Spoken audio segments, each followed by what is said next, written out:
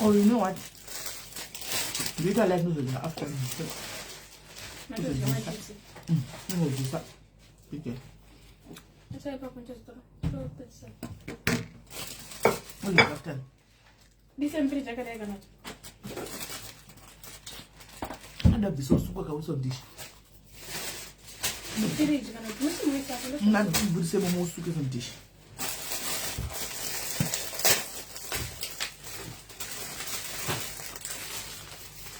Hi guys, hello guys.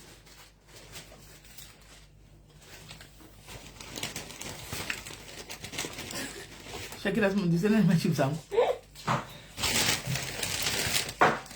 Ko ne ribo.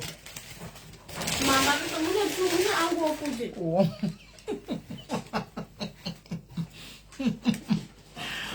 Hi guys.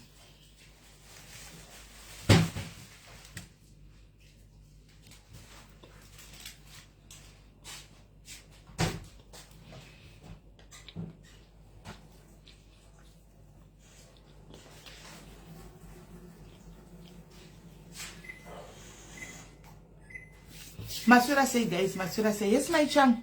Come on, to say. How are you guys? How are you guys? So ndapinda manje sai ndandiwa nzara nanchambodya. Ndapinda manje. Sana chimbowa nzara sai ana ngotega mbononga something chino. Just ndosonyatso dyangu ndapedza life. Kuzoda ngoti tingoti tite life yedu. Ndobva ndabva zvangu at least tikada 2 hours. Ndobva ndabva.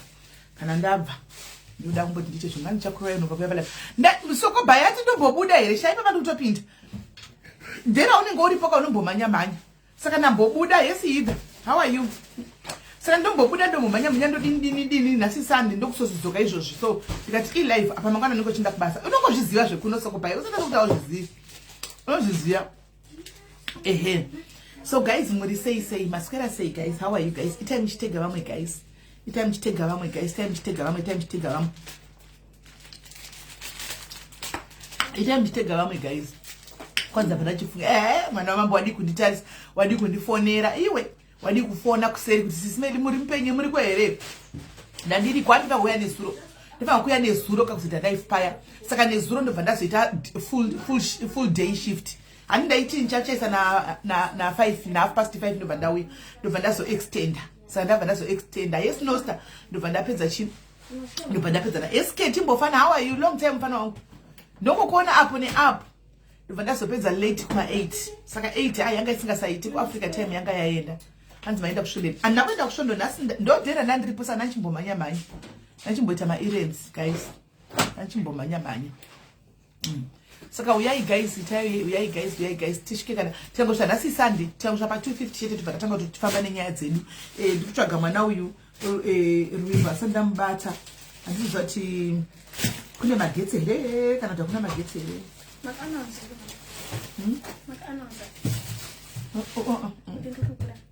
kuti uta birthday next week vanozviziva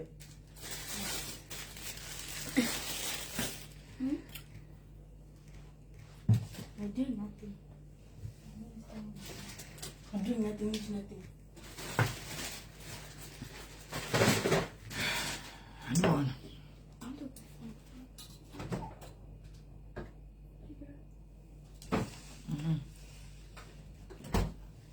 Saka tauya guys, uyai tuone. Guys, tuda kutora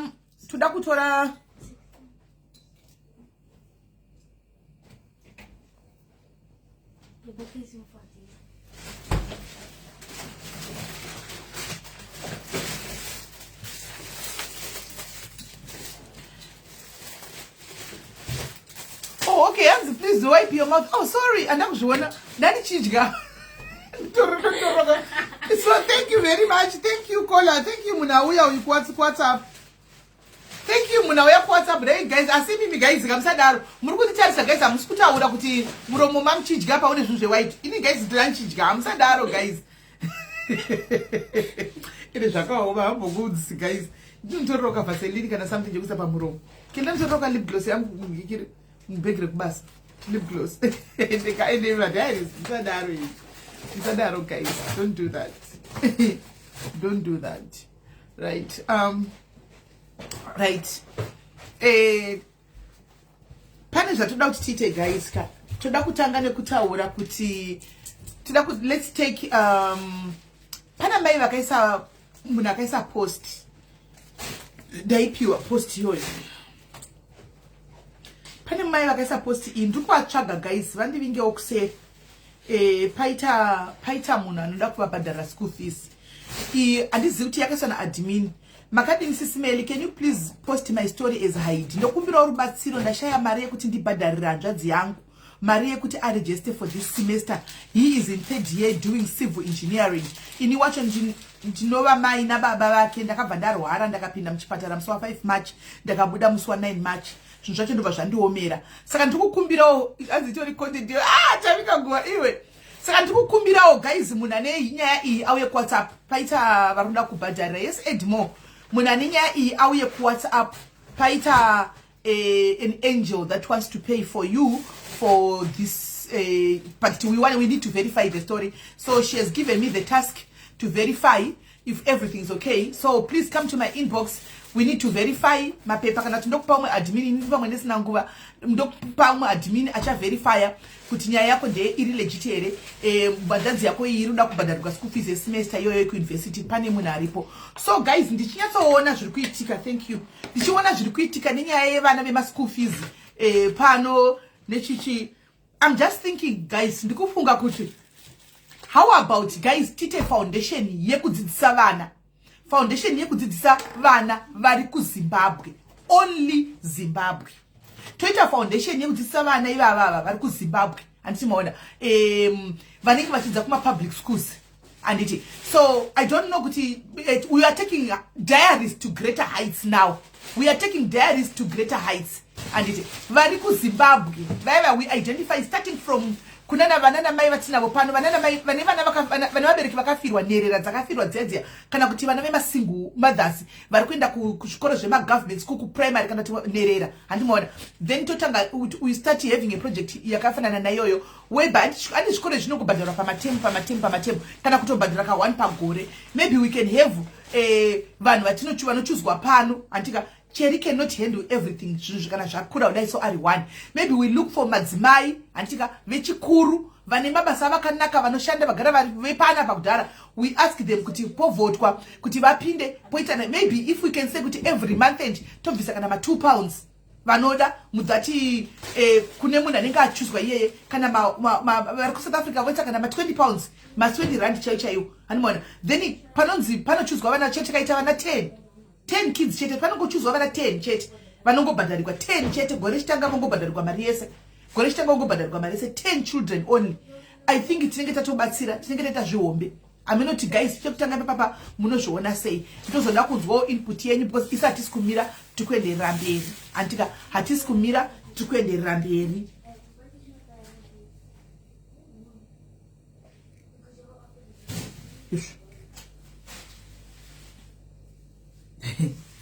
Zvakaoma. Pane munhu ari kundibvunza tikwanziko kuri kunzi nai issue here simele kuti musikana ari kunzi asungwa. Ichokwadi asungwa. Munhu asenda message achindibvunza danzi musikana ari kunzi asungwa ichokwadi here. Yes, it's true. Asungwa, yes, for violating court order. Because that was a court order that she was given by the court, not by I didn't report anyone. My husband is the one who reported. So when the court gave you an instruction to do what was on the court order, she didn't do it. Actually, she went on to defy, not knowing in Papa Malive Akewa, the link was already there. The advocate was there collecting each and every evidence and putting them on memory sticks. So she defied the court order.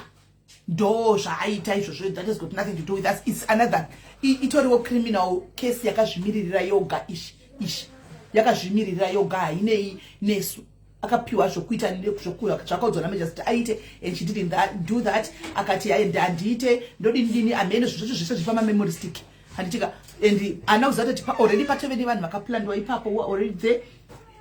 So ndo vanhu vari kundibvunza ndo zviripo handitika. So ndangotaura pano chirege kuya kuinbox muchindibvunza handitika.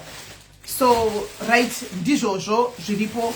No, it's not a secret. It's not a secret anymore. Is it a secret? It's not a secret anymore. anditi wamena zviri kutaurwa atondibvunza ndofunga kune kwaafona or something. It's not a secret anymore. That's not a secret.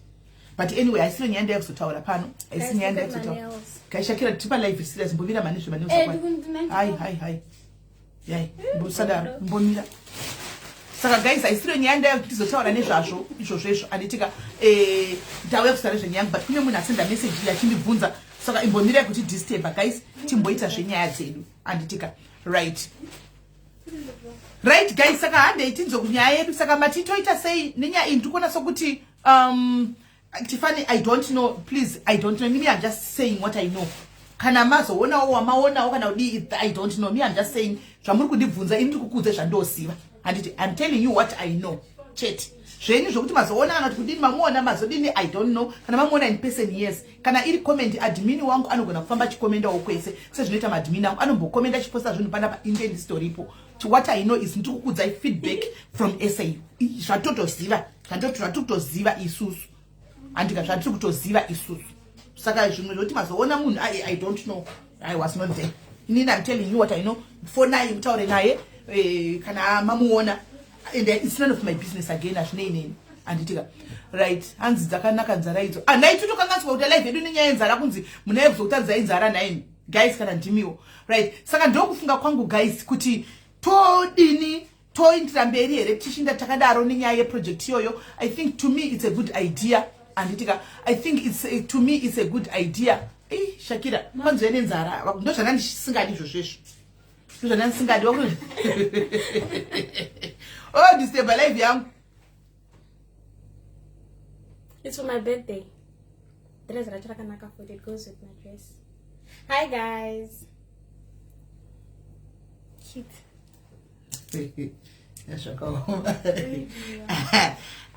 Guys, azvakaoma right. Mama ona kama news right. Saka guys, nyaya iripo ndiyo yatinoda kuti taure and we will see how it's going to happen. But now nyaya yekutanga tinoda kuti taure nezvayo guys. Tine nyaya ya Jesse yataitaura musi yauya. Anditika tine nyaya ya Jesse yataitaura musi yauya. Nyaya ya Jesse mukuru arugara naye. Anditika akatora Jesse mudiku ya anzi akauya nevana 5. Saka auya nevana 5. Akauya nevana 5. Auya nevana 5. Saka Jesse mukuru akuti ndaremerwa. Handichazvikwanisi. Anditi maona arikuti ndaremerwa handichazvikwanisi kuti ndoita sei nevana 5 ava nokuti vari murume anzi ndinogara nemurume wangu ndo maari.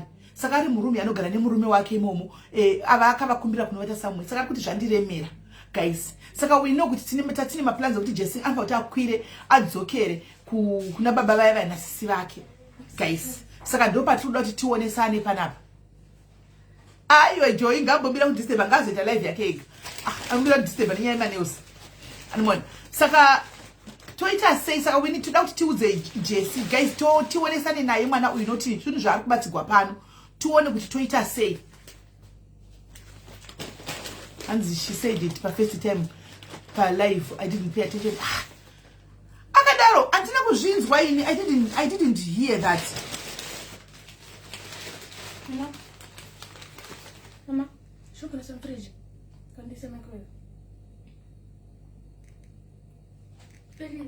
Yeah? Show lunch box. Is some fridge. Fridge, more this. Right.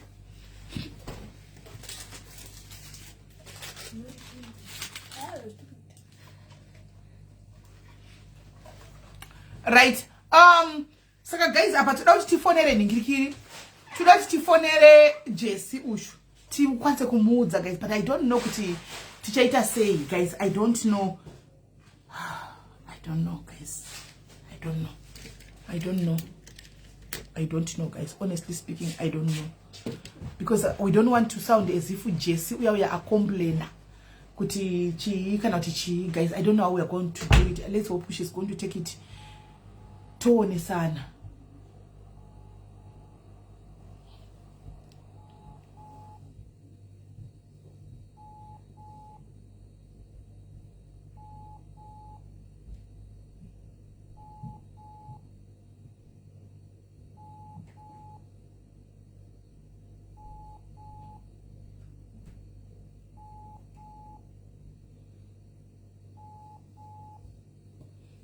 inopinda zvakanaka.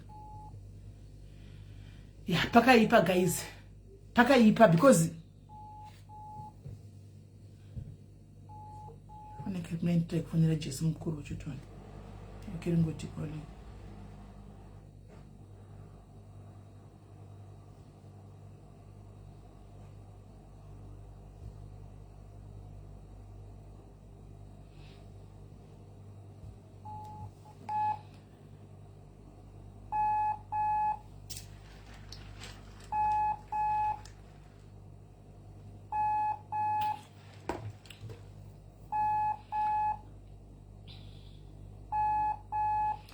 Ndisaka ndoda kuzama kutsvaga way adiye kuti ndimudze nayo nenzira yakati nakei panapa tobva taona kuti how best can we move forward because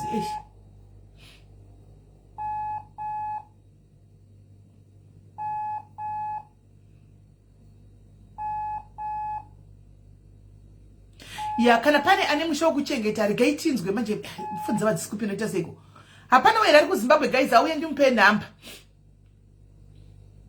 ndimpe number atry kufona direct because phone dzavo avasi kuti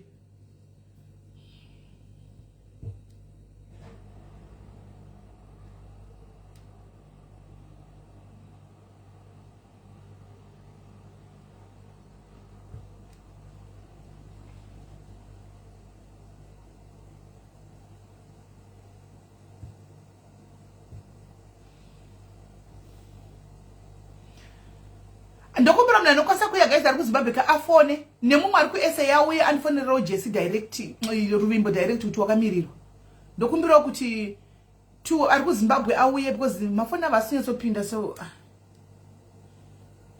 tingopedza otherwise ticharamba chingopesana ndefanwa ndaka zvacho kana pana ari kuSA guys auye kuseri andifonerera Ruvimbo kuti auye online. And then ari kuZimbabwe vari kuZimbabwe vanifonererawo Jesse auye online zvakare. Aiwa Jesse asiri kurwara but now remember tanga takaita plan yekuti agodzokera nasisi vake kuna baba vaya kuna madzibaba vaya vashandira sisi vake but now paita challenge yekuti this Jesse mukuru asvika paakuremerwa manje and I can understand it. 5 vana mu one room is not easy. It's not easy. I can understand it. For sure. Right. All right. Right. Thank you. Awuya upane awuya.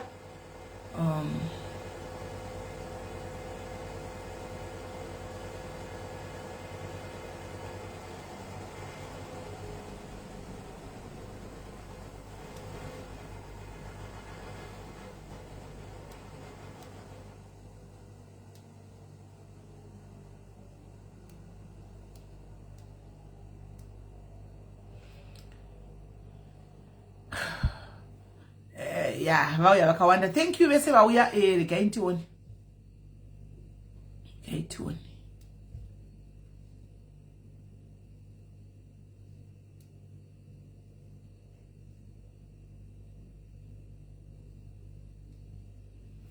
Right.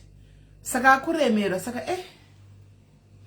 ya chire pane vandapa guys, pane vandapa manamba regai vafone tione. Pane vandapa manamba regai vafone tione. Pane vandapa. Thank you team South Africa yazara kuseri. Thank you tione because I can understand guys ari mu one room ane murume akabatsira wakatwa wachita stranger kuti abatsire but aremerwa manje. Pane vana 5 vari kunzi vari kuenda kuti muzera yacho yevana vakangodai so vana saka kuti achirambawo ari kuti saka ndakamubvunza kuti wafunga kutoita sei ndobva ati ndafunga kuti akaenda aende nevana ava kupi kumapurazi kune vaya vamwe vatisa mukei ndokuti ari kwakaita hanzi vakaenda kune vaya vatisa mukei ono vasiya ikoko saka ndaida kutsvaga Jesu uyu atiudze situation yakamira neko tione sana handika isi toda kuzomusiya mwana uyu but tinoda kumusiyawo ave parinani inini mushuviro changu chachoti kana sisi vacho vakadi hanzi evidence chiyera ngati mupei COS vakoma aita sei evidence. What happened? Anoda kupasiwa saita sei nayi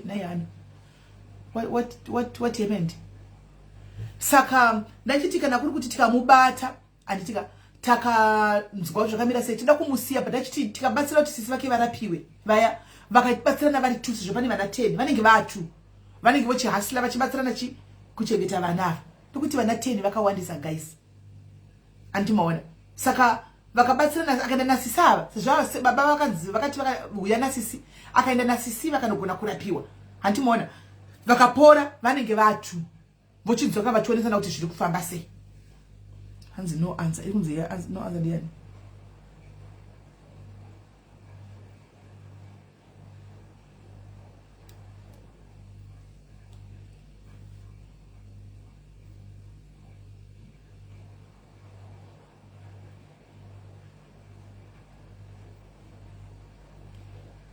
chizi kuti kuna mafona avogona nogara achingopinda munoti nhasi zviri kufamba sei hasi kupinda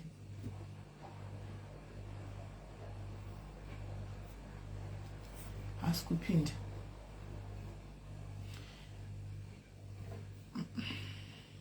vari kuti ma-COS kubva kuAfrica haasisiri easy like that. Tarisai pa website ye-home office apa vakaisa statement yekuti vanhu vema-COS vanofanwa kutora vanhu muno mu-UK. Hanzi kuti utore munhu ari kunze kunze kwenyika like kupa munhu ari COS ari kuZimbabwe kana tukupi, you have to prove beyond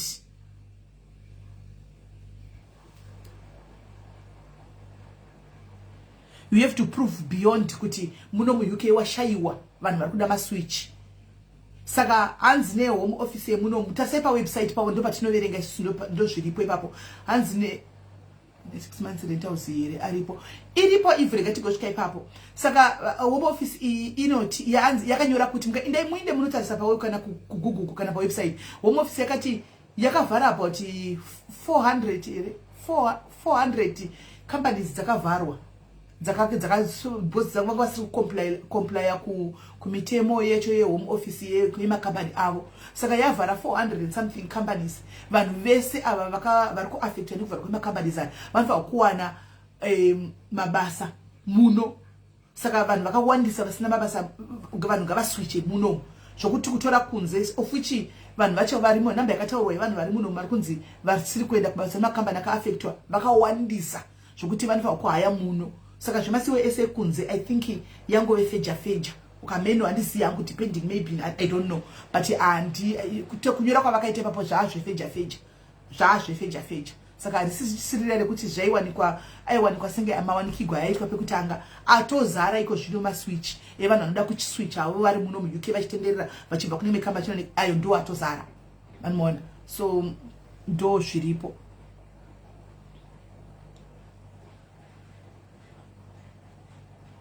Saka ye munhu wekuti ndoda kubhadharira Jesse 6 months iripo andiwana iripo, but iripo kudaro Eve nyaya iripo ndekuti Jesse akabhadharirwa 6 months handitika iko zvino ari kumbofamba nasisava handiti vana vanenge vachida kudya vari pamba paya vachidini zvozodini. Hanzi minimum salary to be 38 per annum. Yes, kutanga muna April masalaries anenge akwidzwa.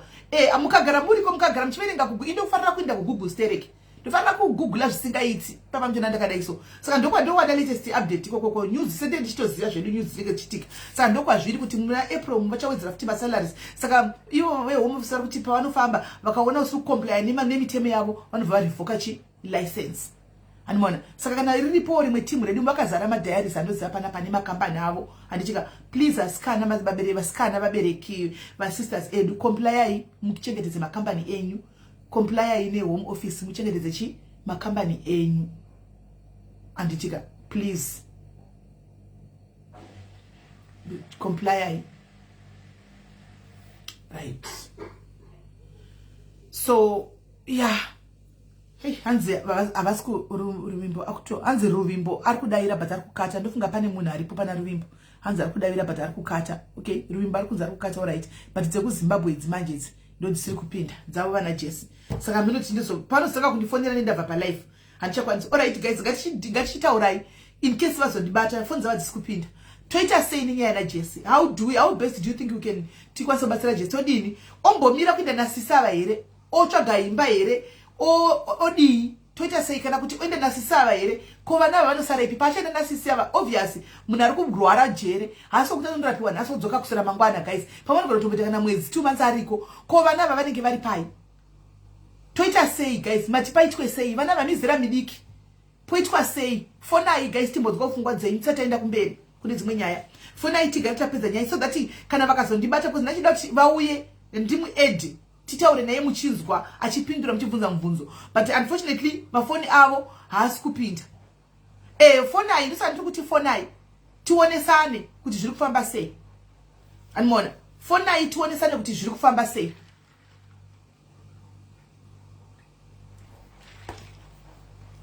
fonai tionesane kuti zviri kufamba sei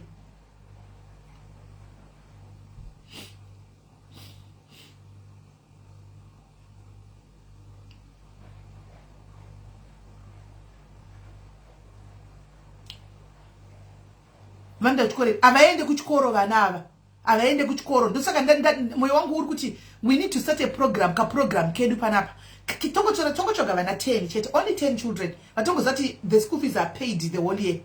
Thank you thank you Pam 10 vatongozati gore rechitanga we pay for the whole year kuchikoro ikoko vongoenda kuchikoro.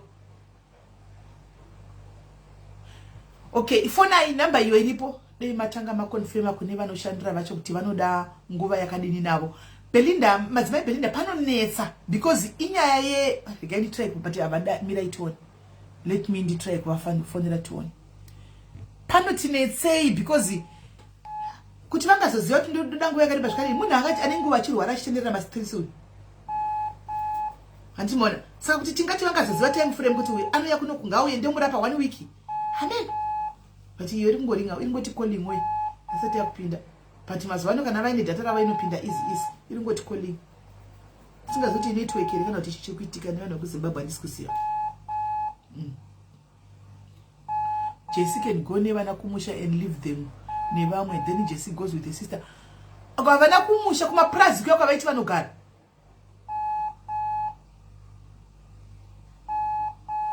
guys iya isikupinda futi yamadzibaba iri ngoti calling yamadzibaba. Right can be either push ya da ku either turn Jesse auya bauya anzina ndakarara Jesse auya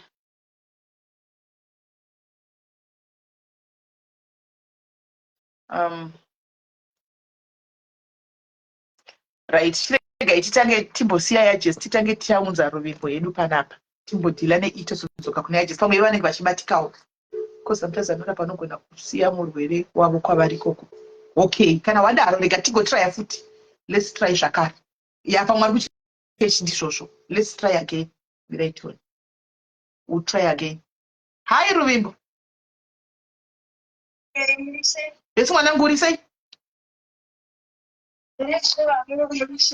ndiri bho ndaona kuti ndofunga wakarara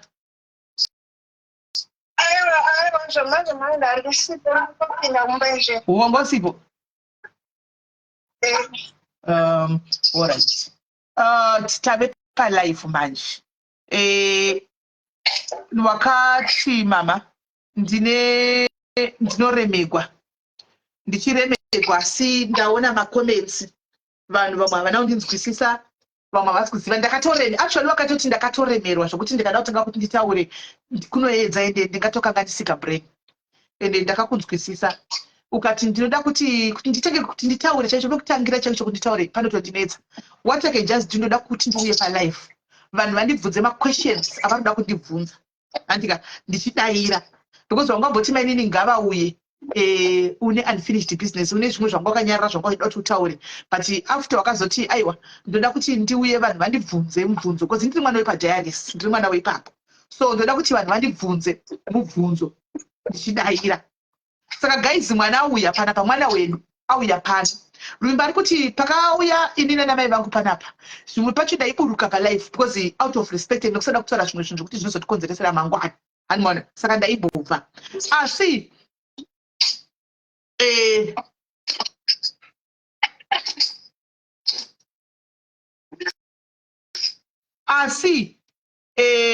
pane zvinhu zvokuti vanhu kana vachida kubvunza mubvunzo nokuti vanhu vangaita kunge vasinganzwisisi ndiri pano andika saka guys ruvimbo ndiye ushu aripo ndiye mwana wamai Clive anditika ari pano anditika ruvimbo ini ndinodaka ndimbotanga kubvunza inini anditika mai nini vako vaya mari yavanyatsa kukotesha imari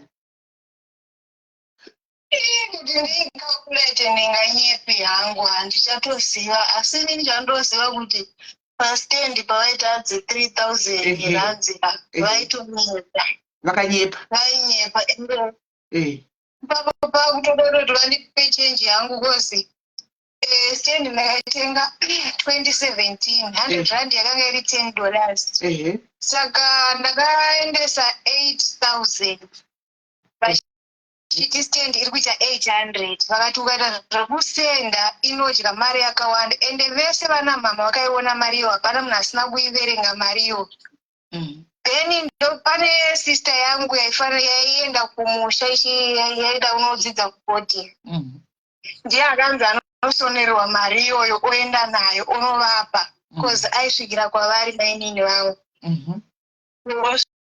zvakaitika ndakavapa iri 8000 rands kumusha ichifanira kusvika iri 800 US.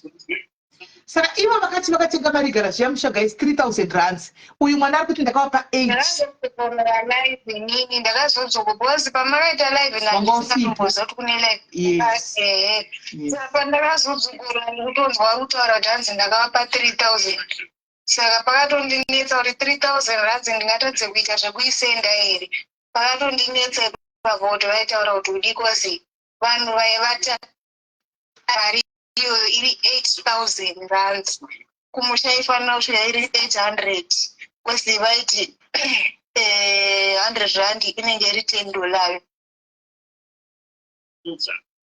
because vakataura zve3000 zvechokwadi apa ndoda kuti tiuidzokozi kuti kana tochivaunza mainini vazive saka iwe kuti wakavapa 8000 rands and time iyoyo rate yanga iri 100 is $10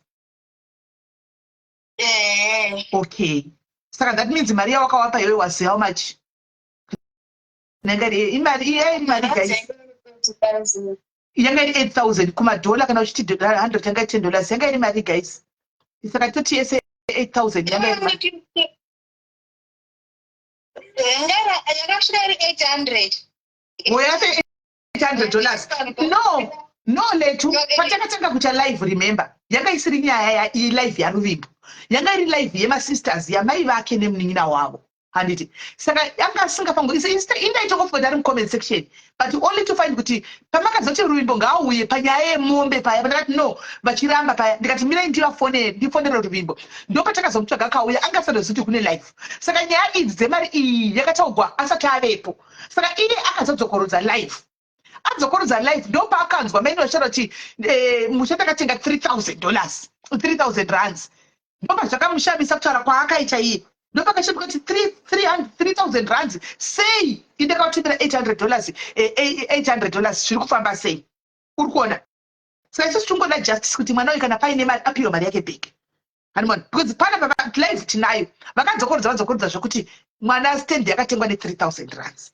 but ndakamboda kuvhunza kuti stendi 3000 rands istendi yakaita sei vakatonditi stendi iyo yakakura ndokwanisa inini bhosi ndakati mari yacho yakawandisa vakati aiwa pakakura unotokwanisa kutozochekera mwe munhu ukatengesa iwo ukatorima iye munhu wacho akatorima futi kusaidi kwake ndomataurira vakaita saka pavakazotora 3000 rands vakandishamisa kozi pamashura po vakambondudza pane gotwe remupamavo vachiti ari kuvaka panext pangu inini saka ini ndakabva ndave neconfusion manje pandakanzwa vaitanzi 3000 ndo yandakavapa which means pamwe vakapa munin'ina wavo pamwe vakamukamurira vakanyepa kuti vamutengera handichazivi because pano ini dautaura chokwadi hangu chero kazodzokera pamalive haasi makuwa zviri pamalive handisi zvinhu zvedu tongota pamalive saka evidence tetinayo zvinhu zviri pamalive ndikurangarira vachitaura kuti guys kana ndinganganisa munti ndakanganisa ndikurangarira vachitaura kuti stendi yake chimudhunduru guys muna kunzwawo here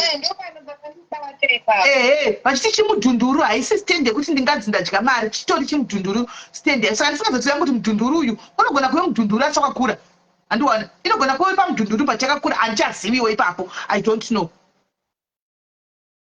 handiwana I don't know inogona kuve mudhunduru yakakura I don't know ipapo right? Saka ndida kuzovafonera. Number 2, inini mubvunzo wakanaka nainini vanhu vasati vakubvunza ko ndiri kubvunza panyaya yemombe clarifier. Wakambotaura nyaya yemombe iwe manini vakazviramba.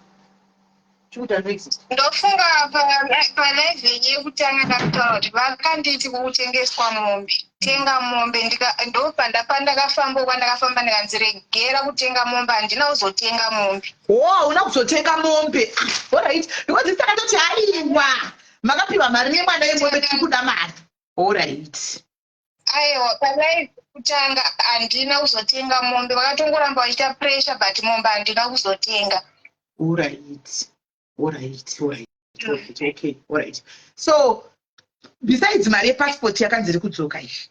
Anditika pane dzimwe mari dziripo tototi pane change 3000 tongoti 300 saka pane change $500 yafanwa kuti udzoserwe. Then poita mari passport. Pane dzimwe ndedzipi?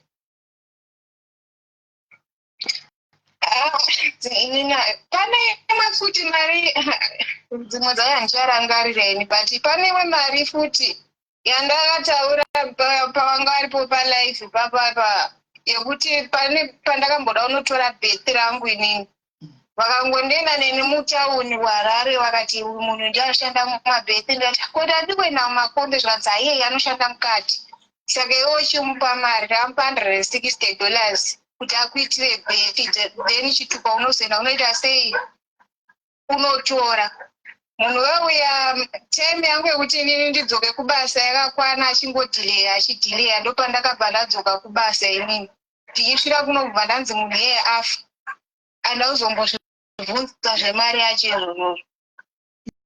Yanga iri mari? Yanga iri $160. Rebhethi? Yebhethi. Kozi ndandisina munhu wokuti anondimiririra saka vaiti ndezvemadhiri. But mwanangu inini ndinoda kuti I want you to be very much honest. Handitika I know kuti right now haushandi uri kurarama sei naye? Une murume? Aiwa ndinomboenda kumamwe madhezi andombodedzwa kubasa. Alright. Unogara nemwana muri 2 une murume? Aiwa ndogara nemwana. Muri 2? Alright. Ndoda kuti umbotsanangurira pano isu sana mai vako tiri pana tika.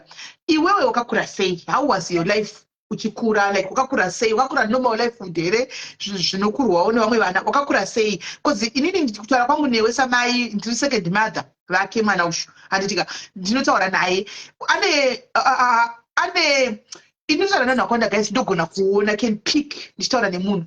Ndogona kupika kuti mwana uyu ane zvinhu zvaanazvo zvakabatirira. I don't know what it is. Handimaona handizivi.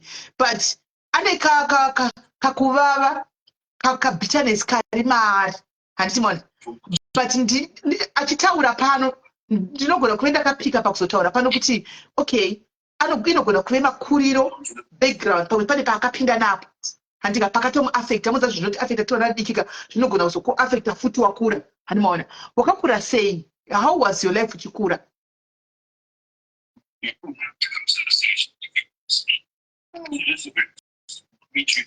Upenyu hwangu hwanga hwakaoma.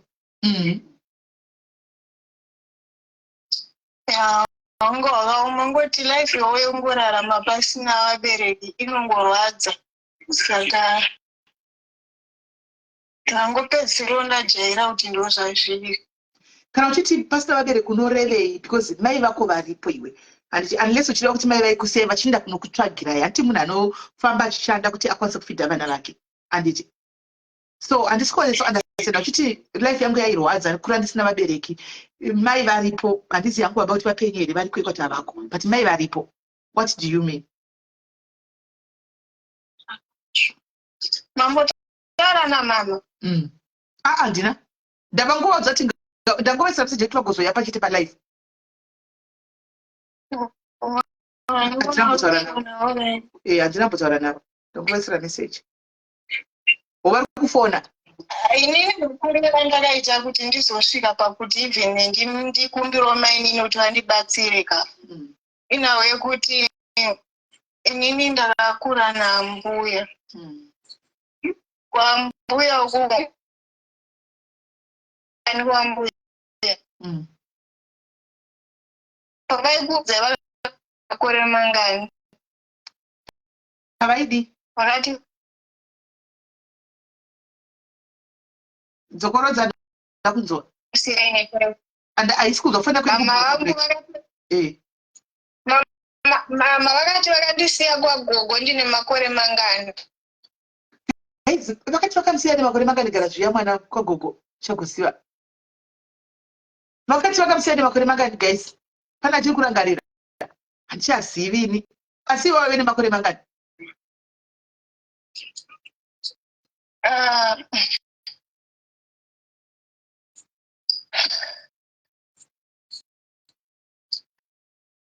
ipapo munozobvunza mama vanazokutsanangurirai. havambotsananguri iwewe ndiwe wati unoda kuti utibvunze tinyatsonzwisisa handitika so it will be unfair kuti titokerera matinai mwana akazodai iwewe ndakasiyiwa ndine makore angu 2 years kana ndakasiyiwa ndine 3 years handiwati waigara nagogo atleast vamwe vana vakawanda nokura nagogo andiwana mwana akasiyiwa nekuda gogo akasanga ne 2 years kana anga ne 3 years you can tell us haisi mhosva enda kusikutuka mai enda kusikutuka baba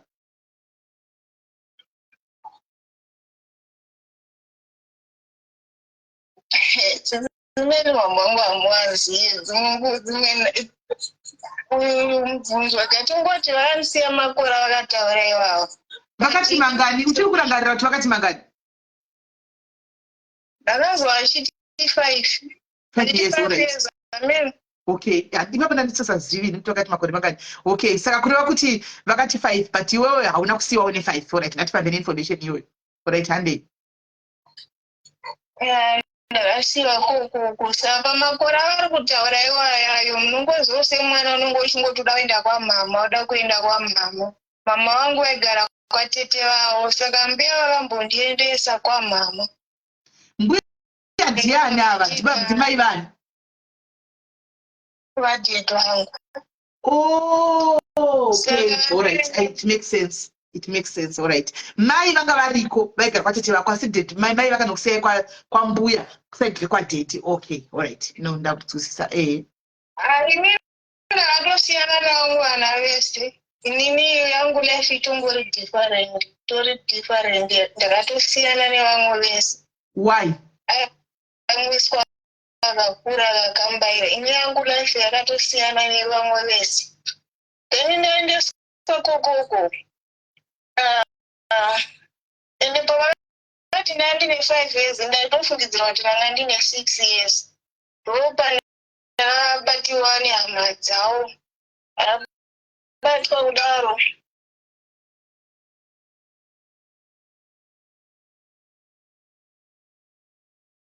Yakadakara. Saka mama akazongoenda. Waenda mama wakazogova nehana avo. Mira mwanangu, mira. Yesi namatanga mira mwanangu. Uri kuti iwewe une makore 5 now ndave neinterest. Guys, teererai mwana uyu ndosaka ari kuremerwa kutaura ndoda kuti munzwisise. Teererai mwana uyu ndosaka anga akakamira pese apa handitimuona. She has been through a lot mwana ari mwana mudiki ari kuti ndandine 5 6 ndasara nditi ndakabatwa nehama dzani dzekwababa kwanga siwa kwambuya dzekwamama vakakubata sei iwe wanga uri kwambuya? Ndakaendeswa kwamama ndo pakaitika zvakaitika izvozvo. Right. Wakazoendeswa kwamama ndobva wanobatwa nehama yamama. Correct. Mai vakazviziva here kuti zvakaitika? Havanozviziva sisimeni. Saka vazviziva vakadii? Vakaripotawo here kuti mwana ndozvaitika? Now coming back ndonyaya yaitaurika guys kunzi akabatwa. Saka munhu akafona achinyepa kuti ndimaini naita akataura nyaya iyi guys kuti mwana uyu she has been through a lot akabatwa chibharo and stuff like that, but now zvanga zvisiri kunyatsomeka sense. Hanomaona, because remember mumwe munhu aitaura. Now that she's saying it zvakutanga kumeka sense kwandiri. Saka wabatwa uri mwana mudiki kudaro munhu akakubata ndiani? Do you know sekuru pamini ndiani akubata? ipapo handinyatsozwa kuti chii chamama but inini ndofungira kuti hanzvadzi because va82 kwete 1 uine 5 years but yeah so but hangu ndinyazi sizvo zvinenge then ndakabva ndazoenda kwambuya vangu ndaenda kwambuya vangu nawo haina kuperera ipapo ndakatambura sisineri ndakatanga kuita munhu mukuru ndiri mwana mudiki zingaiti mama vangu vakauya vakasiya futi vana vavo ndaifamba dzimwe nguva ndairara musango nevana usiku ndingamusiya of which akanga asiri dzinza rekwangu saka kwana mbuya ndaingonzwa mashoko anenge achitaurika zvaindibata ndobva ndatora vana vamai vangu dzimwe nguva ndorara mutoireti fimbo apo wangove nemakore mangani ipapo ndandiri kuprimary but ndasandambosvikawo magrade 5 question wona mwanangu uri kuti iwe mira mwanangu uri kuti iwewe wabatwa zvazikana mufamily hapana chaitika wadzoserwa kwagogo anditi wadzoserwa kwagogo mama vainda kwavaenda vazodzoka leta nevamwe vana anditi vauya nevana vaya vasiya vauya vasiya futi vana vaya pana gogo vaya pauri iwewe gogo vakukubataiwo futi rafu zvokuti wakusvamba kuvata mutoireti nevana vamai vako gogo vangu vakanga vasingandibate rafu asi kuti ava vamwe vana ava mabatirwo avaitwa aindidya inini oright ndokuti vana vamai vako yesi nokuti vanga vasiri vana vanga vasiri varudzi nemi saka ndopaizosvika kwekuti ndibatikane kuti ndongana kutoileta naumboenda kumba kwatete wamama kwacho papa padongo vanga vafa tete vacho kwavaimbogara namama saka unozara navaisiapi atoziva nhongo ndaigona kuti ndikanoba upfu kumba kwambuya ndainobaga mashizha emafeso aya ndobika kuti vana vadye ndirarame kukaedza ndotonini kuti tichararama sei saka munin'ina wadhedhi vangu inini akazozvinzwa vakanga vasingagare ikoko vaigara kuharare vakazvinzwa vakati mai vacho ndakambosangana navo muharare ndinonovapa vanavo ndakambosangana navo muharare then ndopakatorwa mwanzvadzi yangu ikaendeswa kuna mama but ndakanga ndisingatarisiri kuti zveshokwadi vari kuendesweko ndaitongofungirwa kuti vamwe vangoita ngoti vavasudurudze pamwambe nekwavakaendeswa so zvakangorambawo zvichingondiziva kuti zvechokwadi vakaenda kana vakaenda mama vakati kungovewo kundiona kuti ndiri kuraramawo sei bhozi zvakawandiwo zvanei kuti dai mama vangu ndikavaona ndovaudza dai mama vangu ndikavaona bhozi chaitika chese chainzi chiri wrong pamba ndaingonzi ndini kana mwana umwe munhu akatadza ndaingonzi ndiyeyo saka zvimwe zvekuti ndaingoti dai mai vangu varipo ndaivaudzawo saka tagara ndopakabva pazouyawo shoko rekuti mama vafa dauya shoko iroro ndopakwaendeswa chema kumusha kana mama ekuti mama vafa saka kutambura kwese kwandandakuita ndaitongoti hapana zvekuita kozi mai vangu vakafa kuvanga vafa ivo varipo chichanga chaitika kunzi vanzi vafa ivo vari vapedu ndanga ndiri mudiki handizive kuti sei pakaitika kudaro pakatobata kwachema ndagara ndobva ndagara saka ndakagara ndichingotiwo mai vangu vakafa ndopakaonzi mbuya vachembera ndakufanira kuti ndiende tete vangu vakazenge varoora mukadzi ndanga amboendeswa kupi kwamainini vake nandapedza grade 7 papo ndopandakabva ndazoendeswa kwamainini vangu kwamainini vangu ndakangogara 2 years handina hangu chandinoshora kuna mainini vangu nyange havo paine zvavaiita handina chandingashore kuti vakandiitira chakaipa pana mai vangu then ndagara ipapo vanhu vomuraini vakaona kuti ii mashungurudzirwo andiri kuitwa aiti vakati wadii pane wandiri kuziva kwokutsvagwa basa kudiwa munhu webasa uende kubasa. Inini ndakakasika kuendeswa kuchikoro ndobwandita kana madhai vavo vakati handisi kukuendesa kubasa asi unongogarawo navo sefemili yako because mararamiro auri kuita ari kurwadza. Ndopavakanditora vakati vachiti kuna mainini vangu aiva tikumuendesa kubasa ndopandakaenda kuHarare ndikatanga kuchengetwa nevanhu ivavo. Saka vachindichengeta kudaro vakatanga kundibvunza mubvunzo kuti hauno hama yamai yako yaunoziva here because inini handisina hama yamama yandinoziva. Haunawo here hama yamai yako yaunoziva? Ndikati pakutaurwa kumba ndainzwa kuti mama wangu ane munin'ina wavo anonzi Ningi. Then ndopavazama mutsvaga paFacebook. Handizivi kuti namba vakazosvika pakudzivana sei. Ndopavakafonerwa munin'ina wacho. Pavakati helo handina kukwanisa kutaura ndakangotanga kuchema. Ndopavazopedzera vana vakutaura nevanhu vandaigara navo ivavo. Ndopavakabvanza mai vakawana kufa variko kuno kuSouth Africa. Havana kufa mai vapenyu. Yakanaka munin'ina wacho aitaura kudaro. Asi kana zvichiita kana aine mari yekuti auye anogona kukwira ndogona kugara naye kana kuti ndonomuratidza pana mai vake. So pandakabva ndazokwidzwa pfungwa dzongonda kuenda kuna mama asi dhedhi vaigara vachingonditsura kuti siyana nazvo. Ndopandakabva ndauya kunoku ndakwira nemari bhozi ndaigara ndichitawo basa repamba ndisara nevana. Saka vaiti ndokubhadhara. Saka mari iyoyo ndoyandakaita sei ndisati ndauya vakabva vapiwa nhamba dzamama. Mama vakafonerwa inini ndakatadza kutaura navo. Vakataura nababa ivavo ndobva vati ndine hanzvadzi yangu inouya yomutora. Mangwana iri kuuya ichimutora. Saka vakabva vafonera hanzvadzi yavo zveshuwa. Hanzvadzi yacho ikauya. Yauya hanzvadzi yacho ndobva yati inini handikwanisa kuti ndiende nemi nokuti handikuzivei. Saka kuti ndiende nemi handikwanisi. Mama ndopavakabva vati handichari kushandira piwai mari hanzvadzi yangu yacho kuti ndipe sekuru mari papiwa.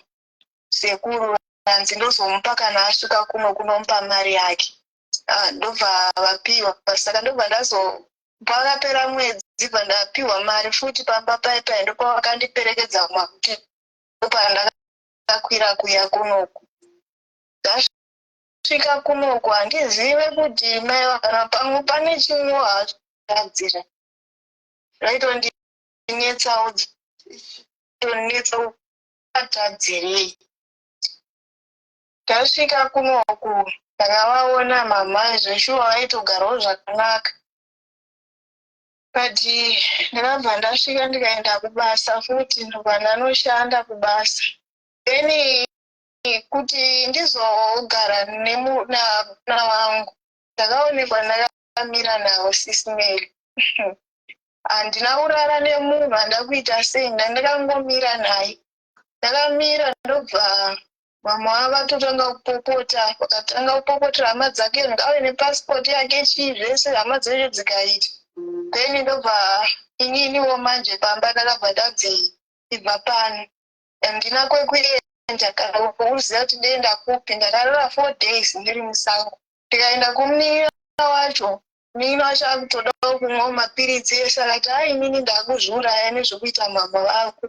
Ndongomwawo ndokupuwa mamwe tomwa tofa. Ndati mama musazvinetse. Inini ndakungonokumbira ngatifonerei munhu wacho andakamira naye mama. Inini ndakungonokumbira kuti ndiwane pekurara zvanhasi. Mangwana ndokona kufamba nditsvaga basa rekuti ndigare kubasa. Ndiende kubasa ndandire 15 years. Ndobva nanini vangu pavamufonera ndobva ati zvavanoita zvakaoma. Dai ndiuye ndimutore. Kana ndamutora mangwana mwana akazogara zvakanaka vasazoita sei vasazobatikana. Papo akanga aine 35 years. Ndobva ndaenda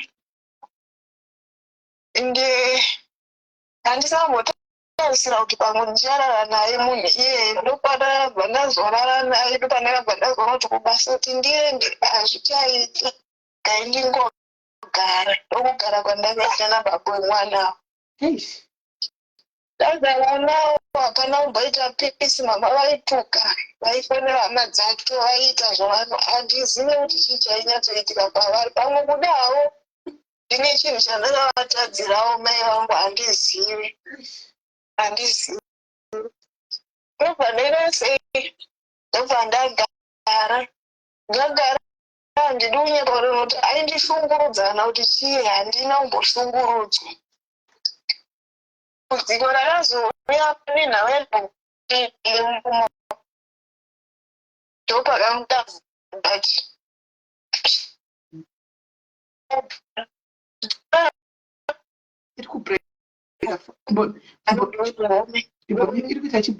kuti ndikanokuwa muruu wacho mwana wangu vanorarama laifi vandakararama hazviiti saka ndozvo zvakaitika pakuti zvaitika ndokuzopana inini ngandichichingirira dambudziko raragara riripo so inini hangu handichakwanisa kuti ndirambe ndichigara newo fuichi ndindaishanda even rudzi mapepa estending ndindaitoenda kubasa magezi achiri akanga asingashanda asingatoda kuti nditenge stand asi inini nekuda kwebackground yangu ndo yaita kuti ndifunge kutenga stand saka ndopandakabva ndagobvawo ndopandakabva ndangomuvhawo ndikazvigarira ndega ndamwe mutandi kumboda peace kumboda kuti ndingove nepisi yangu ndopandakabva ndazogarawo hangu ndega. Sure. I don't know what to say, guys. Honestly, I don't know what to say. I don't know what to say. Chanya tashadirwadza makore. At 15, she was forced mwana wekunogara nemurume ane 30 something years kuti akwanise kutiza zvakanga zvichitaurika nezvaiitika kwamai vake kuti aende kunogara ke nemurume because mai vanga vatomona akamira nemunhu zvikanzi ibva pano uinde ikoko akati she had to go there kunorarama life kunouye kwakazoita mwana waanaye ushu anditika asi sekutaura kwamuri kunzwa iye achiita ani ikoko sekumatauriro ake mai vakaramba vachituka murume uyu vachituka kusvika murume yati hachakwanisi kugara newe but ndoda kubvunza clear namba dzakapinwa kudzewhatsapp aituka hama dzemurume dzaitukwa kwete zvokuti ini ndaitozonyara kuti zvino inini kana ndiripo vanoti chii vakamutitarisa vanenge vachiti chii iye murume wangu connection bondi rake namama kana kada unomangara kwadii ndaigona kumohwa namama kuvingwa ndorukwa dzingwa anogona kutaura kana nyaya yekunyepa chaizvai saka handinyatsoziva hangu kuti zvaifamba sei ene mama wangu anogona kutongonyepa kuti ndatukwa ndarohwa donzi ritwa adai so dziripwa zvimwe zvaizvoti dzimwe nguva ndombofunga kuti pese panongosvika musi wa1 zimwe ndifadzimai vangu kozi zvakawanda but handizokwanisa kozvino zvingane mwana kana ndikada kuti ndozviuraya anosara achirarama nekuita sei kuzviuraya hazviiti wane mwana wako nawo haufanira kuti usafise mwana wako anosara achitambura woda kuti mwana wako ararame life yawakararama iwewe uchikura handiko zvinova kutoshandirawo mwana wako iyeye kuti ndiwo wakuti ushandire mwana iyeye. So now it makes sense kana zvaari kutaura mwana uchiri chokwadi. Now it makes sense paiti mama hamuvazivi, mama handina kukura navanhu ndivazivi. But mai Ruvimbo, I remember ndichivabvunza inini panapa musi achiti mama are you okay nemwana because inini tiri munhu anotaura nevanhu guys ndozviziva ndotopika kuti uyu unotopika ine guys ndonyatsa kutopika kuona kuti something is wrong ndogona kuzataura pa ndatoona kuti something is wrong. Mwana uyu akapindana netserengwe ndari mwana mudiki akapinda saka haana kuwana rudo rwamai haaruzivi haana kukura zvakaita vamwe vana ndosaka anza achiti life yangu inini pache zvangu life yangu yanga yakatosara nevamwe vana afa handimaona saka vanini vakuva vari kupi nai Ruvimbo varinini vakuva vari right here vamwe ava nina wangu anogona kudziwa nawe handizodi wangu achiudziwa unzodina mama ndinogona kutukiwa zvokuti ndinotombofunga kuti pataimi yacho dai Mwari makandionesa ndaitombomonya ndouraya songofa zvako bhozi mazera wandaisirwa vana ava varika wakaoma vanogona kundituka kana kungondifemera nyaya songonadziawangu imweni. Okay, then it makes sense. That makes sense. Pana mayo esitsi kuva mwana ngenda kurova naiwe mwana nguri pano. Ndo paya pakabuda munhu akauya achidifonera chiti ambuya vanhu zvakanda nemukwasha asi ndipo pakabatanidzwa statement iri because zvakutaura kuti vaiwirirana aita kana ripota dairohwa asi ndipo pakabuda nyaya iyoyo statement iyoyo.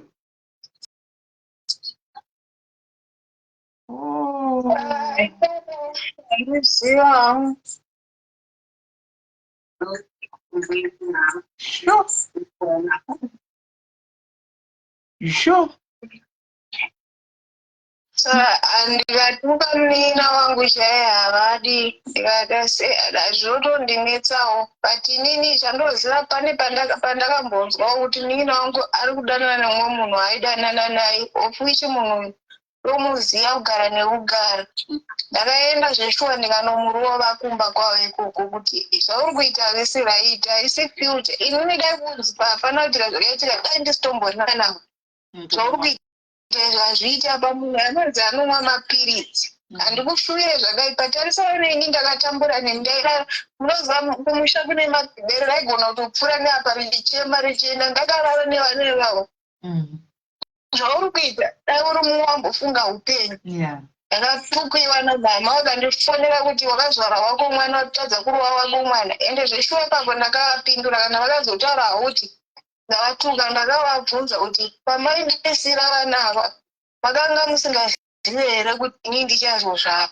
kwezi ndanga ndatobatikanawo nemi kuti hazvisi zvinhu zvokuti ndingasapote munini wangu ndichiona achiita ndakadzera kana kuti nditsure munina wangu kana kuti inini handitenderwa kutaura nevanina vamama handitenderwa kutaura nehanzvadzi dzamama handitenderwa kuita Mwari vanototya mama vakatoona nemunhu mune anenge akutotya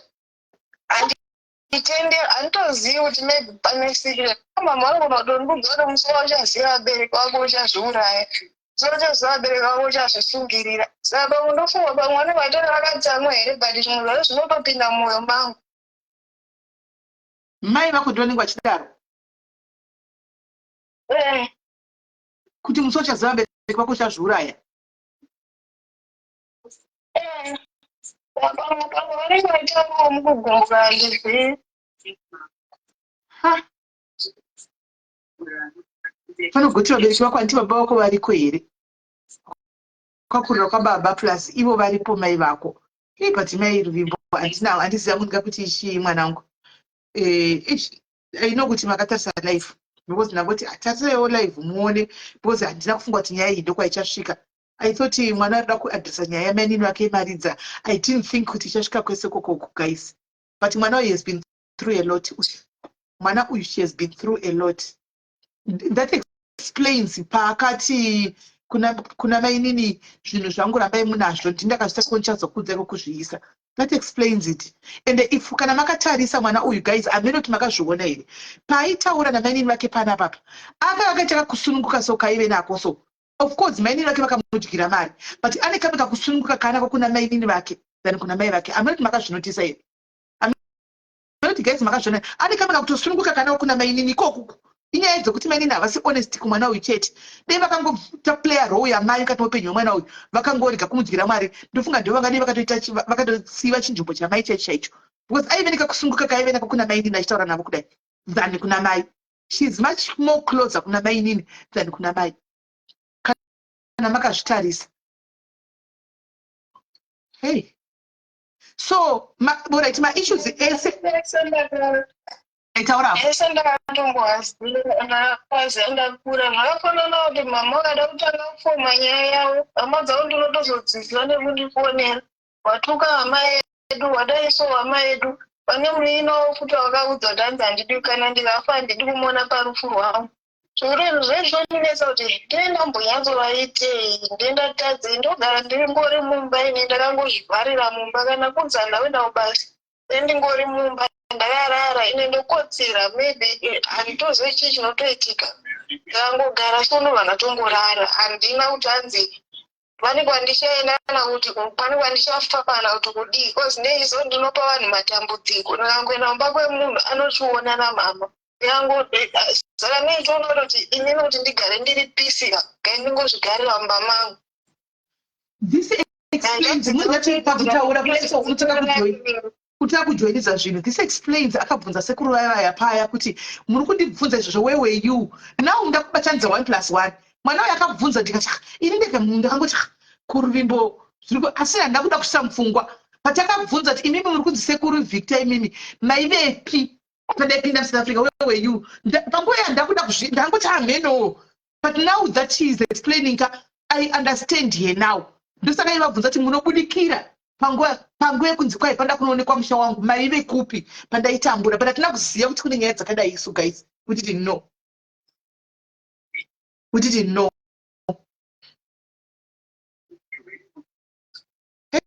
Hey. Hey.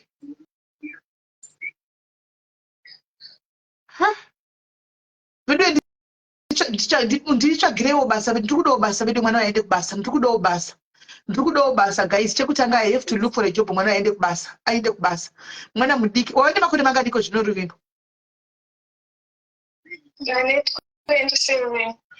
Kubva ari mwana mudiki kusvika ari kungototambura achingoenda akadaro ndikakakuti kubva akatanga kunogara nemurume ane 17 akatanga kunoita house girl aine kuda 10 kana 10 years kunoita house girl kuhararoko achinochengetwa nevamwe vanhu vakamutora vachingomuchengetawo ari mwana mudiki diki akatogwarika mwana kadiki ko nevanhu vaimuchengeta kuharare.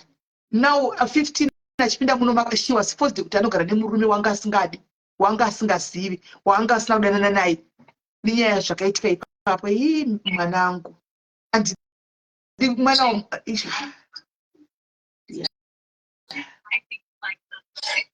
right guys, ndikuda basa Ru unoda basa kuDurban chete kuti tichitsvaga basa anytown. Kuti ndichinje mwana chikoro panonetsa saka ichidanana kubereka kwandinenge ndichigara kuDurban. Okay. Right. Guys, tikuda basa panapa. We want a job kuDurban. Tikuda basa kuDurban mwana uyu aite awane chekuti awane kuti aite. Hanzi uri kusaidi kupi kuDurban? Ucrest. Guys, dena ndine ma-COS ava ndo vanhu vekupa ma-COS ava. Ngoti hangu handina. Dena ndine COS ava ndo vanhu vekupa ma-COS auye ashande zvake, achengete mwana wake, akanganwewo nhamo dzake dzakakura nadzo ari mwana mudiki. Handina hangu COS. Dena ndine ma-COS, uyu ndiye munhu wekupa COS chaiko. Opinda munyika ozvishandira. Hey. Saka zvimugere padhuze namai, relationship yenyu yakaita sei? Munowirirana kusvika papi? Saka ndiende kwamama ino. Hauendi kwamama? Ya, ndiende. Ko ivo havauyi? Havatomboziva mumba mangu kuti makamira sei. July. Vakatamba zvinozvi vakugara. Havazivi pamapo? Vakatamba vakugara. Vagarepi? Vanogara kuno kuDurban asi kwakugara kwakure hako. Saka hauendiko? Havanini vaimbondifosa kuti nyaya dzakawandisa kakawanda ndichitongobatwa ndizakuda kutongoziura dzakawanda. Saka vanini vaingondifosa sineri ndakambotoprofita mama wangu varwara ndiranzi ndini muroyi. Nani?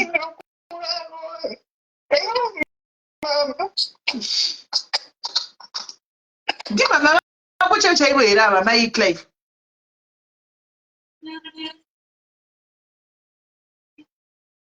Ndi mama vako chaivo here? Ru.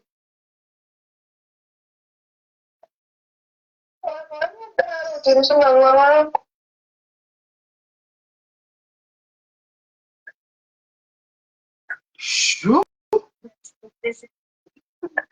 Sure, well done for speaking up. Maybe kutaura kwaita ndo ichatanga kuita healing yachatanga kuita healing process now, because she has been angakachengeta zvinhu izvi for the longest of time asingatauri.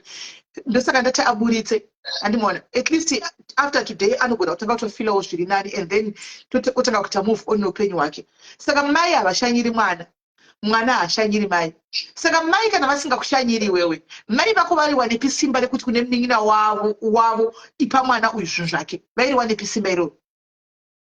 Chinhu chakaitika mama wangu munhu anotyiwa, anototyiwa mufemiri mavo, munhu anotyiwa. Saka nawe yakati akatenderedzwa mama vasingaudzi kuti ndo zvinhu zvakaitika. Saka munin'ina wacho unofana bva ati uyu munin'ina wangu ndamutadza anenge akadyiwa mari.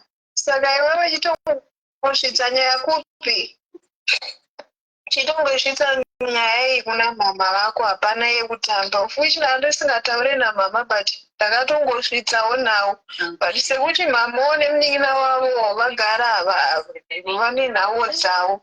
Saka mamawo vandopa vakatanga kupopota kuti maybe umwe mavatodai ndiri ndakaidya here mari yacho handizivi, because vanhu vakatovarwadza kwekutoti inini haunditengere kana sauti, hauna kana chaunondipa, asi munin'ina wangu unokwanisa kuita sei kumutengera. Saka kana even pakumira zvapo ndinenge runofungira kuti vari kungoitirawo havo paugaraji hwavo, not kuti kundida. I doubt.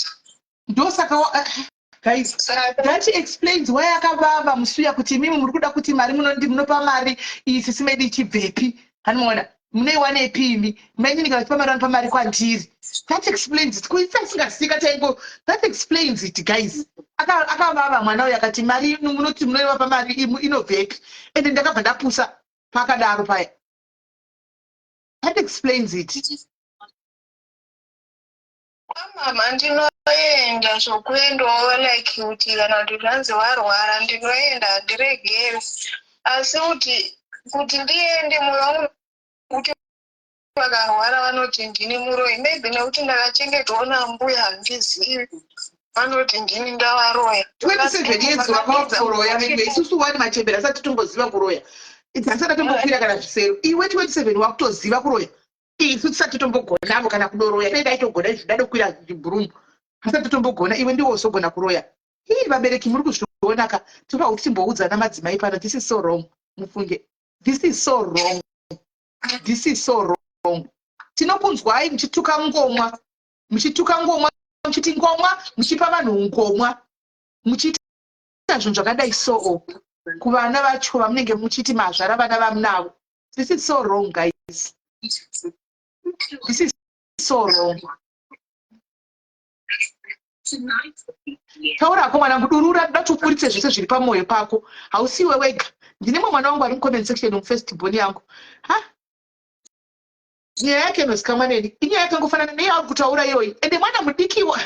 Zvinhu zvacho sezvaungoriwo izvozvo izvi, exactly nyaya dzenyu dzakatofanana. Handitiona, but taurako udati urerukirwe, taura, buritsa, usare uve clear, buritsa.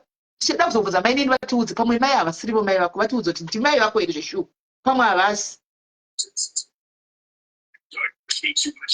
Pamwe vangadai vakandiudza kuti havasivo. Saka munhu nyaya yekurepiwa ingatimbozokera panyaya yerepu, because nyaya iri kutibata-bata pa5 years. Saka nyaya iyi yaitika muyakutika mufemi ikangopera, hapana akasimudza musoro, hapana akataura anything, wakabva ngochidzokera kumusha uku zvapera, hapana chayakataura apo wakanganiswa. Handizoziva hangu kuti ninda ndiri mudiki kuti ivo vakataura kuti chibari chandoziva kuti hapana chakataurika, because pane pandakazombotaurawo ndine imwe cousin brother yangu musi ndivataura, akabudawo mamwe mashoko akatondirwadza kutoti akati ngaakuda kutorwisa vanhu ipapo kuti inda kuchitaura zvinhu zvakadai so zvinhu zvinorwadza zvakaitika pamwana mobva mataura mashoko akadai so. Vakapindura kuti ndichipe mashoko iwayo, vakataura kuti chii?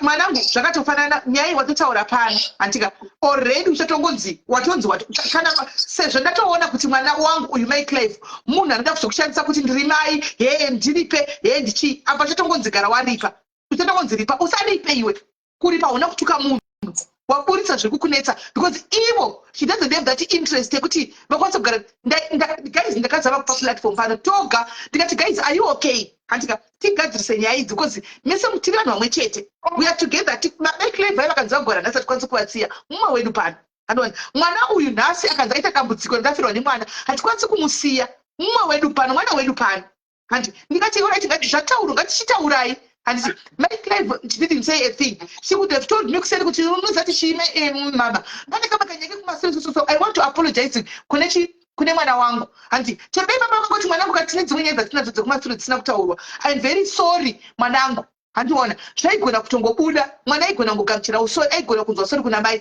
zvakaoma kuti mai vanokusiya mwana ndiko worepiwa wodini havaburitsi sori votoramba ti kuti iwewo ndiwakanditadzira uri kunditadzira ramba uchiripa guys zvakaoma havatori responsibility of her actions voramba chitoti katara chakati kundiripa ipo papa tivafona pavanzwa kuti ari apa vatava kumufonera kuti vadisturbe life so that atitaure but ukakaudza kuti mwana uyu ane mental health MyClive urikuona kuti mwana uyu ane mental health imimi makatasa mwana wenyu muri kuona right inini mutorwa mwana uyu anonitora samai mwana uyu anotaura neni hana kutanga kutaura neni apa mwana ushu anotaura neni kubva kudhara anotaura neni mwana ushu handi but ndakazvipika guys vana vangu vanotaura navo vese kuseri vanouya kwandiri mukabvunza vana vauya kuseri tovaudza vana vangu vari comment section kuti iwe une nyaya iri unfinished anotoseka kuti simeli not yet ready but ndichakuudzai umwe anobva nditanga kutondiudza ipapo ndinotopika kuti uyu ane nyaya ushu ane nyaya because ndinotaura navo kuseri vanavo ndakatozvipika kuti mwana uyu something is wrong ane business iri maari ane business risina kupera hamene kuti chi ndosaka makabva chidzokorodza musiyani chidzokorodza kuti are you okay guys mama muda kuti chikumwana mama muda kuti chikumwana ndaifunga kuti they were going to open up ipo papa votaurana because ndasingazivi nyaya idzi hanimona but mwana ndaifila kuti pane something chiri mumwana chaari kutsikirira ende ndiye akazodzoka ega mwana akazosenda message ega akati mama meli pane nyaya kuti handina kutaura nokuti ndinotya kunzi ndinozorapa ndichiripiswa ndichidai handika handizoti ndopresenta sei ndiri kuda ndiye akatoti ndokumbira kudzoka palive ndoda kuti vana mama vari mucomment section nokuti vamwe vaikomenda vasinga havazivi nyaya yachona I want them to ask me questions then ndodahira vanzwisise ndosaka ndozoti chitaura background yako tiyatonzwisisa antimaona this is so wrong mufunge achibva pantonzi ndiripisa wandifumura kuvanhu ndibhadhari haubhadhari handika iwewo une mental health yako yakakosha isu hatipo pakuti uparidzani namai vako but tiri kuda kuti MyClive mwanangu uri munhu mukuru do right nemwana paupenyu zvazvinoita manje the rejected stone regai ndinyatsokukudza mwana wangu ndozati wakateerera live ndiri kuona live uri kubasa zvazvinoita paupenyu the rejected stone dombo rakarambwa dombo rakaraswa nemuvaki ndo rakanongwa rikaiswa pakona yemba kuti imba imire vana vanokuti ndine vana vangu ndinavo vese zvazvinoita vanogona kushaya kana one anobuda iyeyu panguva ino yavari kudaika anogona kufuma mangwana akabuda kwokuti ndiye anogona kuzokuchengeta wakurwara iyeyu saka usasarudze vana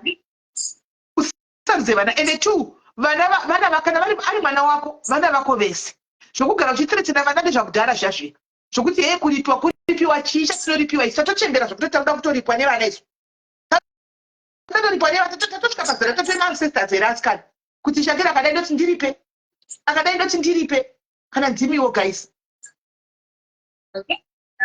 I don't understand you MyClive tara chokwadi honestly speaking ndarwadziwa hangu ndarwadziwa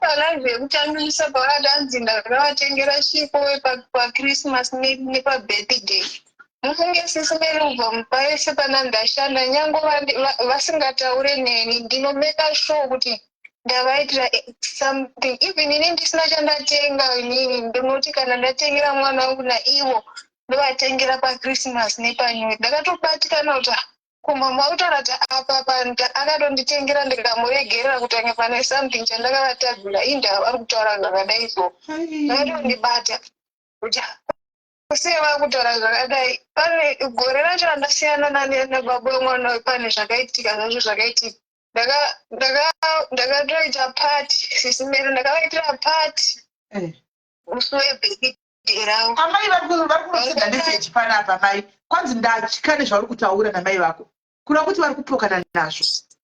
Vari kuzviziva ava ndozvanoita ndogona kukupai nhamba yemumwe munin'ina wacho futi mogona kufonera futi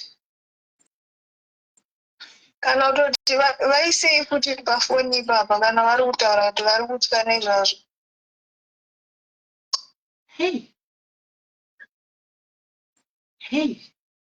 Ambaizive mama vangu vanogona kuchema kuti ndarohwa ndisina kuvarohwa mama.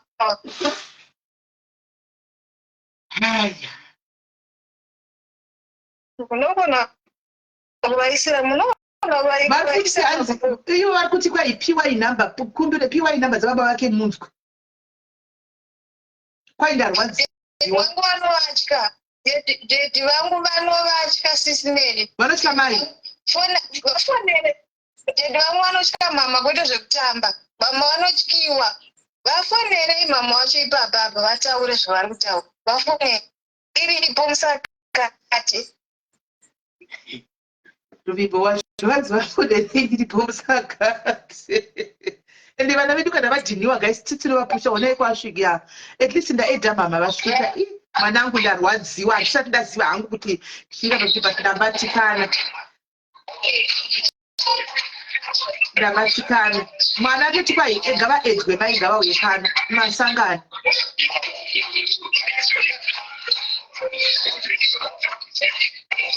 Mune noise mai Clive mune noise mai Clive yeah.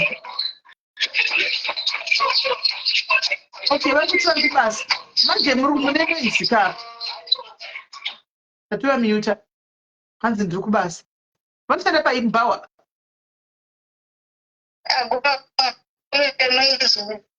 vanoshanda pai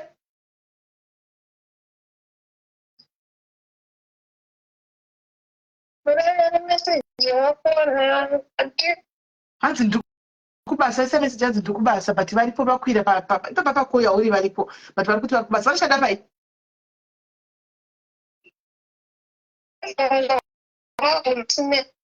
hauchazwiki.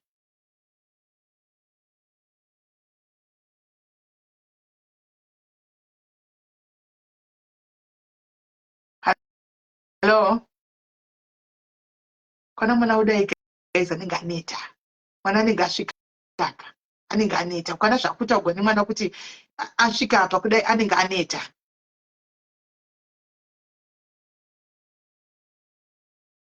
Hello Ruvimbo network vadona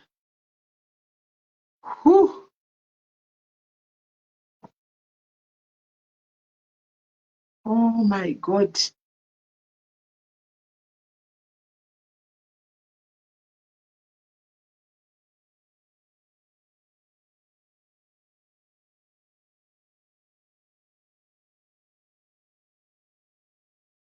network I think ndeyangu yatotanga network maraitona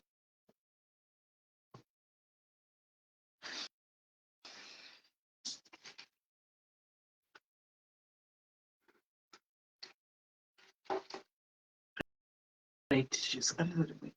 Hello so the network yakayadona I think. Hello vanoshanda papi mama vanoshanda pai vanoshanda mumba sando muri kuti vanoizi mwa washanda munotema vanoshandira muindia aiwa kana muri kutoti vanoizi vari kumba because pari kuzwa nziyo dzedzo dzemasimbuka usana ndabvunza pari kuzwa nziyo dzemapiano La message va te donner genre nazo. Handiji?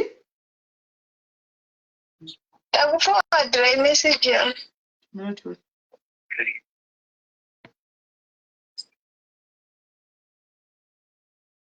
Yes.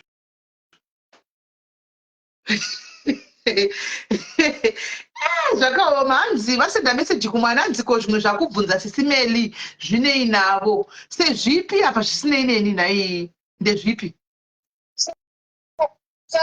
Kutara ndatongotaura kuti kana paine chimwe chakatadziroga pamoyo mangu ndofana kuti ndisunungukewo vangondiudza kwazi zvinotondinetsawo kuti mamunkwata zvimwe zviri kubvunzira simeni apo zvinei navo zvinei nebaikilaivuka ende zvakakuomerai saka hamudi kuti tibvunze mwana auya hamudi tibvunze mwana auya ega ari kuchema pavanhu mwana ari kuchema pavanhu uyu kuti anzwikwe imi moda kuti zvimwe zvinhu zvisabude anotaura mwana kuti averukirwe moda kuti mwana wenyu afe here nedepression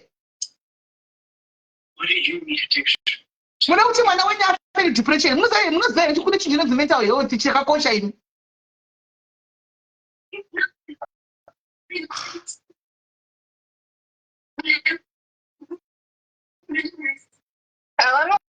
ona kutokupandukirai mama mwazimu aiwa sezvekupandukirwa kwakudhara vanomboziva zvigogodero zvepasocial media zvimabhazuka zvimagrenade isu here tatopandukirwa takatopandukirwa nevamwe vanhu vataivata navo titoripo pano hatina basa kuti kwaivapanduka kusatoganduka kusada because tinenge tichizongotarisawo masituationswo nzvimbowo stuff like that but kuri kuganduka chaivo chevaiwa taimboganduka zvokutodaro handichiona ngavange kudaro my Clive, this is not right. I have to tell you the truth. Muchida musingadi ndivengei zvenyu, you are a toxic mother. Uri mwana wangu, uri mwana umuyera moyo asi panguva dzinodzi you are very toxic, my sister, to your own child. How can you do this to your own child? Your own first child. Mwana wokutanga kavhura chibereko chako ndiye waunoda so unosiya mwana ne5 years achirepiwa. I asked you about this ukaramba kuti hauzvizivi yabuda nemakuhwa ukanotsvaga nyaya yekuti maudzwa nani yensi nyaya uri kuidza nasakutora ega mwana akutora ega saka vanhu vaindiudza vaitaura chokwadi maswera sei sisimeli hautokutanga kune mumwe maswera sei mirakona chinzwe ukuti musokutanga kune mumwe ndise mwana tanga ko mukuru wacho ari kupi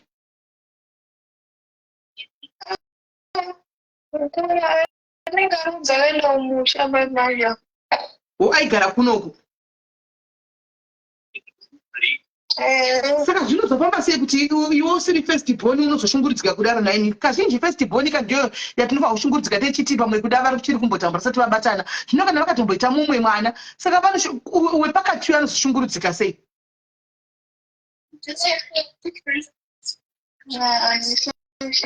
ungotochitiwa chakafa ini ndiri number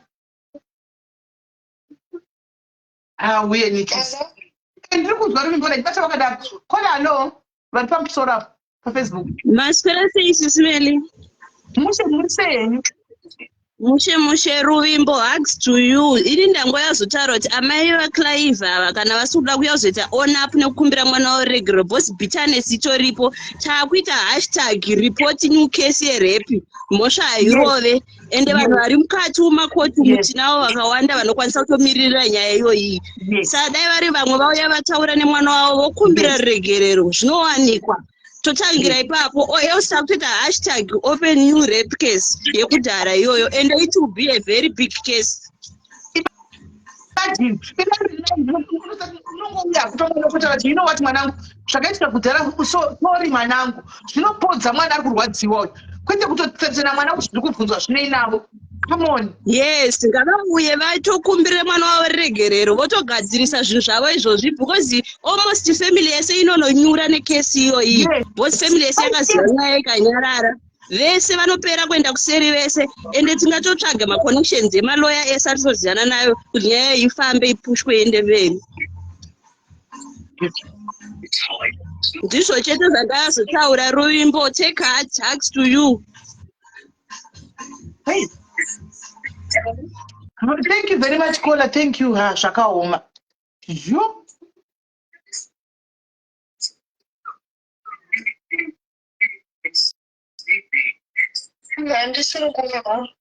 Sure.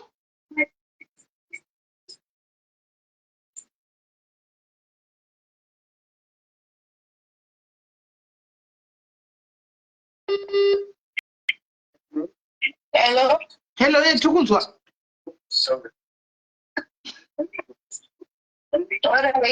Ndandisiri kuvanzwa ngachitaura. Avo vanga vachitaura kuti hugs to you mama ngavaite on up kwauri kana vasiri kuda tichitomvura kesi.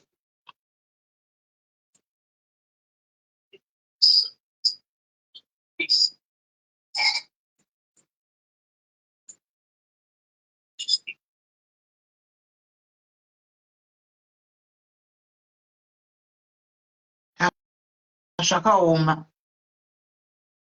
Sure. Zvakaoma. Ndabatikana ndarwadziwa mufunge. Ndinofara apa ndakatambura nditsvaga birthday tamutsvaga kuti ndofane chitupa ndiwane passport. Vantu variko vadiki vese Vadiki vese vane mabheti vane zvitupa vane mabheti vane chiiwa hauna. handina.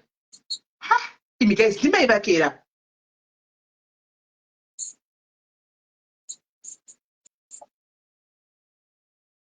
Pamwe munhu aifanira kuti adze chokwadi ndambuya vangu kungoti avo vakazoshaika pamwe vainge vaine chokwadi ocharaia.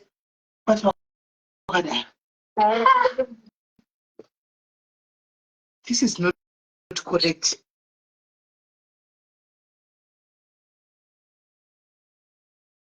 So maimini vangu vakatongotorwa advantage kutongoti agara ndozvaanotongoitwa.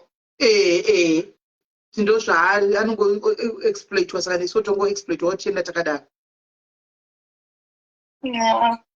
Ko pabheti apa wakadikudza baba kuva vasakwanisa kubatsira.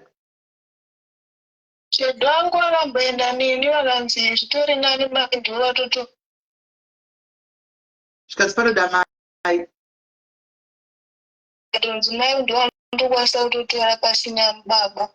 Asi kuti baba atore pasina mai hazviiti.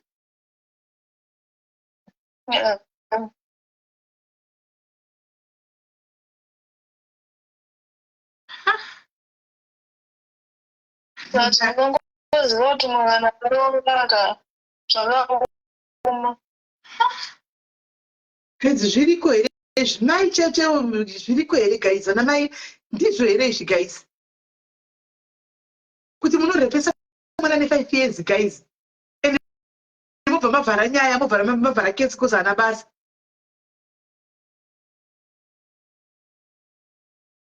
Inobva nditoone mubvunzo bandikwanisa kuvabvunza kuti kuti sei vasina ana kunomhan'arawo nini panotondinetsa hangu. Kuedha mainini vanenge vachiri online. I'm trying to add mainini vake but she's not online. I'm trying to add mainini but vanenge vasiri online. Data ratakavaisira musi ndofunga rakapera. Vanenge vasiri online. Sure. Saka mwana wako mama vacho vanomuziva. Vanomuziva. Mwana vanotomuziva sisi ndakazvara mwana ndakapiwa makorokoto namama ndichaziva kuti murume pane zvakangoitikawo pamurume wangu inini ndobva ndakanda because inini zvakakondibatana dai manga muri mosisimeri murume wenyu mukugara naye mumba oenda kwaanoenda then pamwe kunenge handisi kuti ndizvozvo but pamwe kunenge kuri kwamai venyu ozoona iya kuzoda ari kuenda kuchechi ozokuvingira ozoipamba kana hambe nenguva iyi nguva dzake kana tomboti kana kuma2 so zvakangondibata ndobva ndakanda hembe dzake panze ndikati dzokera kupi ikoko kozi iwewe haurespecte mai vangu kuratidza kuti uri mukwasha. kozi muzvazvo unendobva mhanya kunondimhangarira kuna mama. Mama ndobva vakabvunza wandirowa kuti aunzwe echirowa wandirowa. Ndobva ndati inini kundirova maita zvakwana. Gara munongondiitira utsinye zvokuti dai pasina imimi dai ndisina mwana zvaingondibata. Ndinowanza kutaura kana ndatsamwa ndisingachazivi zvekutaura bandikutaura chokwadi. Ndobva wanditi taura wakaberekesa mwana ngerangu ndiri kumwe vadavapa vakadzidhima ndaende dzavo dzavakira mwana wangu makorokota. Prema yakanga wapiwa nemurungu wavo kuti vati muzukuru wako kusvika vana vavo ndindakatanga kuita mwana. Muzukuru wako kutanga vakapiwa prema vakapiwa cotbed vakazvitora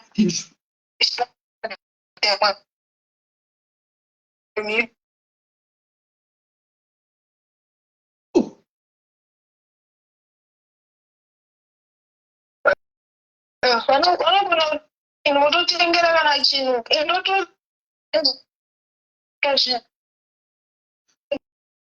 kuzotora zvachose rekati vakangotora vakadza kudzosera zvakapiwa shamwa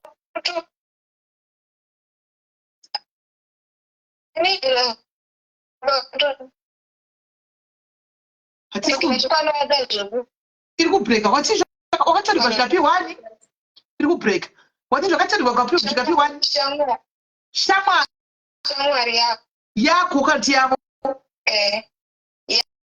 yavo shushi vanoti munin'ina weshamwari yavo munin'ina weshamwari yavo ndavakapiwa. Saka mini vakanditendera chinhu ndinotosvika kutochishandisa kuti mangwana vanochidhimanda vakatengera mwana ndinongosvika ndosongozvipetera ndozvisa muwadhirobu kuti musi wavanozvidhimanda zvinenge zviripo ndovapa. Right. Mwanangu, this is the question I'm not going to. It's a very complex question, but after everything that you have said, chauya ndikoko. Antika, because tikutaura nemwana panapa anditika mwana auya kuzochemera pana namai vake handiti mwana akaona zvakakodzera kutsvaga mai vemustreet simeni vasingazivi kuti avaite mai vake mwana wangu kuti handitobvamusiya achitambura ndiripo andimazviona right. Chimbondiudza mwanangu, mai havana mborera nemurume wako here iwe kana kuti runyere kupeurwa unomborunzwa here? Because hazvisi kundimekera sense zvinhu zvakutaura pano kuti vanai vachikurova mukwasha akutaura zvakati voya vachisumudza makwe kukurova munhu akaroorwa vari vakuputswa ne15 days kuti uende kumurume. Mai vako vanamboita afe nemukwasha here iwe? Because makuwa yakabuda kaka munhu akambofanirwa nomunhu achindiudza.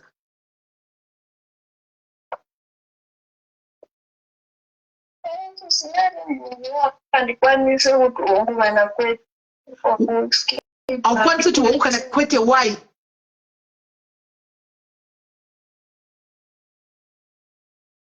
ndina zvandinazozvina pamusoro pazvo.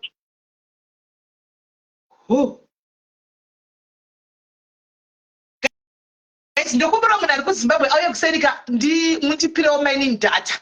Ndikumbira munhu ari kuZimbabwe uye kuseri mundipirewo ndikupei nhamba dzamining muvaisire data. Anditika ndida kuti vauye apa. Mining vakatora advantage yemwana because mwana vagara semwana usati mwana chitoyi. Mwana haana muprotect. Mwana uyu afanira kuprotectwa, munhu afanira kuprotecta mwana uyu exploited mwana kusvikira vaningirira. DNA yacho for us kuti tizopindurudza guys isusu inini ndiri sisimeni kuzopindudza pakuti ngapaitwe DNA inini handizokwanisi anmona but dei angari iye Ruvimba kutaura kuti ini ndokumbira kubatsirwa kuti ndiite ma-DNA ndizoti mai vangu there I was going to interfere. Anmona but as it is right now kuti ndimutungamirire, you understand my position, anditi kuti ndimuudze kuti inoita ma-DNA tikubatsire azviite. Guys, she didn't ask me for that. Azvigoni. Inini chinangwa changu handidi kuparadzanisa mai nemwana ukama, but I was hoping kuti mai panguva ino ndo pavari kufunga kuti vabudikire apa. Anmona vabudikire apa tibve tangosovha nyaya iyi ipere tichikumbira regerero tokumbira regerero kumwana tiripo tichikubatsira kuti pave nokama wakanaka nemwana wavo but now kana vachizosendera mwana meseji kuseri mugomuchidonha voti nyaya idzi tiri kuvhunduka vopedza voti sisimene zvinhu zvakubvunza zvinei navo then she's not even ready to own up to zvinhu zvavakaitira kumwana uyu. She's not even ready to own up to that. Havasambori ready to own up to that. She's not ready. Vakaita zvinhu zvakatonaka hazvina basa kwavari because nezvanga zviri kuvashungurudza panguva ndo zvininipisa.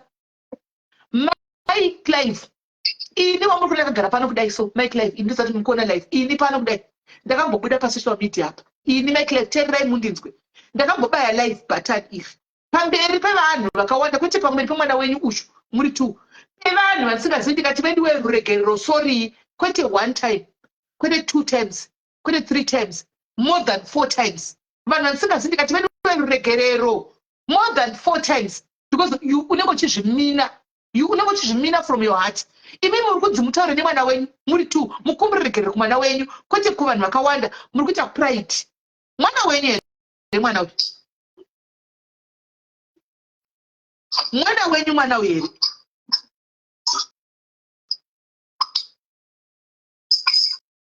Right, thank you very much. Pana auya arikuda kusira in 8 times.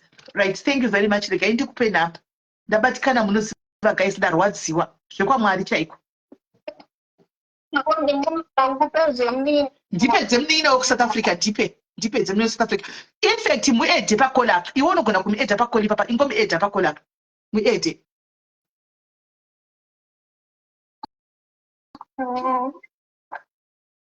Muedhe pakolap. Varikutadza kuita own up guys kumwana mwana wavo apa kana munhu anovaziva no one knows it. Andika kungopinda pakolap mwanangu ndauya mwanangu ndasingazivi tune pain yakadai mwanangu ndakanganisa kumashure ndati ndizvinipiseni pamberi pevanhu apa haasi kubudisa face. I'm very sorry. Andika mwana obva adini obva atora decision vari kutadza vari kunzwa kurwara kwavari havana basa nazvo vari kutoti kune mwana usataure wazvitaurirei. Anomaona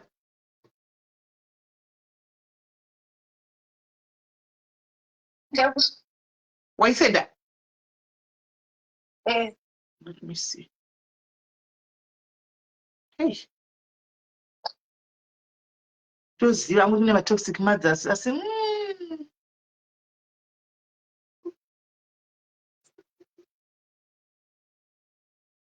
I hope for online. Let's see.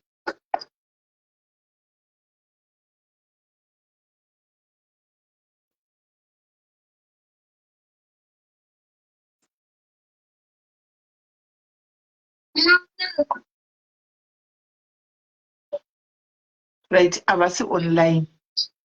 Right. Umwane namba yekusazamira ndipe vanhu varipo apa vamuvafonere vauye pana online pamwe havana data.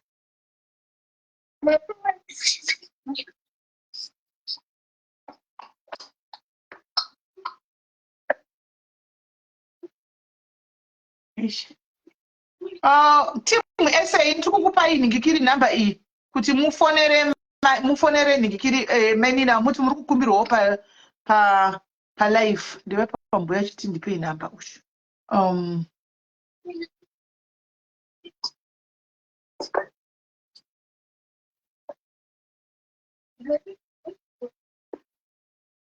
Ndakusenderai pane wandasendera namba kuseri kuti undifonererewo. Aha, thank you very much my sister atengera mainini data. Ndivi chibva wavaudza.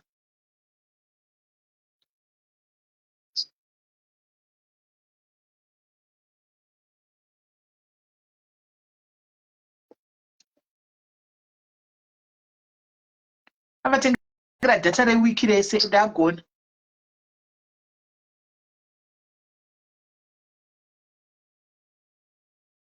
Pane point yauya panapa pana nevamwe pastor. Pane yauya nevamwe pastor panapa. Mai ningirikiri pavakazvara mwana uyu mai vako pakakuzvara Ruvimbo vakagara nababa vako here? Ndidwangu vakarora ndakapedza.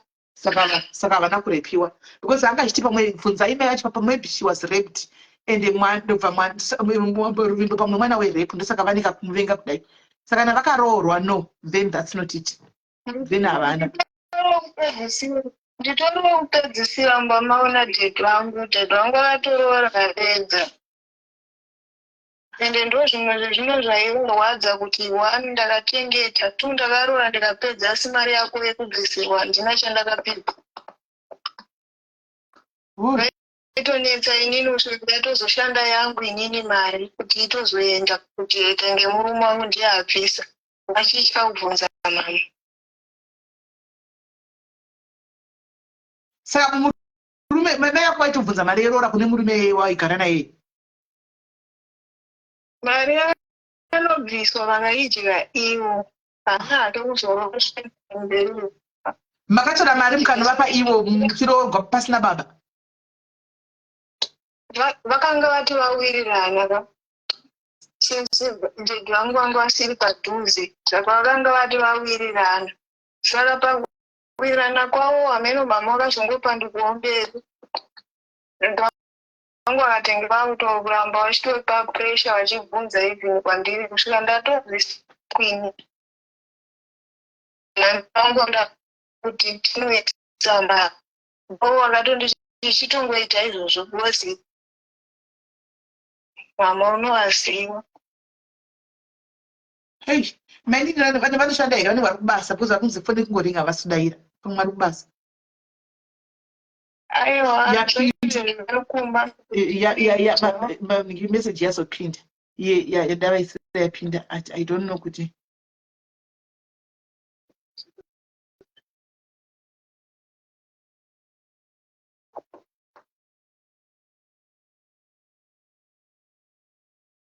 Wait, try kuita mining tone.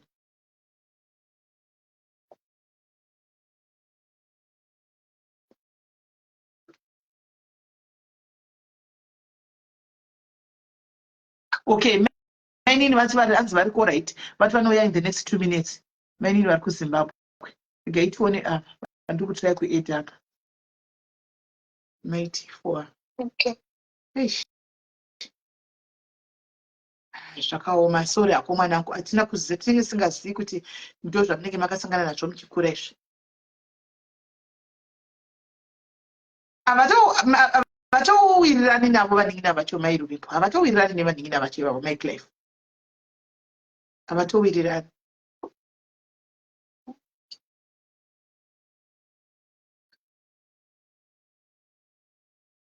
Saka mwana akura zvakadini hai Ruvimbo? Ane 8 months. 8 years. Mwana ane 8 years. Apa profile picture anga chiri mudiki. Ndakatora Mukomana.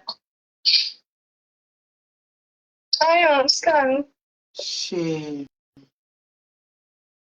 Eish. Saka murume anochengeta mwana wake. Anogara chindobvira vada kuti muchengete mwana uyatidzokera. Aiwa, ndezvakezvo. Kudzokerana nemudhara yeye. Iye zvinato kuma40 kawo. Handiti?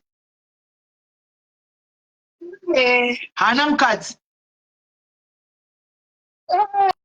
Ndisiri kuziva kwaari kugara kuti ane mukadzi here kana kuti. Saka atombouyi chekuzoda kudongorera mwana kana. Guys, tipewo basa. Asi mwana wake mubani. Achira kufona nemwana ataure nemwana. Abba unotofona kuti kwamufona ubvunzo womwana here. Ubvunzo kuti handitiwo wandivamba. Vanoti ndikasi. Kuzvokuramba kwake zvinei nemwana. Ati mwana Anoshandepi? muda mwana dzimwe. Ndiziva kuti anoenda kubasa here.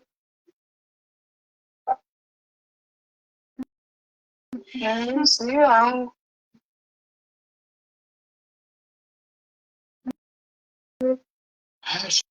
Akaoma saka ndarwadziwa. Handarwadziwa. Sure. Maini havasi kubata ndizoti icho chikuitika namainini. Yangodhabutika yatononoka kudhabutika pati. vari kunova vanogona kuudza ichokwadi. Zvino havasi kubatika. Havasi kubatika. Tirega timirire mai vari kuZimbabwe. Ndofunga vainyara kutaura that day iriya. Mai vari kuZimbabwe. Saka sekuru Victor vanaya vanoziva here nyaya dzose idzi? Sekuru ndisekuru yanzvadzi yavo here?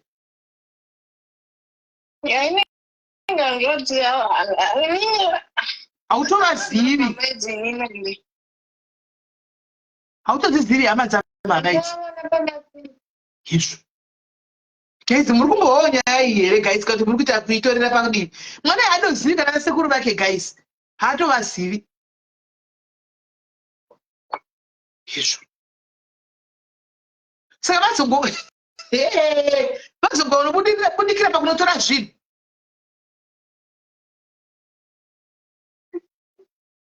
Havasi vakakubata chibharo naye Ruvimbo.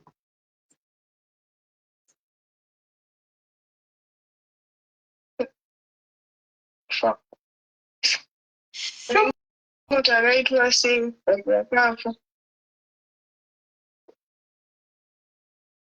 Ndifunga kuti nini vanenge vanotongoona maybe pamafoto havatondizivi kuti ndakaita sei. Vanozikanwa vamwe vese, inini handitozikanwi. Kumusha kwavo mama ndakatozoenda pandaenda ndichida birthday yangu hanzvadzi yacho yatozoti inini ndakuzokumiririra. Ndakumirira chauya kana nako vakada kuzondisungisa kana varwadziwo neupenyu hwangu. Handina anatomboratidzwa kwakawanda, ndakangoenda pamba pavo, handina vaingoti ndichafamba ndokurakidza kusvika ndatodzoka. Vangu vari bhiziwo. Ndokusangana kwangu navo ikoko.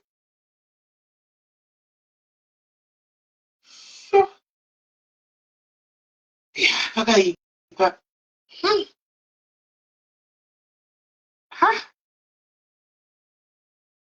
Pakaipa.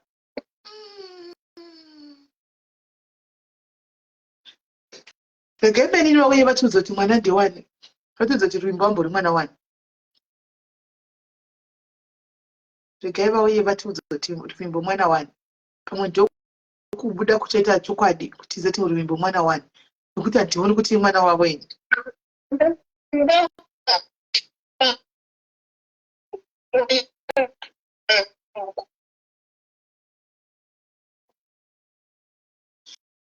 Saka sekuru vanhu hamutauri kusera utombovazivi. Ndakambonyepewa nhau dzakanyepewa vakangotaura vachifuka ndikatongovat gore kutaura kana ne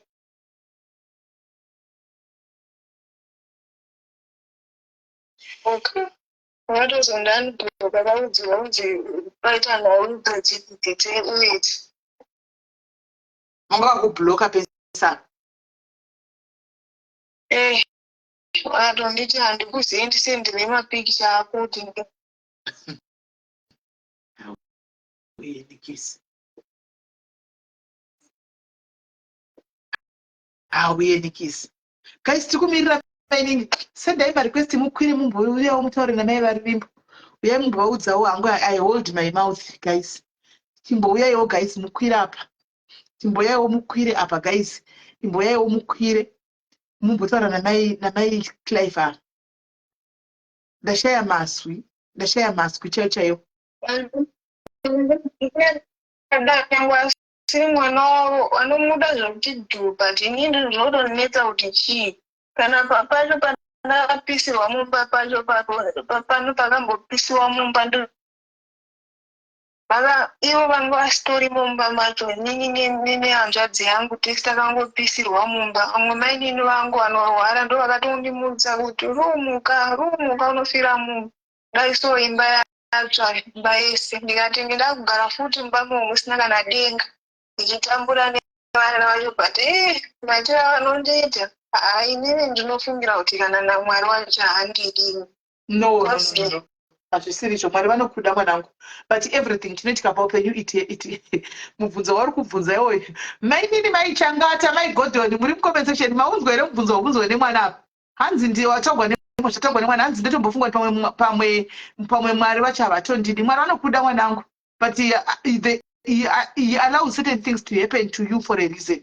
Zvinofanirwa kuitika kwauri for a reason yausiri kuziva nhasi yauchazoziva kune rimwe remazuva. Andimasidziva ndatora kuega minute tinopinda this time.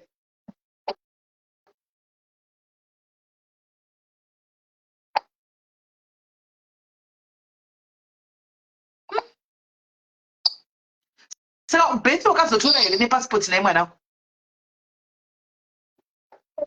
Passport iri kubreak. vato secret vachitotya saka zvakatozoburiswa. Right. Hello, masidziva. Maswera zisimela. Ndaswera sei? Ndawakubatikana asikana. Ndikugwadziwa. Asikana vamwe vachimbopiwa vana nyore negurupu revana ravainaro ava mai ava vachiita vamwe kutoramba vanomboza kuti vamwe vari kutsvaga vana. Kuzoti gurupu yoda kutisetsa wewe. I think mai ava vakasauya ka iruvimbo ngaabvumire vanhu titi #justice yemwana wekubva ane 5 years. The whole family must be locked in kuti vanhu vazive kuti mwana akabatwa chibharo mirai nenyaya, because mwana uyu haana kuwana justice yekuti akabatwa chibharo.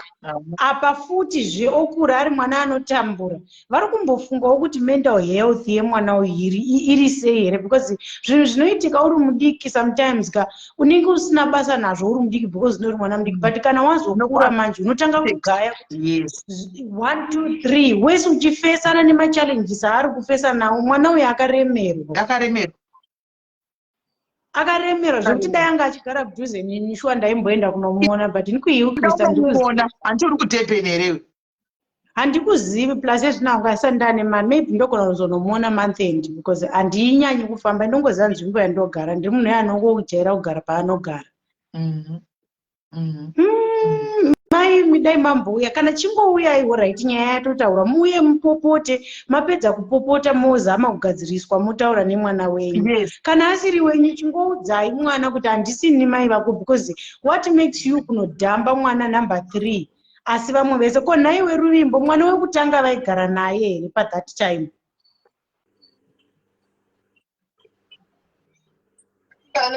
Hello, hanzi mwana wekutanga vaigara naye here panguva yawakatodhambiwa iwe?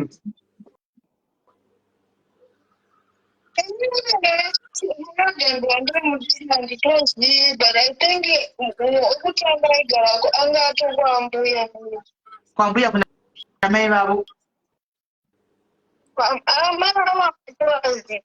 Saka icho kwambuya vapi? Mai vababa vake. Okay.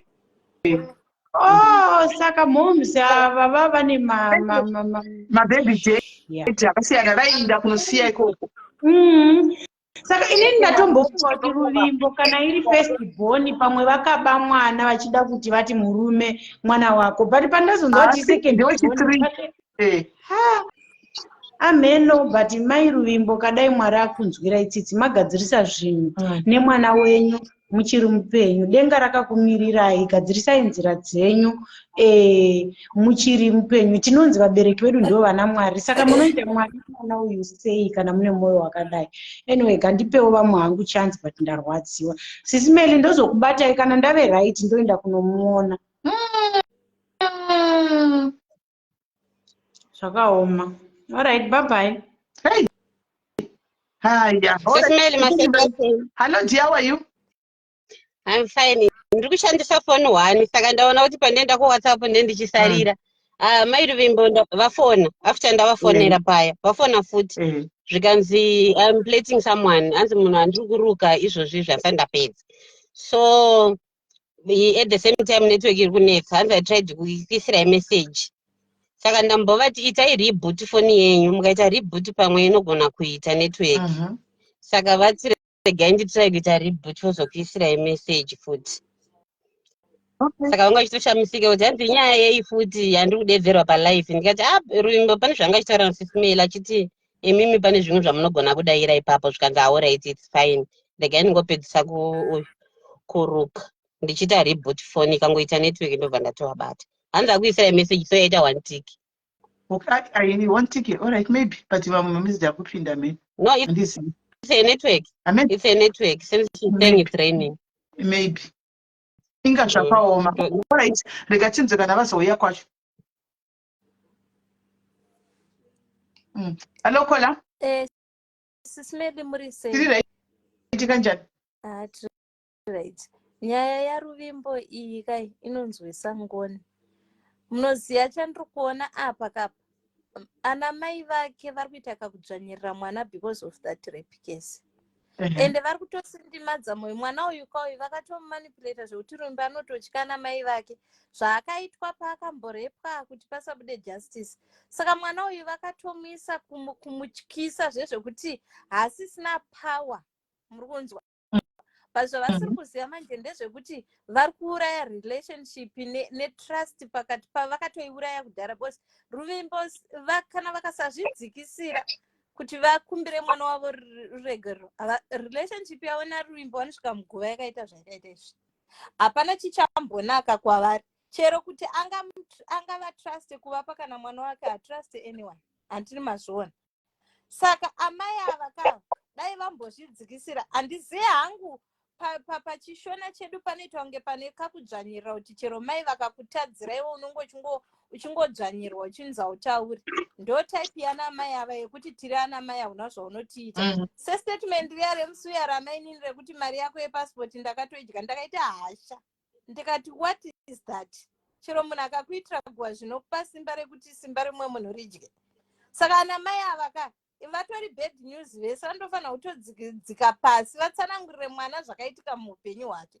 Naye akamurepa newai vakamuneglect vasina kugara naye.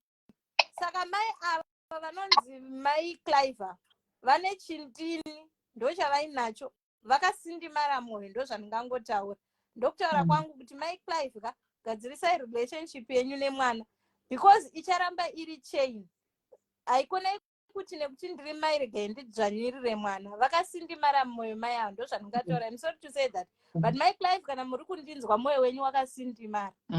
Ndatsenda. Thank you very much, Kola. Thank you very much, Kola. Thank you very much. Sure. Yeah, pakaipa. Right, vauya. Mainini vauya.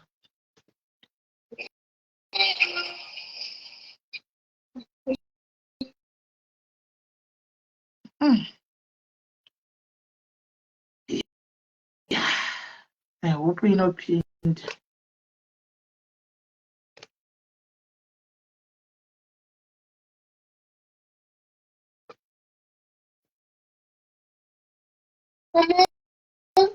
Zvakaoma. Hey.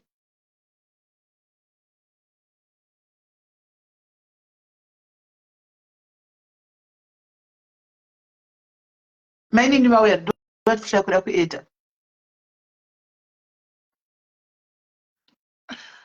Tim Devin unokwanisa kuona mwana ndiye munoona mwana. Zvakaoma hazvo.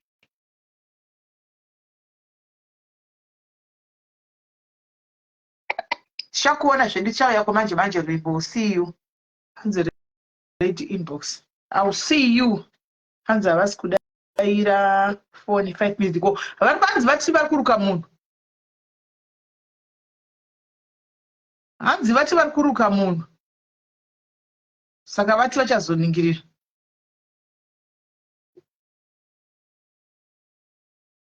Okay, vaisa message. Aitinzwe.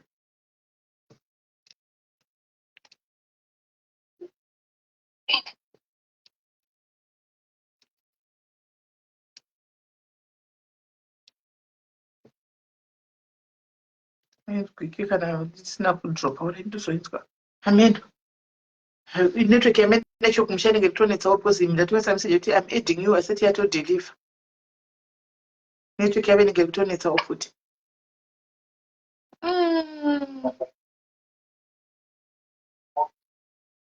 Betty avenaro acho Betty avenaro ruvimbo.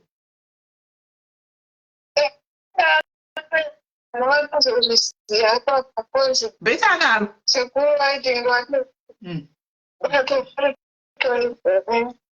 Betty avenaro Betty avenaro passport ndio yakadyirwa mari yayo. Betty anaro. Betty anaro. Betty anaro.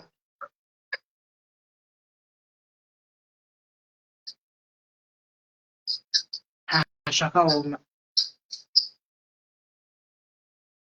Alright, admin tambo, alright. Admin tambo, alright. Pakanaka. Shame. Mumuite kuti admin tambo mumuite kuti timuone kuDurban patiri kuuya apa. Mumuite kuti ave kufunction tambo mwana uyu Ruvimbo avepo tikwanise kusangana naye tikwanise kumuona. Mumuite kuti ave kufunction.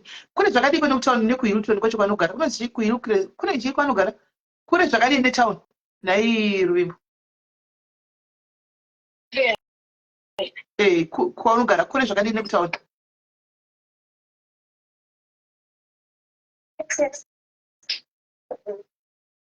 Ichi 7 rand hakusi kure padhuze. 7 rand padhuze. Mumuise palist andika. Mumuise palist tichamubhadharira kuti avepo that day roti swere naye.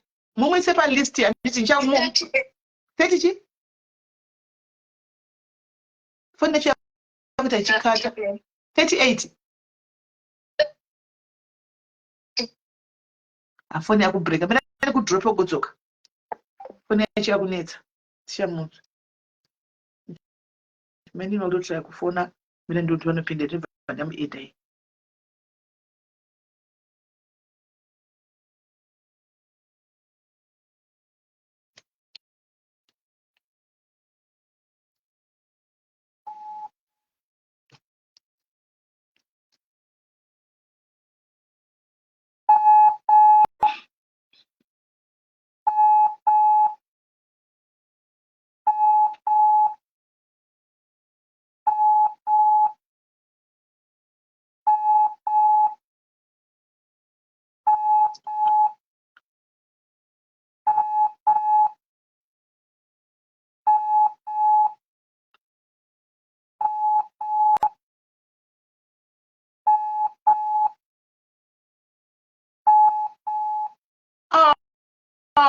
Thank you, Irene.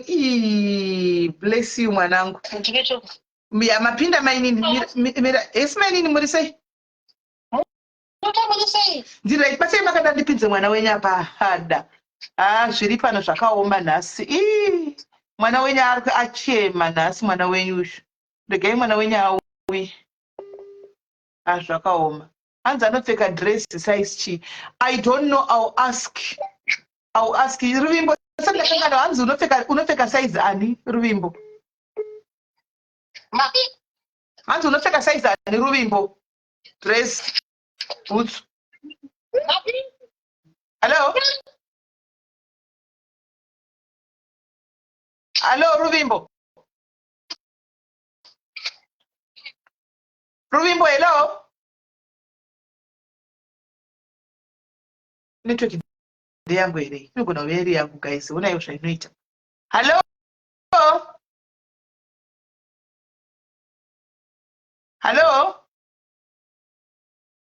Wow. Ruvimbo.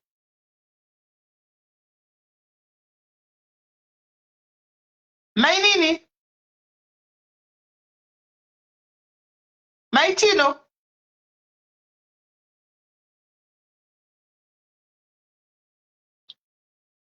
Maitino.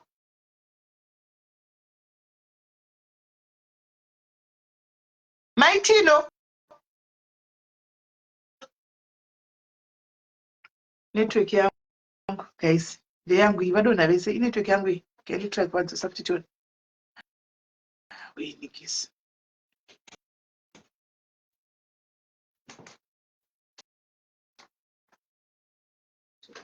Mushikana. Huh? No. Chiri ba life. What do you mean that?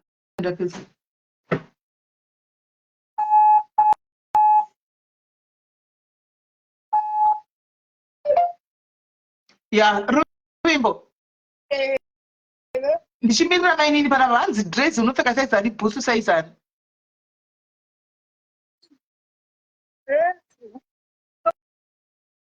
Not large. large Dress and also co boots. Hello.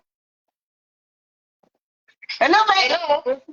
That's fine. all right fans pane hembe dzemwana futi dziripo dzemwana wako right maitino muri sei Right. sorry maitino kungokudedzai mufunge kungokuisirai data ndokungokupinzai panapa patatoona kuti ndimi mai vemwana panapa is right now ini nhau ndakazvimira ndimi mai vemwana varuvimboshu tombomira zvamai ava vamwe ava tombotaura ndimi mai vemwana mwana akandibata mwana andibata mwana ndobva ti mamameni ini ndafunga kuti ndida kumbouya paplatform oga ndiye akandibata nokuti pane zvakawanda zvatisina kutaura ndosaka vanhu vasara nemubvunzo kuti ko sei ndaita kunge ndinoda mainini kudarika mai vangu people havana chavanoziva then ishufitiri platform yecommunity handikwanisi kuramba ndobva ndamuti orit saka mwana uyu akavhura chifuva pano avhura izvo titakabata neama tichiri kutofunga kuti toda kuripota kuti toda kutosungisa here mai vakakutombosaiva toita sei because mwana ataura zvinhu zvakawanda panapa zvimwe zvacho kuda munogona kuzvizivawo zvimwe zvacho kuda munogona kusazviziva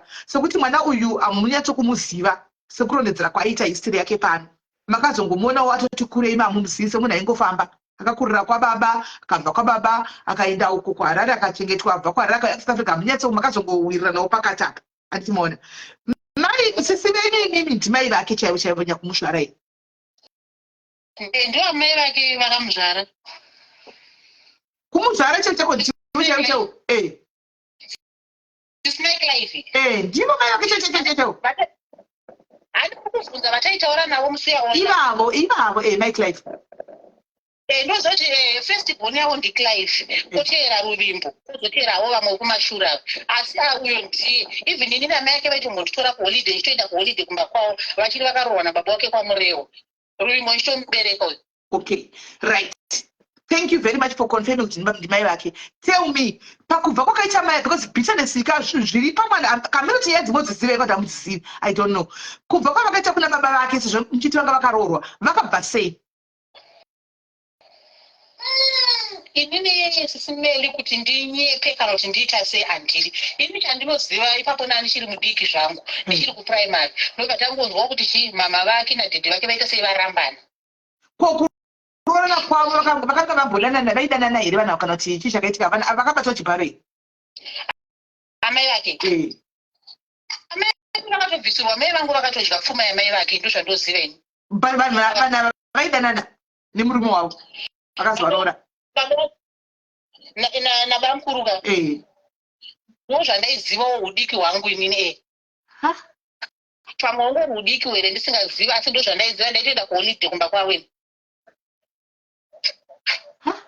Saka chingave chingeta chii kuti mwana uyuyu aite nokuti akuti pane pakati pake naiye pane umwe akashayika nemukoma nokutanga pane akashayika iye ndochi number 3 then ngozoita vadiki vakumashure but kurarama kwaita history imakamuziva rini mwana wenyu?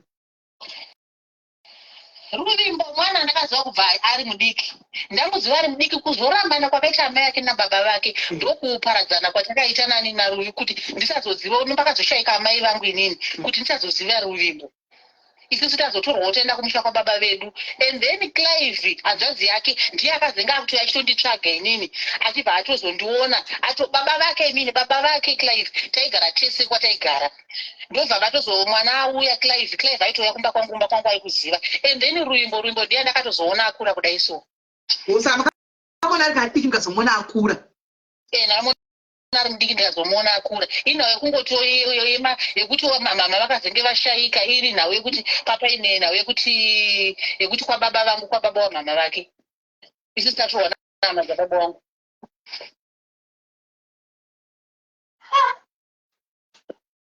Iye kuti chii Ruvimbo simeli akanyanyanisa ari kuti chii Ruvimbo? No, Ruvimbo akutsaura kukura kwakaita saka isusu vakuta kutoya kutsvaga kuti tonyatsoona kuti bhozi mwana uyu muchitaura naye ka munonyatsonzwa kuti mwana uyu anenge akaremerwa nezvinhu zvakawanda indotaura naye handimaona unonyatsonzwa but ndasingakwanisa kuti ndinyatsonzwa kuti chii chiri kuitika handimaona but now achizorondedzera history yake yese mwana akatanga kutambura ari mwana mudiki mwana akura upenyu unorwadza sekutaura kwaita kuti ndakasiyiwa ndiri mwana mudiki handitika kwambuya pasaidhi kwababa handi ndikakura kwambuya kwacho upenyu futi hwairwadza kusaidhi koko akazotorwa ari kuzvi 5 years uko achiendeswa mai vauya handika vakamutora vachina naye kwenyu kwaanosvika akabatwa chibharo kwenyu imi nyaya ikavharwa akusi kwavo ndikwatete vamama akusi kwava mama kwatete vamama kwana tete vamama akanosvika kubatwa chibharo ka2 pamusori Ruvimbo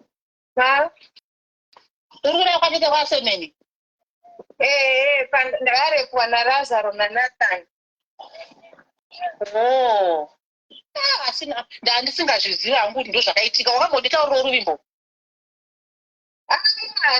handinombobvira ndataura nezvazvo pandangu kungoti makazvinzwa ubhozimo munhu wese aiti akazvinzwa mama vaizviziva handi vanozviziva handiti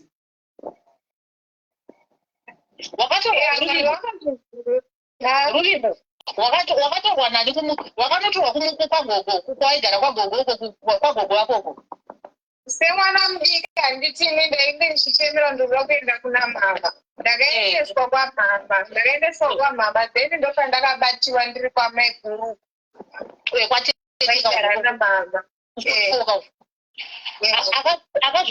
akazviona ndiani pazvakaitika kwati wakaudza ndiani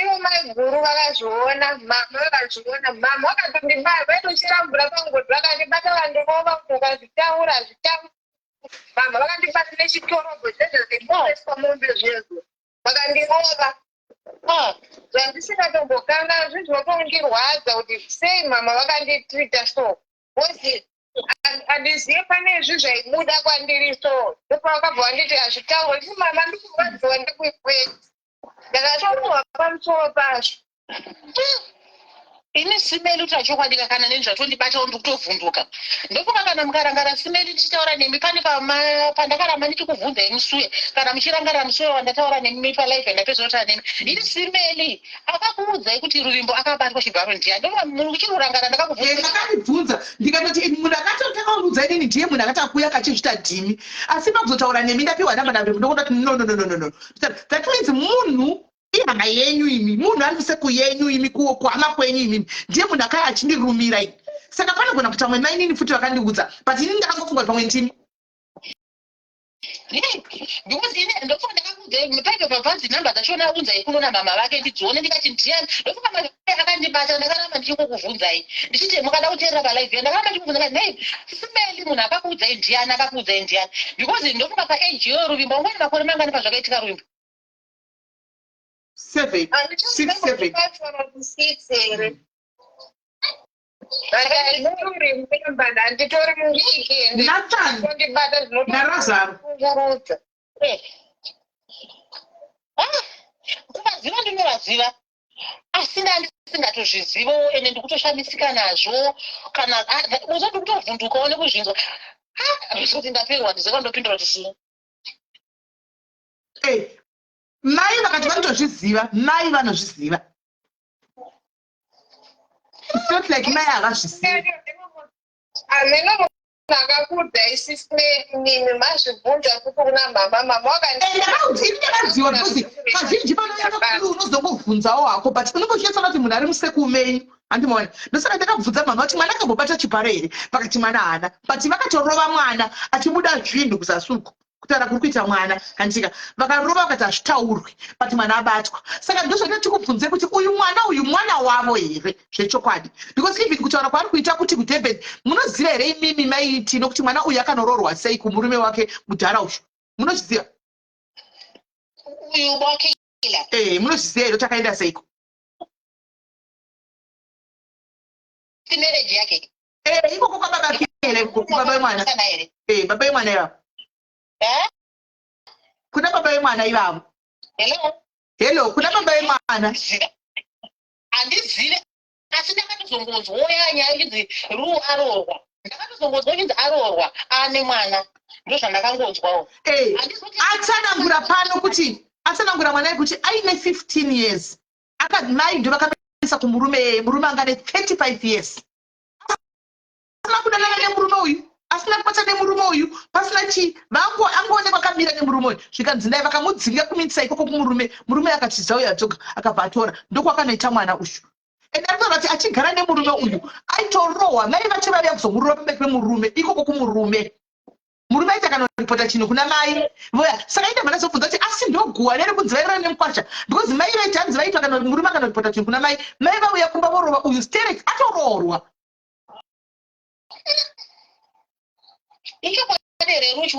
ndiye atiudza aripo ndizvo here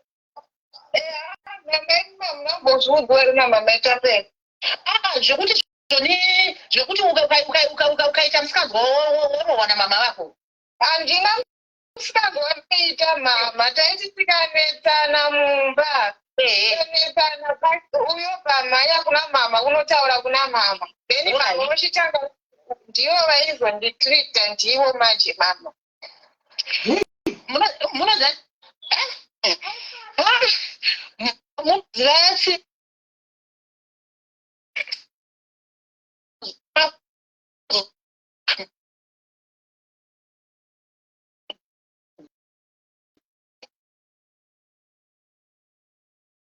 ndakakuudzai kadzokorodza yanga yambokata yambodropa yambokata network mati ndati zvinhu zvakafanana naexample paipe pandaitaura nyaya muchiti pane audio yamakanzwa ini yandakasenda mugrupu refamily ndichiti mama wake makauyi nemukwasha ndichivatuka paipai ndikuti ndakazvitaura handina umboona asi kuzvinzwa ndakatozvinzwa apana ndakatozvinzwa maibhodzo asi ndakazvitaura ndakakuudzai ndakazvitaura itoripo ndakatoisa mugrupu refamily ndikatozotsirwana namama kuti aiwa usaisi mugrupu refamily nyaya dzozoti handisi kuda ndadzisa bhozi ndagumbuka saka right kwaimesitsimele mama vake mambovabatira mukavabvunza nyaya mama vake tatitrai kuvabata because atoti mwana achallenja kuti vaedhei pano mainga vauyi then ndabva ndavati saka zvavaiita manje handitika vatanga vasenda meseji kwandiri kuti network handisi kwanisa kupinda nditi pavaona mwana vanga varipo palife pavaona mwana akutaura zviri dhipa bvamuisira meseji kanzi vatrai kufona kudhistepa mwana hani mwana akati vari kundifonera musandifonere mama vari kufona inobva ndatotaura ndiripo ngati musafonere mwana musei mwana ataure but munozati maitinoka tiri vanhu handitika tinokanganisa takaita mamistakes tese paupenyu asi chikuru kudzidza kumamistakes ako awakaita chikuru kudzidza kwaari and then you move on, you apologize and you move on. So panga pachitaura mwana uyu vapedza nti ini ndichitira kuvaedha pati vaedhei varambe ndiri pano kana ndichinyepa. I thought kuti nyaya yatobuda vachauya voti mwanangu zvokuchitetara vachiita nharuka handifungi mwanangu ndakakanganisa ndiri mai tiri vana vai vanokanganisawo kumasuro kundakakanganisa mwana utatadzirana ndiregerero mwanangu ndozvinoita mai kuzvininipisa handiti but vatosenda meseji kuna Ruvimbo vakati kusisimedo vari kubvunza mibvunzo iso yevanoda kuidii. So ndabva ndapererwa kuti ndimai verudziva kadaro saka ndarina kuti ndishame murume wangu ndichivapisa right now ka ndotaura zvisiri izvo handi munoona because nyaya yandirwadza yandibata ndofunga musi kuziva history yemwana neamuzogara naye pasanyatsokusanangurirai kana neneyandibata ndokuwana mukada kuteerera ndaitonge ndine nyaya dzandoda kuvhara ndokuva ndakakubvunza about 2 to 3 times ndikati nyaya dzaruvimbo dzekuti akarepwa makadzinzwa nani ndine here munhu akazvitaura ngaabudise nyaya mukatodza aiwa nhamba imwe ndeyekuSouth imwe ndeyekuZimu mama wako akati ndipei nhamba yacho nekuno kuSouth Africa hamene kana muchirangarira ndozviziva kwakutobatikanawo nenyaya idzoti saka Lazaro naNatani vapenyu here naimaitino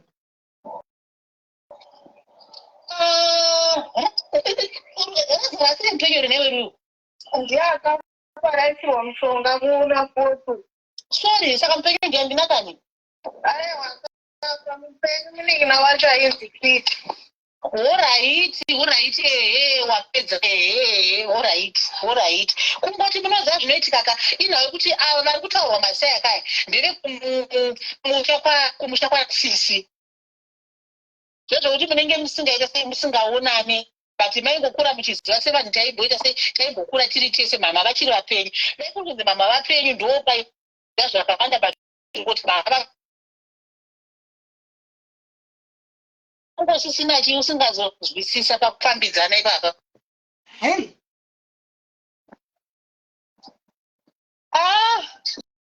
I think kumbotaura I mean dai vanga varipo kumbotaura navo tisache kumboona sevabvunza nyaya dzachona kuti zvakafamba sei zvikamira sei. Tinokanganisa muupenyu tokumbirana ruregerero upenyu hwopfuurira mberi hwoenda.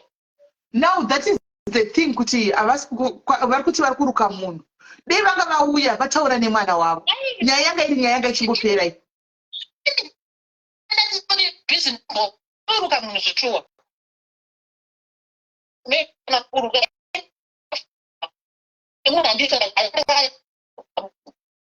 wangachiruka ndimi saka iye vati vari kubasa. ndikumboruka munhu ndiri bhizi pane munhu andikuruka izvozvo atombofinishwa nemunhu wandinaye panapo.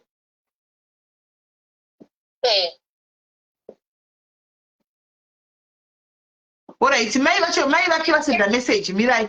Vasenda message. Varipo. Hanzi kana ari kuda kutsvaga rubatsiro, ngasiyane nezita rangu. Kuramba nababa vake imhosva here. Ndiye akandiudza nhau dzake. Ndikauya kwamuri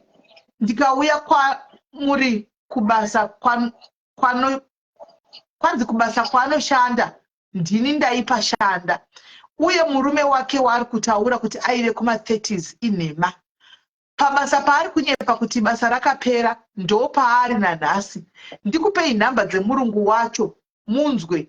Ave kutya kuti zvaataura kuna mai nini zvakuzobuda.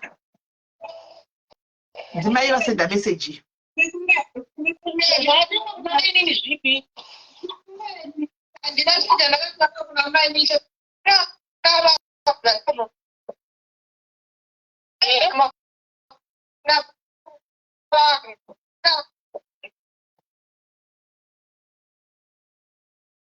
hausiro wakandiudza.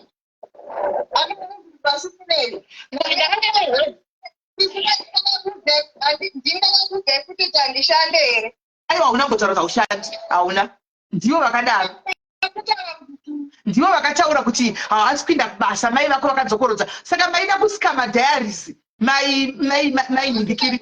Ndivo vakadzokorodza pano guys, kana muchikurangarira vachiti izvozvi haasi kushanda, izvozvi Ruvimbo haasi kushanda, vachiudza mai nini ava mai Tino. Ndiri kunyepa here guys. Mai Clive ndo vakadzokorodza vachiti Mwari dzosa mwana haasi kushanda. Iko zvinova kuti kubasa kwaari kushanda ndiye unoshanda unoenda kubasa iwe. Ndatokuudza chokwadi kuti inini ndinoenda zvemadhezi zvekutopedzwana kuri bhizi.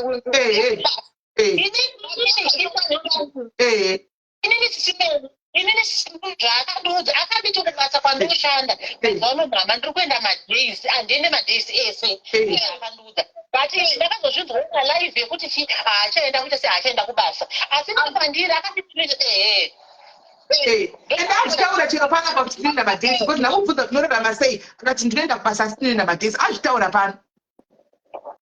Ini kana mameseji yamufoni mangu arimo ndozvaakandiudza.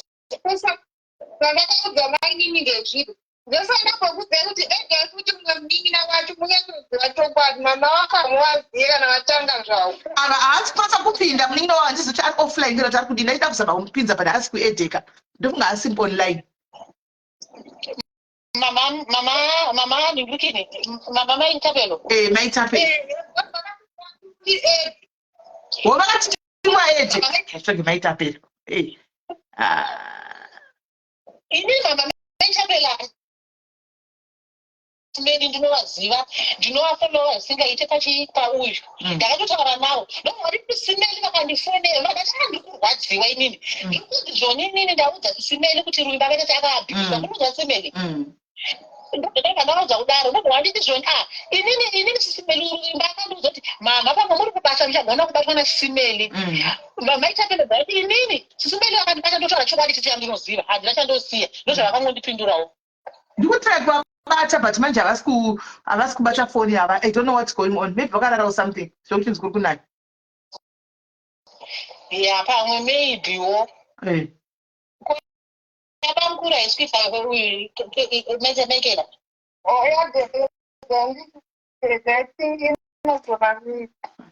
Vane namba chimboneba ichitsairawo kamaiti maiti 4 chimbonditsairawo mai vana panhamba vava chimbonditsairawo mainini maita pepe tione.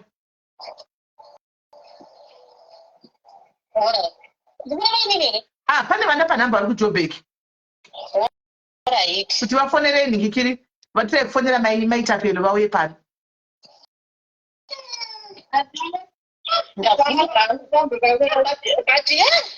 But you room secret in the end of your own.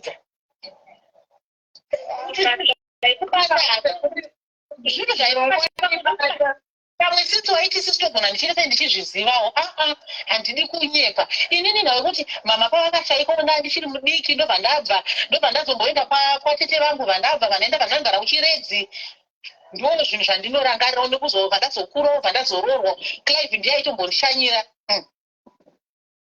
asi kuti mama vakafa harina kusvika here shoko iro gosi kumusha kwakatosvika shoko iroro kukatenda ndikatokudza kuti ndakatokura nditi mama vakafa ndisingazivishuwa kuti mama wapei. Ehe izvozvo wakandiudza chokwadi ini ndakatombozvinzwawo zvandotoziva ndaizoti vari kutaura ini ivo kuti handinoda kuti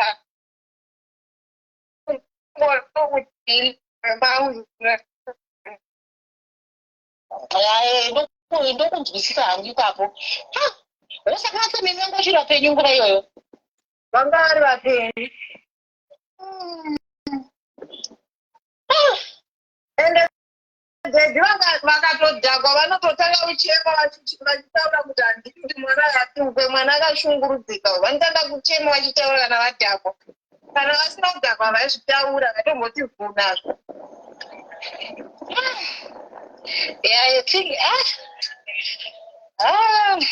Maona the reason why mwana akauya kwamuri maitino achiti ngachitei masecret musaudze mama mawisisaka ndosaka mwana aiconfida kwamuri achikutoraisa mai imimi aitoona mai mamuri imimi because kuna mai uko hakuna kumira zvakanaka kana muri kurangarira maitino pano apa mwana uyu mai vakanga vati zvinhu ngazvitogwe zvinhu zvidai vafana kuronga mapurani mwana akauya akati ini maitino ngavachengete zvinhu izvozvo ndindakarapa kana nguva yakwana ndichawadza kukwisa zvinhu izvozvo vakati mari ndopasisimeni akati mari yangu vachapa inini straight mari iyoyo hakuna mari munoona saka zvakandinetsa asi handakuda kubvunza kuti ko mwana sei ari kutwisa zvese now mai vakatowana ndimi asi mirai maitino mirai ini muri munin'ina wangu handika ndinoda kuudza ichokwadi mai vakatowana handika veropa ramai vake ndimi nevamwe vana mainini vake handika imimi now handika don't take advantage of mwana uyu anotorwadziwa kudhara makuriro akaita handika anotorwadziwa then obva kumbira nditirewo maprojects ndidai so momutorera mari momudyira mari it is not right vasikana tererai munzwe maitino mirai munzwe mirai munoziva kesi inobva kuna mwari ndepesana nekesi inobva kune munhu uyu mwana uyu ari kutotambura udhara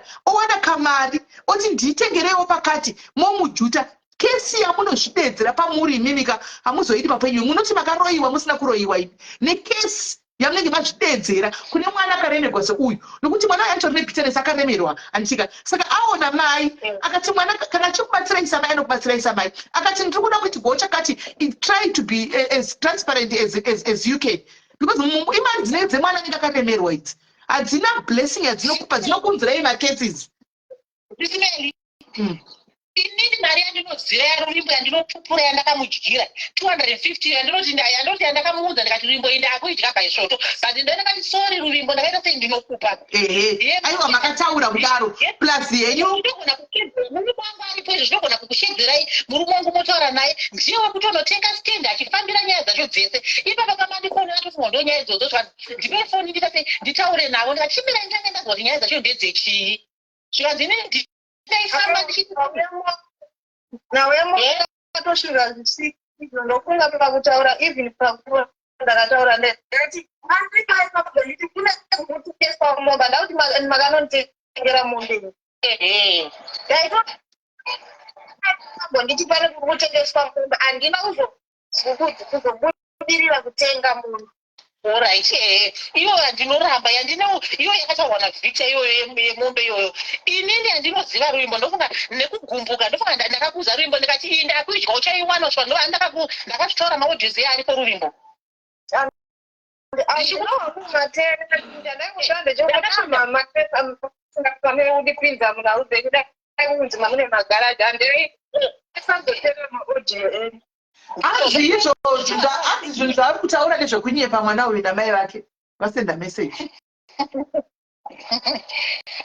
I think muzoti zvakakonaka sezvandakaita ino tinongopinda palive pacho ongopupura zvopera vanhu Yes. palive. Yes. Yes. Kubva palive ukakatoti hausabaye atotiti zvandanditiakatoti haudza ifoni ende senditaure navo ndimuudze rwendo wachona even achida kuende chikuramba inesa ndikati handisikuziva pane munhu andisira dhata arikandifonera ari kuno kuzimbabwe andiana zvisine ndipindai palive izvozvi. Aiwa yanga ide kungoti mungonzwawo kuti tizoti munoziva ndimai vake here zveshuwa ende muchitiudzawo kuti tichibvunza kuti munoziva here nyaya dzakasangana nemwana idzi nyaya idzi muri kudziziva here. Chokwadika ndandisikuze ndosaka makada kuramba makadzokera kuende saka ndakaramba chikuti neibe makazviudzwana zvinhu zvakatondichinetsawo paipai ndakatokubvunza ine masaka chii noise.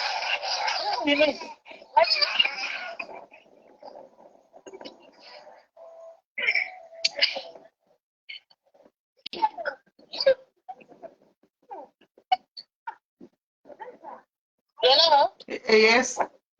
Rapinda? Aiwa asati vapinda.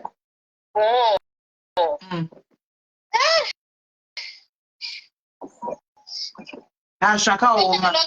Ndiyo nyaya yacho takachida kukudaidzira imimi. Asi imimiwo musati mazoenda henyu mainini. Mwana uyu ndewenyu ende rudo rwamai rwacho unorudawo. Asi don't exploit mwana. Musaita advantage yemwana akura. She's 27 now. Akura. Kana akakumbirawo kuti vana mama chakati please try kumuitirawo nokuti kuti zvinhu zvifambewo. Andika Ruvimbo pane here chimwe chandinoda kutaura kuna mainini.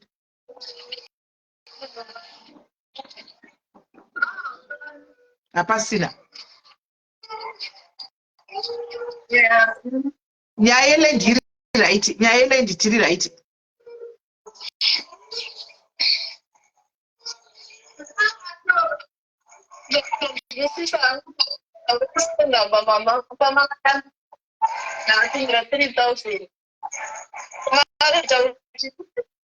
Secret Maria Kalana ndakakamisa 8,000 inobreka foni yako mekela wati Anzi pastand pepaya makazotaura kuti makatenga stand 3,000 asi akatumira 8,000 rands. Michaela stand takatenga 3,000 uri kunzwa here Michaela stand yatengwa 3,000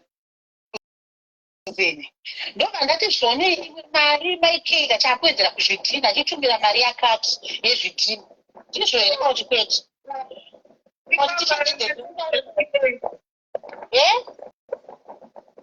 ndandisiri kuzviziva izvozvo ini chandangoziva ndakatumira 8,000 rands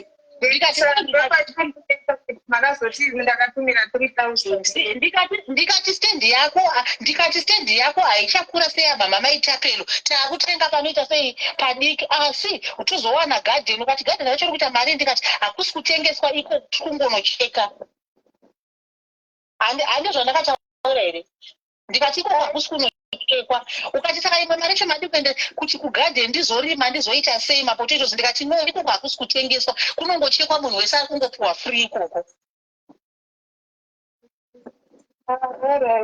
uchiri kuzvirangarira here kuti kwete ipapa handichanyatsorangarira asi nhau yegadheni ndoirangarira kuti makati gadheni nderefree handitengesi aripo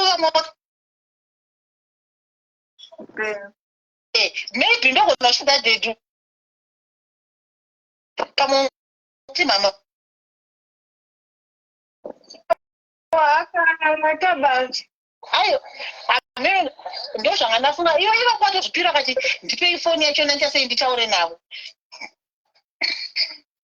aiwa kuti une zvimwe here pano tichii handizive asi ye250 ndiyo ndoti sori ndikati 250 ndikukupa ndakatotora simei paipai nayo makataura mino kana paine chimwe ndibvunzei muri free ndakasununguka. Aiwa hapana isusu kusati kwenyakura ini kusati ndadokudedzera kuti ndikonfirme kuti nyaya dzemwana uyu muri kudziziva here nyaya dzemwana wenyu kuchi ende muzoziva kuti nemhaka yei mwana aikonfaida maari ende nekuti ndibve ndakuudzai kuti kana mwana aha mainini mai T4 vauya. Let me try to add my T4.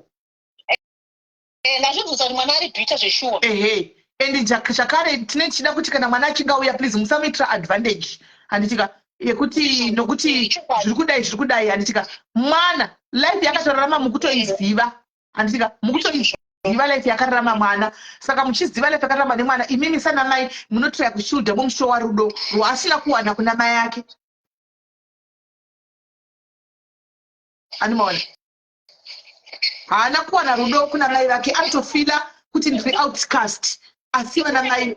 Hangu Michaela sorry zveshuwa mari 100 kuti ndaiva ndinayo ndikatoipuhwa nekuda kwekuti ndakangenda uyu ndangorye chosiku izvo ndikanda kuishandisa asi ndinokupa sorry hako Michaela. Mari ndokumbira kuregera. Ndanga kuregera chombo ndakazvinenda kutaura no. Okay. Suna katorora sina maita pelo akati ndikuba ndakabanga ngaichita kana maiti ndikaita ndisina 2 days abva kutotaura neni akandichita Michaela chi mari iyoyo saka topfurira mberi neka project kedu ndikatoita izvo shuwa ndikuda sei ndiri kumupa kako kana mazuva But kana pakunzi mapane nhau dzandaitira pamusoro pamamami manje kuti mama inangu hai inini kuti nditi chinonetsaka ndichauti dei sisa chavapinda pauyu tangotaurirana tichionesana zvinhu zvagadzisa ndomukasimeni mukaringana paite ndakakuudzai ndikati hazvina kutanga kufemili kwedu zvinowanikwa zvizere mafamilies ndochokwadi zvizere mafamilies tinogadzirisa vapinde here maita vela ndatomasendera nemisa ndisati vari kugupinde kana kuti chii ndomuka netiweki yavo iri kunetsa ndomuka netiweki yavo iri kunetsa network pamwe vachapinda saka mukaa naye mwana simeli since aita free kwamuriwo I think inhawe kuti mwana anenge akashaya counseling. Mwana ana counseling mai vake vatosenda message yanzi handidi kuitiswa ini. Alright, saka imimika maiti vatanga kuisa vatanga call yavo ina chitiriva aid apa ndipo havagoni kudaira. Saka tati atijoine ipapo tesi takujoina hande.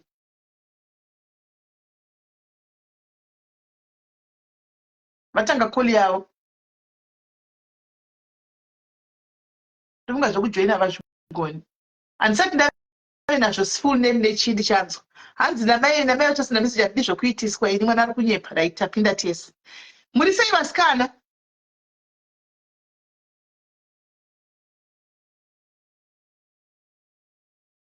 Maita pelo muri sei?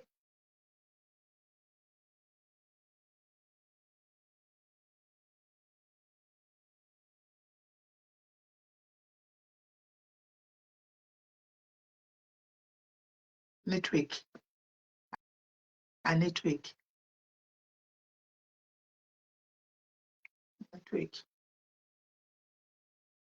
Kwanzi ndatoudza baba vake vashama nazvo. Kwanzi handizvo kuitiswa ndatoudza ndikiri baba vake vashama nazvo mwana uyu. Amati vanogona kuzonoudza baba vake sei. Vasingadi kutaura nemwana wacho ipapa.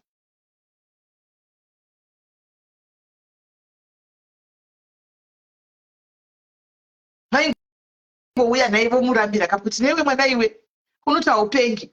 Vongomurambirawo kana vachizati ndezvekunyeba but tiri kuzoenda kunoudza baba chona kuseri.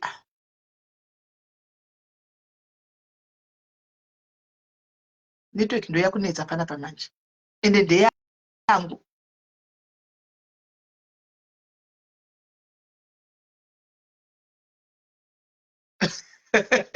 Tendai isingweni. Utoda mudharaunda wepano usadaro ngatirespektei vamwe vanhu vana baba. Network yangu guys ivo vatori pako ini ndiri kuramba kujoina naimi yatanga network yangu iri kutoramba kujoina yangu papa asi ivo vatori pako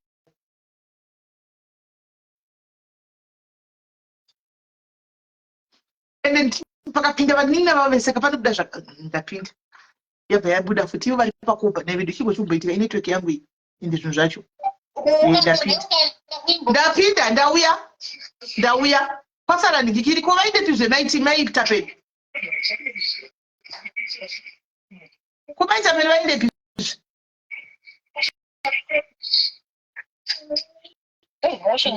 maka muripo mese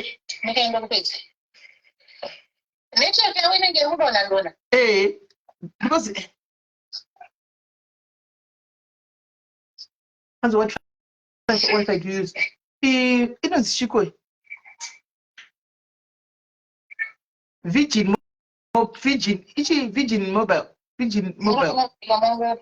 mobile Shumba cards.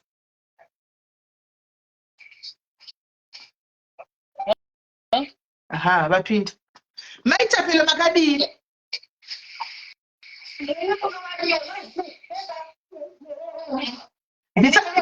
bvisai foni paloud-speaker maitapelo bvisai foni paloud-speaker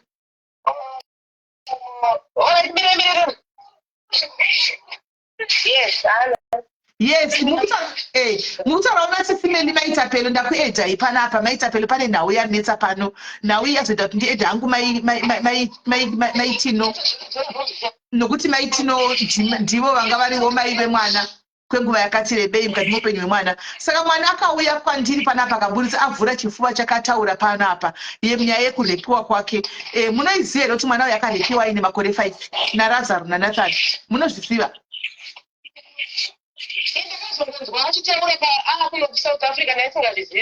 okay even kuti mai vanozviziva munozviziva here ukama huri pakati pake namai ake kuti mai kuna muke munokuziva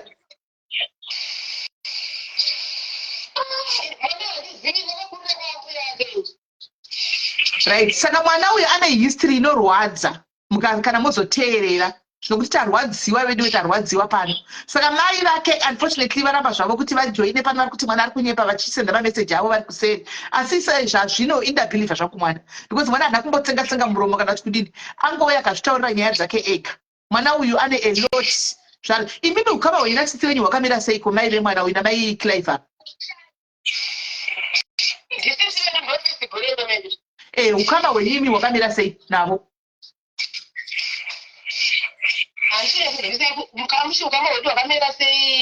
munowirirana here iko kutembeni kwamuri inini zvokutaura tumaize nyaya dzavo akamatongondifonera kundotaanidza kumbotaura inini dzavo dzinonetsa idzi dzonetsa taura zvokuye kutaura havo zvakawanda wanda handisi kuda zvangu kana kuti handitodi futi zvakutaura asi zvakutorwa neimwe mujira aiwa hapana chavanotira neimwe nzira because ivo varipo vari kuona zvavo vari kumakomenzi kuvaramba kujoina havo nenyaya yekuti vanyara havo zvekutaurwa nemwana anoona asi indafunga kuti patavadana vachauya samai vokumbira regerero tobatsira kukumbira mwana regerero togadzirisa zvikaranga kuti mwana adini akwanise kuregerera namai ava pasave nebhedra because mwana uyu akaremerwa upenyu hwakakura hukuru nemwana nezera rake ranga achitaura hazvisiso mwana wekukura kwakaita hake ini handizivi kwakakura asi paakazoyawo muno mujoni akanditsanangudzirawo mararamiro aitawo anti mashoi so zvinhu zvine kuti mwana uyu akanezera racho iroro nepari zvinhu zvinenge zvakaoma asi ndaona kuti mai saka ndangoti ndibvunzewo because last time vangu vasingatauri namai tino vasingataudzana tikatozama kupindira kuti pamwe kuda paite vakumbira neregerero vataure zvakanaka saka now there is another mainini zvakare vanove ndimi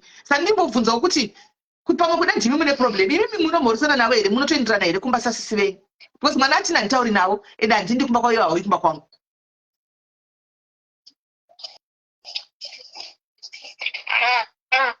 kutoendera kumba taienderana asi iyo nyaya yekuti kuwirirana sei nemwana wamusikawirirana ndo nyaya imwe yacho yakatozonetsa kuti papapo okay saka imainza panguwirirana nemwana because wawirirana navo imwana akataura problem yake wada kuti varonzi iwewe saka wakutora saidzi remwana wai mwana wangu achinozoudza iwe asingaudze anoudza mai vacho seiko imi makateerera imi mai Clive murimo anoudza mai vacho seiko imi mai bata mwana unge chikorobho naimi mai bata mwana unge chikorobho kudaro mwana Anoudza mai vake mai bata mwana wangu chikoro mwana chirepo pamberi penyu mwana achisangana nezvose dambudziko rese rasangana naro achadhiwa nemapereko kumusha uko achifamba nevanin'ina vake imi muripo anokuudzai sei? Zvagarawo mama havadi kuti kundiona ivi ndichishandira munin'ina kana kutiona takamira tese havadi. Kana ivi ndine shamwari chaiyo inogona kuti ndeyautongoudza. Achivatotaura tanzi kwai munenge zvavainyeya kureva kuti ndeuya munhu kuti anofunga kuti wangokona une munhu ka muri kutotaura nezvavo muri kuvanyeya. Ya ndochokwadi. Kuti vakangokona makamira mese muri kuvanyeya but nawo mwana uyu anotori nekuvava kwaanako bitterness iyo inyaya yekuti haana kuona rudo rwamai and mother ezvino akura vari kungomuitira the same thing. Ndosaka zita close namai Tino vari kungomuitira the same thing. Havasi kumushowa rudo. So I was shocked kuti pavaiuya panapa vachidhimanda zvinhu zvemwana uyu vaidhimanda vakamira paive nemwana vasingawirirani. Ndakati kuti andai kukuudza nyaya Ndo vakatoti ngauye pandinoda zvinhu uti akazouya Ruvimbo uyu later akati zvinhu zvangu hakuna kwazvinoenda zvinogara kwamai Tino kana ndakuzvida ndichaudza mai Tino kokuzviisa. Ndiye akatiziva kana mai vangu vatoti ngazvitokwe. iyo akati yakwa ndokaitenga kuyo dhimanda zvinhu zvemwana. Ndivakauya vakati vanoda kuudza mai ninizvo kuti tuva ruda zvinhu zvemwana wavo mari yemwana.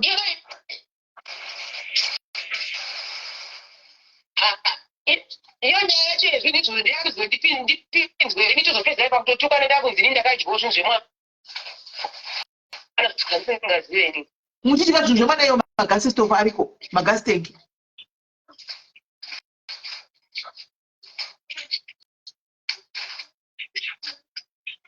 Zvakaoma. Aiwa takutoma kuedha yedu because mwana akangoti zvokumogona kuedha mainini vangu maita pendo vatokuudzai kuti even urugaro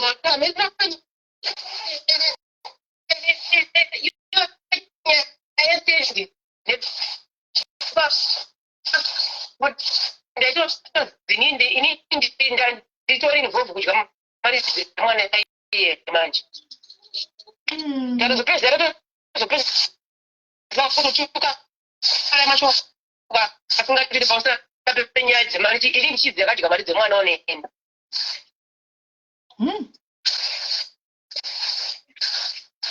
Zvakaoma. Aiwa maita kuti tandangokufonerai because mwana angatibvunzai mainini vangu vandinogara navo kunoku kuti ukama hwangu naivo mababa hwakamira sei. Hatitorina ukama isu ndinotozvigarira kumba kwangu handiti kumba kwavo ivava vauyi kumba kwangu. Ndiende inhau yegore riya mama rekuti ndakati pakadedzwa muprofita ndikati ndini ndiri kuroya mama. Zvakaoma. Mama handiti mama itapero muchiri kurangarira. Mwana akatoremerwa but anyway zvisinei hazvo maita pelo maita basa enyu tatidangotinzwisise ende imi mai Clive makateerera mwana uyu akaona chaona kuDurban kubva nhasi you are our first suspect. Imi muchagarwa nemapurisa magaro mukati baba mwana uyu akaona chaona kuDurban aiwa isumo timoziva kuti titori bumiro rekutodaro hazvibudi mushe. Saka mwana regai kana musingadi mwana hamumudi chimusiya ararame life yake kwaari nemwana wake ikoko achengete mwana wake haana kunasa mwana wake zvamakaita iye makanodhamba mwana wako mukamusiya mwana akabata chibharo akadii nevanhu vakafa nevanhu vanga vari vapenyu atanoda kuvhura kesi but nawo kuri kunzwa zvachose vakafa andimaona so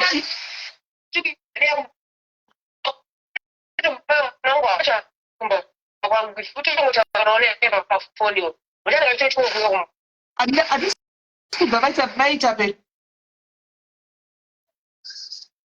Martin. So taura ndawaza Mati tinwaro chitoenda kutovaitira kunganga dzatindakamboenda kungangana ndikuziye kunganga ini yeah vane problems sisivenyu vane very big problems sisivenya vane dambudziko hombe chairo dambudziko ravo iroro hombe cheta kuti vachashayiwa kana munhu anovaviga ari ega chero vakaisa mameseji enyu hazvishandi mainhikiri Ndakaona kenyu ndenharo pakudadai mai vedu napakoita wangu aripo pamudanzi waikosa uzitongonyaza chizotonetsetse. Chandaona sisi venyu havade kuudzwa. Sisi venyu havade kuudzwa chokwadi. Sisi venyu havade kuudzwa chokwadi. Sisi venyu amen. But vadzinga mwana wavo manje vazvidzingira mwana wavo kure. Mwana iyeyuyu manje kazhinji kacho ndangochitaura dombo rakaraswa nemuvaki ndorinotorwa roiswa pakona yemba yomira. Mwana iyeyu can be someone mangwana zvokuti vachazomuemva. Ena achaenda kunana maitino ndoko achaenda ikokoko. Handimona ndoko achaenda kutana inini ichaiwani pandakashanda kuya South Africa ndakavakwidza ichi ndisisi vangu vaizoshanda asi nhasi ndinda big enemy yavo. Andizva zvinoita ipamuzoti Joni uzoshanda. amuzivi kuti enemy yakuita munhu anenge ari padhuze newawakabatsira. Hamusati makuzviziva. Vakufona now. Mirai vakufona. Let me add here. Pana hata hamna blogani. Regai ndiva add. Vakufona. Nokuti havangafoni pane vamwe vari pafoni vari kuziva kuti pane vamwe vari pafoni. Ya vapinda panapa.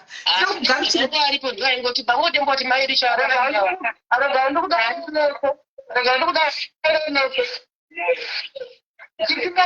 kugara muchitaura zvamukutaurana rubimbo ndakanyarara. Maisatora vari kutaura zvavari kutaura kuti ndizotaura nauyemba rubimbo asi raka akaindisuma. Ndaiziva nauyemba iyi. Ina ndabva ndakubvire mai panyaya dzenhauyemba indakufana zvenyaya yemba ndakubvunzwa nyaya yemba ini. Sisi mela wana undifona vachibvunza nezvenyaya yemba. Ndakandifona vachibvunza nezvenyaya yaripo ndikati mwana ndiye akatongondiudzawo akunoku Joni. Chokwadi. Inini nauyemba ndakambonzera kuti nditsvage sisi mela. Mukugometa. Ngakuti ini rubimbo babake ndingamunyengera inini. Ini mukambara maravo yatauro ndakateerera andora ndakamira nemukomana uyu vabva vandichienda mukamutini rega ndimwe mushonga ndikupewawo mushonga hamuna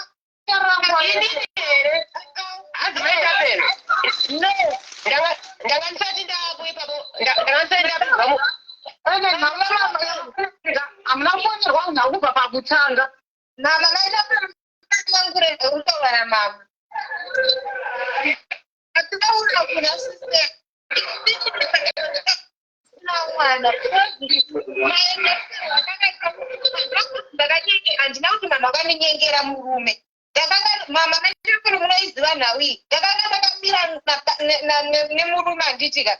Ndakamira naye ndikatenga kudzokera kumongwauri. Ndakaita foni ndichidhungaira mama isapira vandara chokwadi vanodaira chokwadi. Ndizvona ndichamudzi.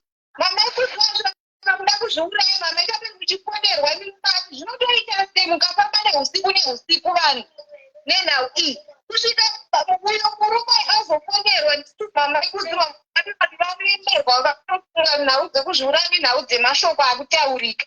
Ndokuzoenda kwandakaita kumurume ndisina kana kumborara naye murume uyu. Ndozvataura ichokwadi. Saka mama vakupindurudza nyaya sei?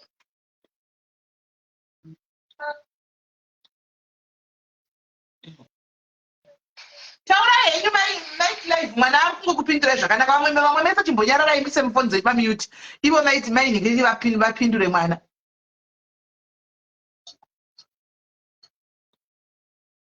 Pindurai mai muripo pafoni pindurai. Night life. Vamenda pira kuna dare bhozi vane murume ndisina kuirana. Ira kuengesto.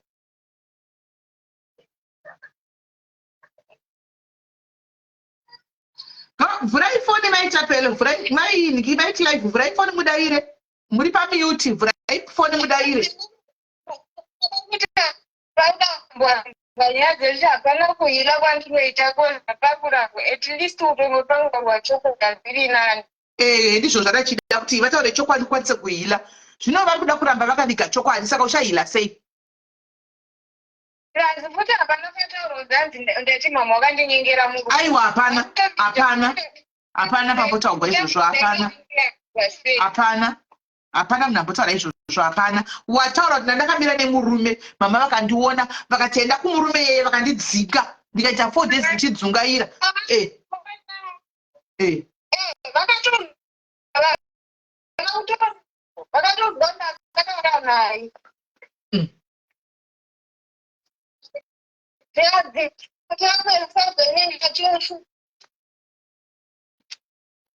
vanga vachidaira kamanje vari pamute guys, vari pamute havo, varipo havo papeji apa pacoas vari pamute. Kuti machibhaka pamute machidaira mwana.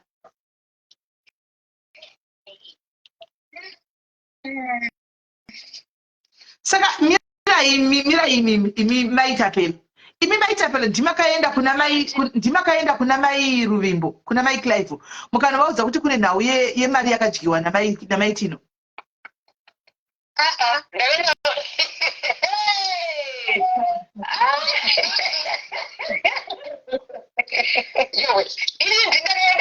Ndozvavataura wana apa izvozvo. Zvavataura izvozvo vapinda pavati ndiwakandiudza nyaya iyi ndikazoenda kuna Simeni.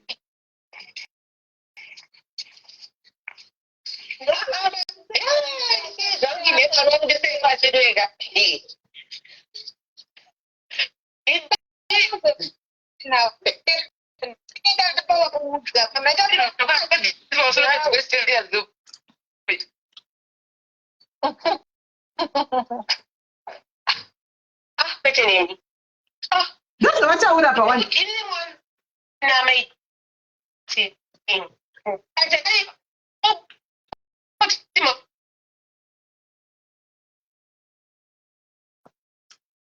Ndozvavataura mazvinhu wani.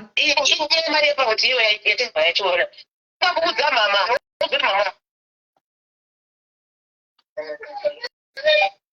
Ya, mavhura mandichitaurai. Mama kabharira ifoni iko imi mai Clive. Mama kabharira ifoni. Chitaurai. Mai Clive. Ndimi mazisa pamute, ndimi mazisa pamute mega. Ndimi mazisa pamute, achito kuti ibvai pamute mamusiri kutozvinzwa. Ndimi mazisa pamute mai Clive mega. Ndosaka ndatiri kuti ibvai pamute.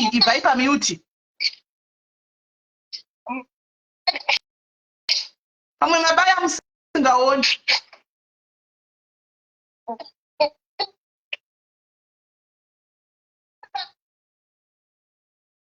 Hatisi kukunzwai.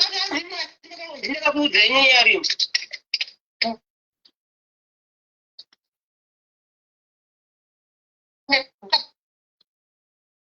Atia vanhu network. Muri kuvanzwa ina ndisi kuvanzwa ini. Vari kuti chii?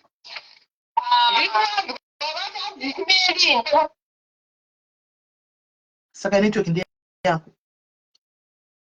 Zimeli kudii?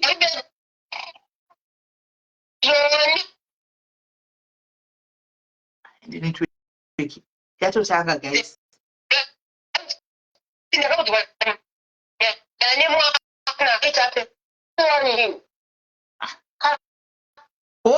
nemwana ndafunga ndivati ndakaudzwa nemi. Alright. Ndawasavataura kuti iwe ndiwako yauchireva inini kuti iwe ndiwako yauchindiudza nyaya iyi ndobva ndaenda kuna Sisimeni. Alright. Vari kureva Ruvimbo. Alright.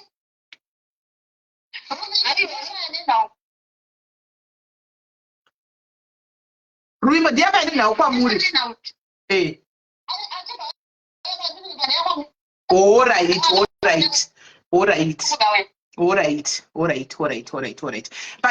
But alright, zvanaka ka. Ende Mwari ndovadaini, Mwari vanoshamisa. Nhasi mirai kumaparika vakuda kutoita speed imi mai nikikiri.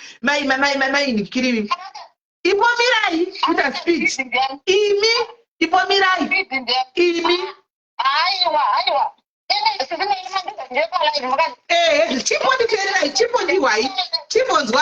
Chimbonzwai nditaurika. Chimboteererai kanai. Apa palive apa paita. Chiteererai mujeka. Chimbondinzwa iwo kana mai Clive. Paita chimbonzwai mai Clive. Chimbopai umwe mukana.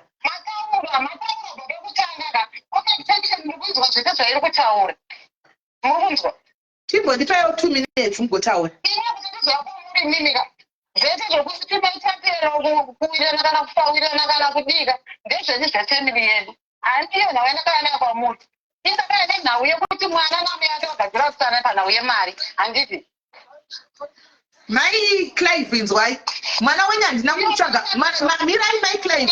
mirai mai Clive mwana wenyu hatina kumutsvaga kuti uya nenyaya pano handimaona mwana wenyu auya ega nenyaya pano andika achitaura zveupenyu hwake ataura zveupenyu hwake in the process ndiye ati dedzai mama vangu maitapelo isati vazivi nhamba tapiwa nemwana tafanira maitapelo was to ask kuti maitapelo imimi tinyatsodzwisa background because imimi mune era handimaona hombe so we want to know your background kuti muri munhu akaita sei masure munotaura nevanina venyu hamuwirirani navo mwana wenyu chainya kubereka makamurega akarepiwa and you did nothing about it mukakadziridza rep imimi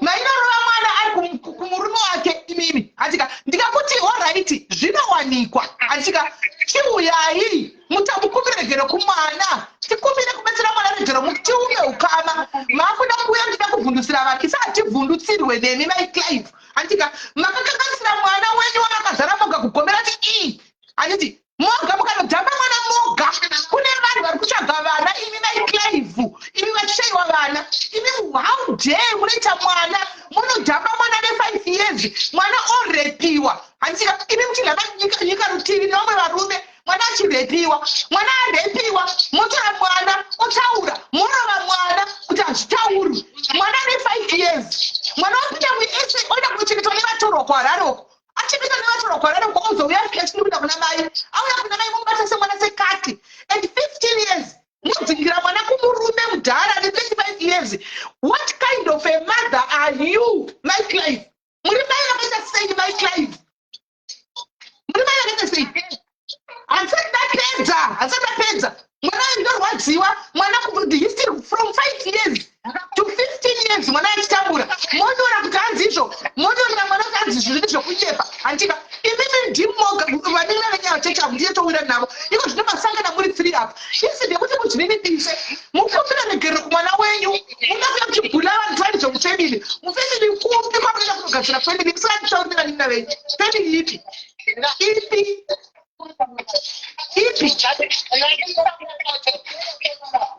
ndokuzvikana kutunzira bhosi zvinokupota because pane mwana ndau yemwana inorwadza handika pane ndau yemwana inorwadza dzikamisai chifuva garai pasi dzikamisai hana yenyu mukumbire regero kumwana taurai nemwana make peace nemwana wenyu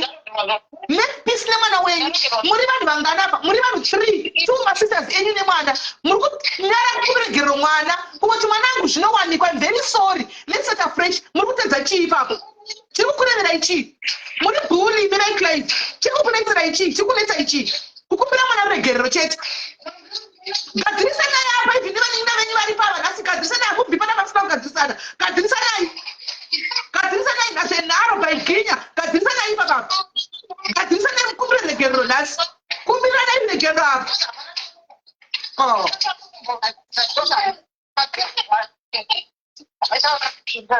atika kudedzai pana panguvai takudedzai pana panguvai mukana mwakushisana mameseji kuti hapana ari kunyepa mwana uyo anouya pachite chivanhu pane vanhu se800 oya achikunyepera ine masei adini kunyepera maitapela adini kunyepera maitino ozongonyepera mai akanya kumuzvara kuti anokuvengera ichi mwana uyo abvunza mubvunzo kuti mama vakandivengerei mupindurei kuti makamuvengera chi makamuvengerei mwana wenyu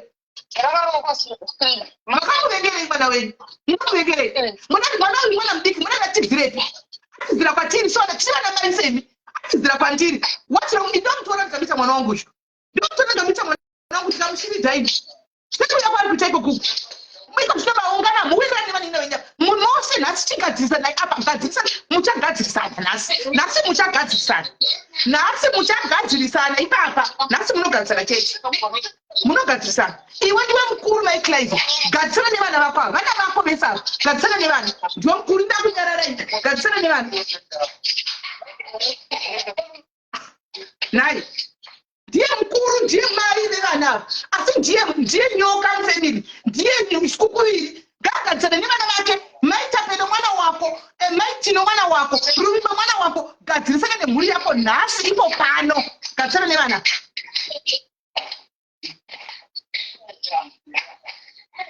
Hello. Hello.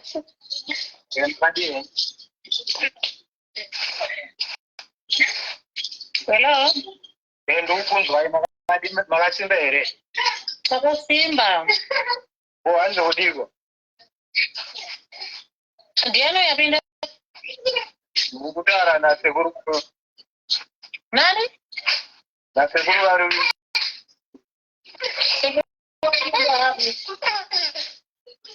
That's knowledge.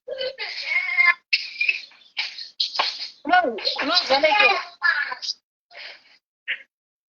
Michael. Unawaziwa sekuru knowledge. Waza mtembelo. Mike, yo shamari ya Jona chaenda. Shamari ya Jona chaenda daiziwa. Shamari ya Jona chaenda. Shamari ya Jona chaenda. All right.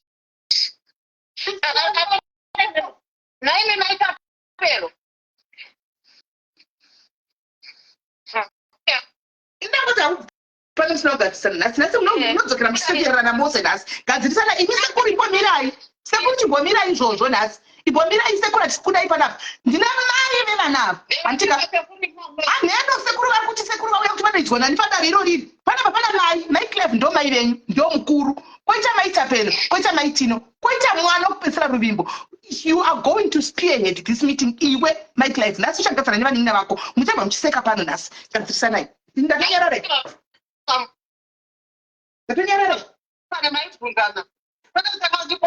ndopopota because zvinotogwa nevana zvinorodza chodeyanga ari Shakira uya kwauri unotondipopotera deyanga ari Shakira uya kwauri unotondipopotera mai Cleve usada kuita kumunhu akangwara deyanga ari Shakira atizira kwauri apotera kwauri antika pajekerere unotondipopotera ndinotodzikamwa ndinotonyarara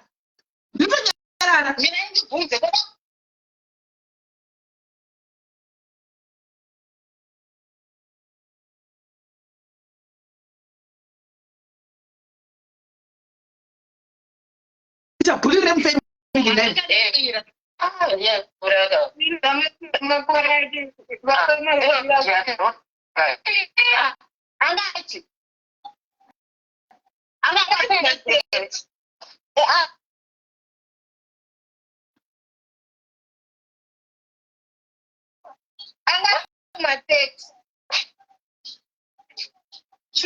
Naime Tapelo, tegara chose kwati tasemeni, Ruvimbo akagore paunyaga zvedu.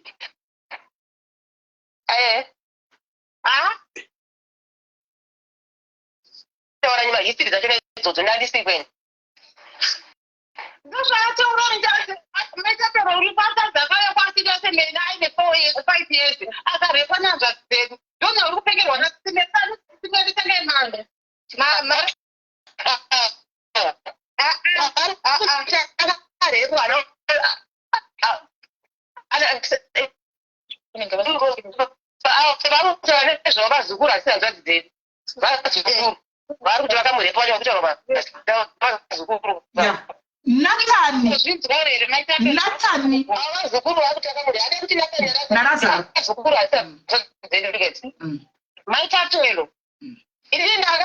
Nyaya ndakainzwa ari atouya atera kuno kuSouth Africa ndopa akandiudza kuti zvakaitika zvinondirwadza mama. Asi mama akati mama ndakavaudza kuti mama ndinorwadziwa ndakarepwa ndakanyarasa. Hanzi mukamupindura kuti wakaferepo wakarepo vandi zvamakamupindura. Handina kumpindura zvakadaro ndakatozozvizwa ndinopaa zvitaura memanja. Kuenda kudenga taura ichokwadi mama nauye akatombotaurika izini tatenda akanga aripo paakazezenga kutoita noise anjazanjani akamubata kuti azvinzwaro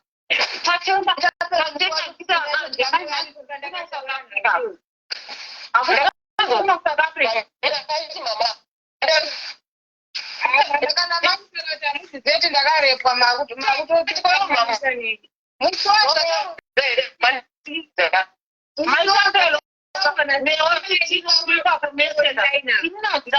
wasvibiswa kana usasvibiswa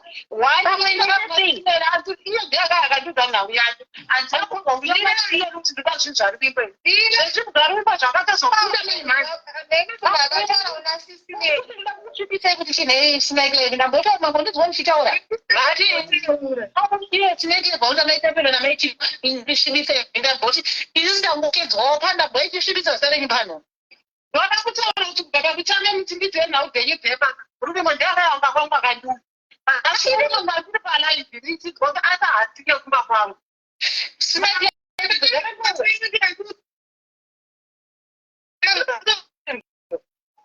ndini ndakakudza mama ndakaita kukuponderau mama ndikakutama kurenhau ruvimbo auya kumba kwangu nechokwadi dati kumba kwai ndinouya apo neapo vakatipambirane chokwadi chakanaka ndinokwaori mama muchigara padhuza apa ndisauye kumba kwenyu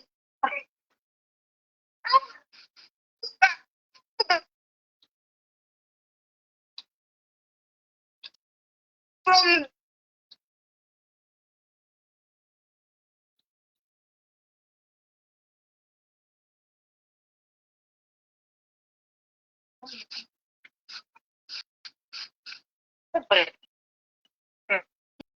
new breaker network dzacho dziri kuita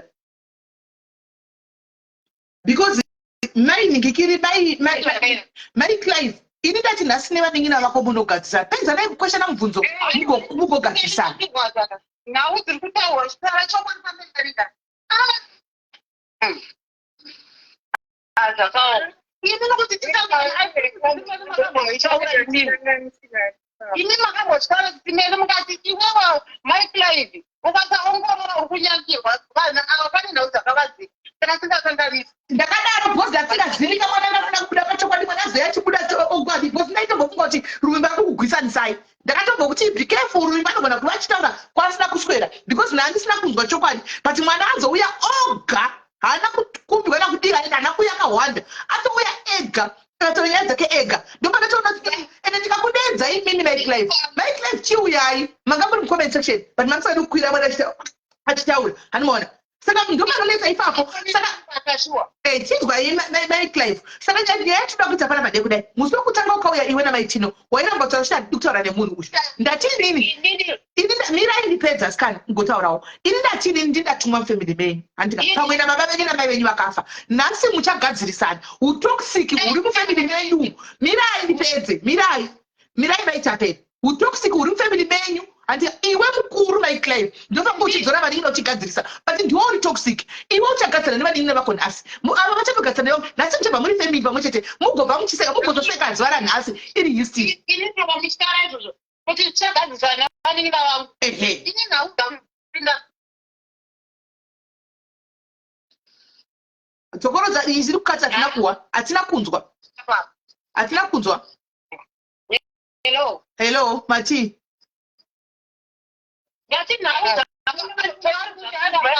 ndati dzinotopinda because dzinotopinda nhasi pakuti machizosangana mose muri 3 handi hamusangani magara musangani muri 3 kaini ehe hamusangani muri 3 saka inini zvandasvisamba iwewe problem yako muri kuona kuti maiclive ane problem guys muri kuona maiclive ane problem muri kuona kuti ane problem ane pride isina basa maiclive nevaningina vakavasangana handi but zvanaka kunaka kwechimwe kuimba kwechimwe kuna kwezvimwe vasangana vese vari 3 including mwana guys life is too short guys life is too short munhu anofa asina kurwara onai vanhu vari kufa vanhu asina kurwara ndisingatauri nevaningina vangu kana kuti ndinohwa sei kuti afa tisingatauri naye mukana wacho ndiwoyu masangana nhasi pano nese handiti vaningina vangu pane nhau yemwana asi ndinoda kutora mukana unosasisi venyu zvanaka mai havativazidzisi meni asi takusangana paplatform pavo why can you not make peace sakatanga tisina kudhara tiregerana tichemufo teke panyuwani ndo zvinoitwa ane pride saka vaningina kuti asi akati handifiri kutaura nevaningina vangu so chitaura navo kupi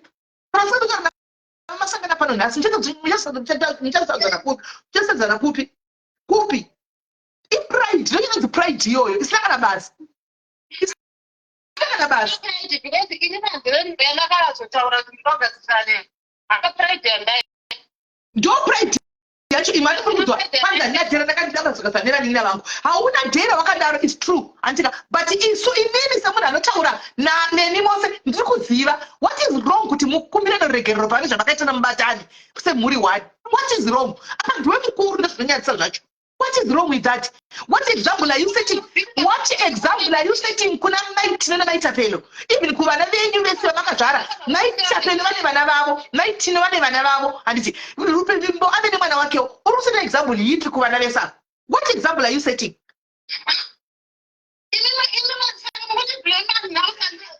Wani kutokublema nokuti ndiwe mukuru. Ndofa kupatanza muri. Ndiwe kupatanza muri, ndiwe mukuru. Kupatanza vana. Ndiwe mukuru. Kupatanza ini kwese tiri mukuru. Vakanesana ndiro nobatanza vana kwedu havatoza tina ndiri bvanyangu. Kupatanza vana ava.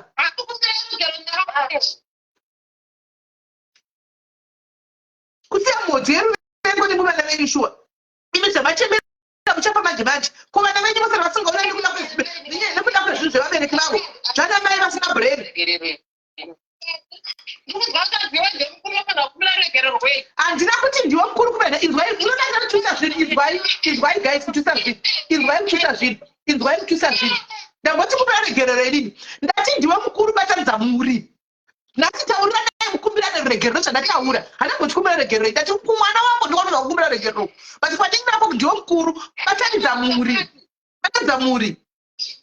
Batanza vana vako, vana vako, batanza vana vako. Batanza vana. Vana vapi? Saka maitino vanatapelo nenyaya yekuti vakadzi vakura vasi vana vako. Hausiriwe mukuru. Hausiriwe mukuru. Hausiwe mukuru here. Mukuru ndivana vakuka.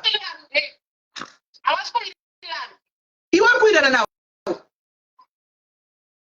Iwe kuirana navo here. Iwe vakuirana vacho. Iwe kuirana navo here.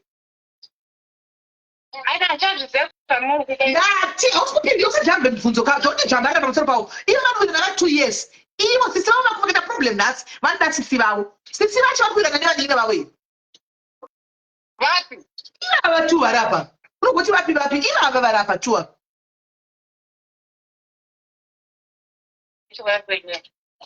Hauna mhinduro repo. Because unoziva chokwadi.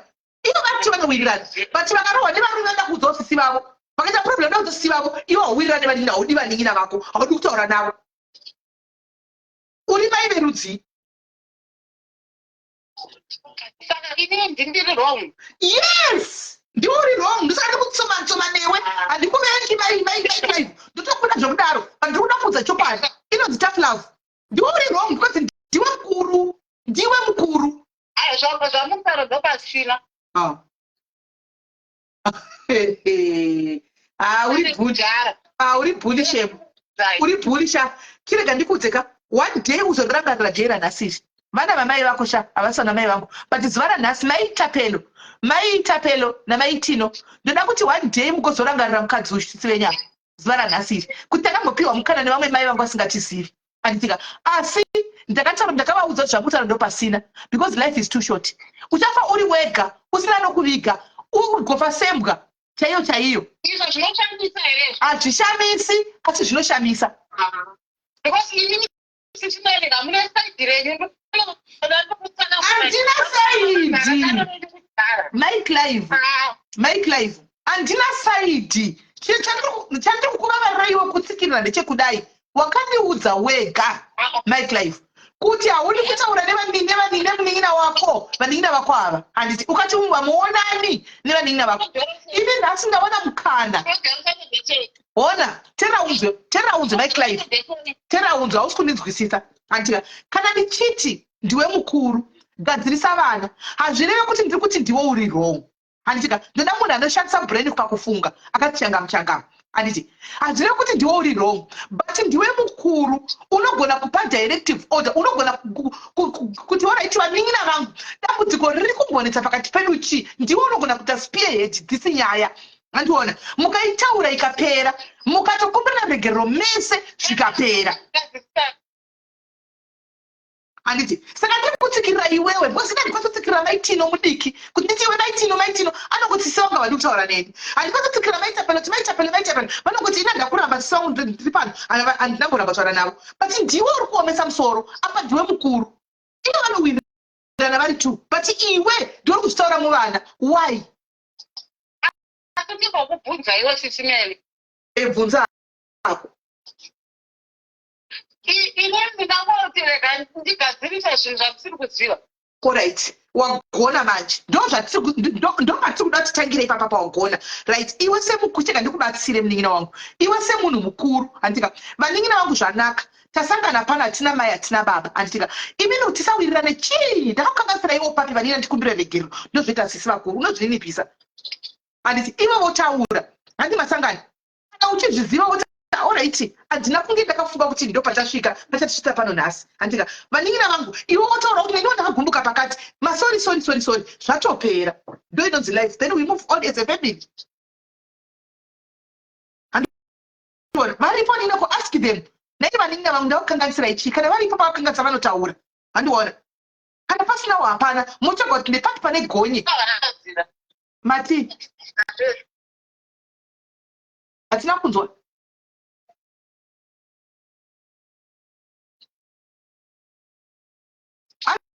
Adzichi hatina kuvanzwa adzichi.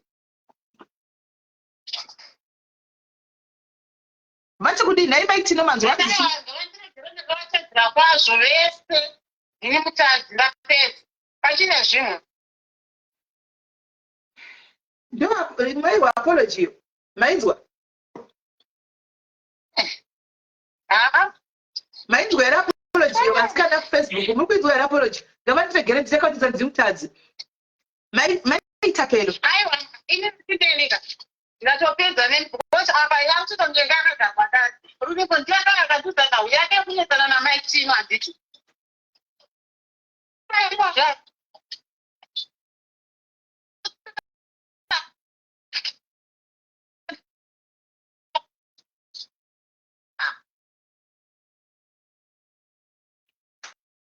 Maitapelo. Maitaps. Hello. Yaiti ndatraya kupinda sasisi vahombe.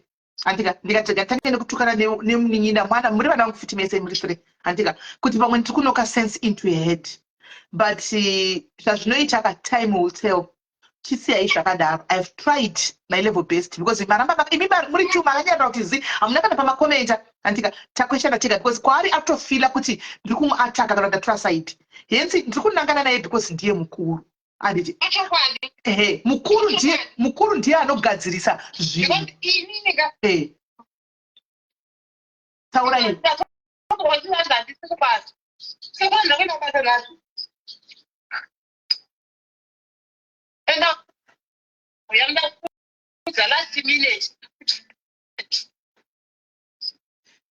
Saka mai Clive mwana anakukudzai nyaya yerepu here? Muri kuti imi mwana anakukudzai nyaya yerepu? Nyaya yerepu anakudzai? Inandapinzwa ndakatozoitwa takuno South Africa. Zvavaiziya mama zvinhu zvakaitika varipo pamusha muchichera mvura pamugodhi paindotorememba pamakandirova nechinhiki zvairukwa zvekupopesa mombe nechitorobho. Chitorobho vanojoina. Varipo mama varipo. Inini ruvimbo chandokudza iwo kana itakuwirirana nasimaila wako nenhau dzenyu dzemba ka ndondikupidza nenhau dzangu zvokera zvakanaka kuti kunetsana kwangu namaini Ismaila vacho vamuri kutaura hakuna kana kuti kuwirirana kwandakaita navo handina kuwirirana through zita renyu but vanina venyu ndakawirirana because nawo ndana mama zvafanana inini neni tikatotadzirana ndofanira kuti sori kumoonawo nemiwo pamuri wrong nemi then toendera mberi neupenyu hazvirevi kuti takutomwa kana kusvika mukufa kana paine kutadzirana kwaitika. ndokanati iwo kana kudakuwirirana nunamai vako ine handikurambidzi asi ndokumbira hwangu inini zita rangu risapinde chete.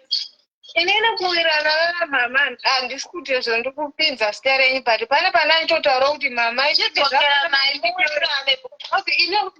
ndipinde nhau dzenyu ndiwakanga wandiudza uchitochema uchitonditendera nemari dzawayaaa ngatimbonirei nawestend nawestend yaiswa paside handiziva kuti ndianakatoona sisimeli sisime ndandikavapindura kutokwanise zvachii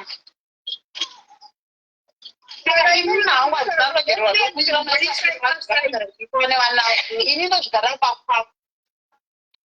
Bosi inini changu chimwe chine mubvunzo mumwoyo mangu, sei ibi muchitorana namama etapelo kana kutaura neumwe munhu hamudi kuti nditaure nemunhu kana Iwe Rwimbo kuti namai tapelo namai chine nhau dzemari yako.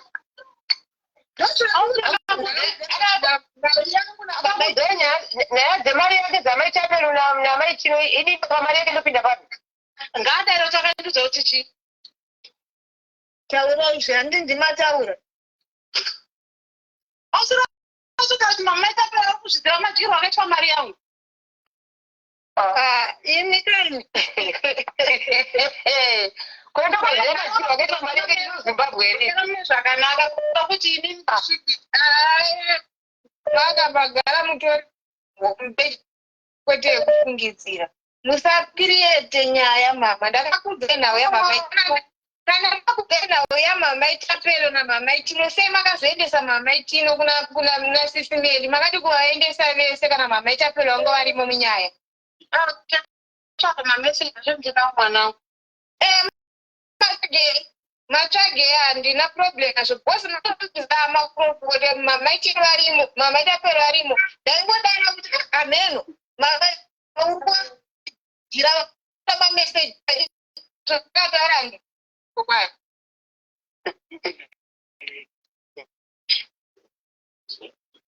pfuuramba ndakakudzai nhau yangu namama itino ndakataura yesu kuti mama itino zvakafamba so ndakakuudzai handisi kuramba but ini ndazotaura kuti inini pane zvinhu zvinondibata mumwoyo mangu zvinondirwadza ndofunga mama pane madhezi amachaiwa amaikora keza madhezi anga ndaigona kumukana 12 kana kuti mainotora mwana wazonoka kuti ndatora zotora mwana amwe ezvibvunzawo kuti chii chaiitika pandiri kuti sei ndichiita kurekta zvakadaro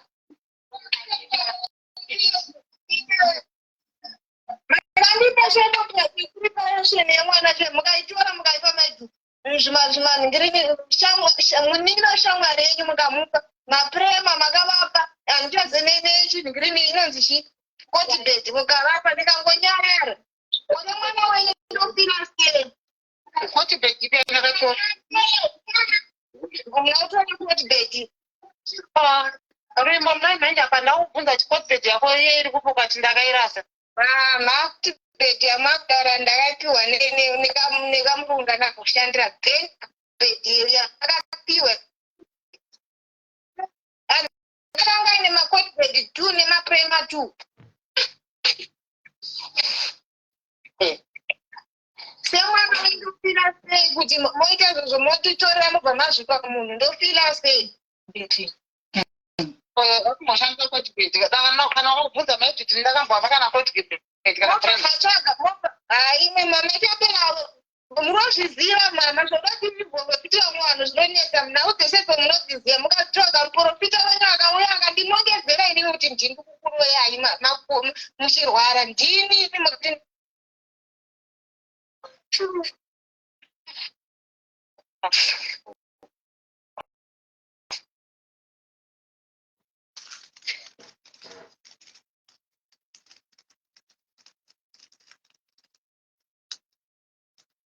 zvakaoma shuwa zvakaoma guys izvi ndo zvinhu zvinozi zvakaoma chaiko tasina zvakadai mama wakabvuma sisimeri ndawereka mbechi makanga maizwa naye hello tirikunzwa hello Hello. hello tirikunzwa Ndiripo. Ruby vanobvunza because she's looking for closure. She's looking for closure. Anowana kuti aihile anofanira kuwana closure. makachapero asati network I think network iri kuchitiza so zvomati kuri kunaya.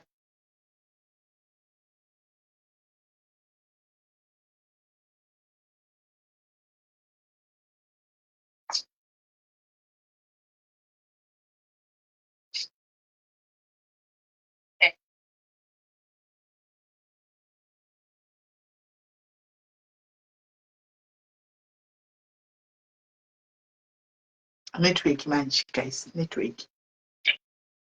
Ukurava maikapelo neuko ndokusunzwika. Ndini kana kutobodzwa chini.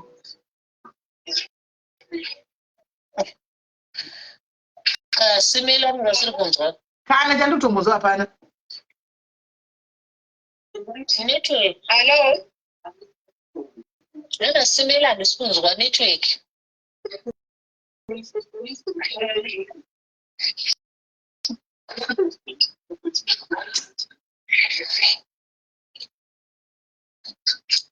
Hello. Thank you, Gabriel Blake. Thank you, Ajazi yangu. Thank you, Gab. Thank you, Gab. Ajazi yangu. Thank you very much. Hello. Ingine masters. Network iri ndaichitiza, but handisina acheta pokunzwi. Saka mai Clive zvarwadza kuti unyatsokumbirana regular nemwana wako zvarwadza.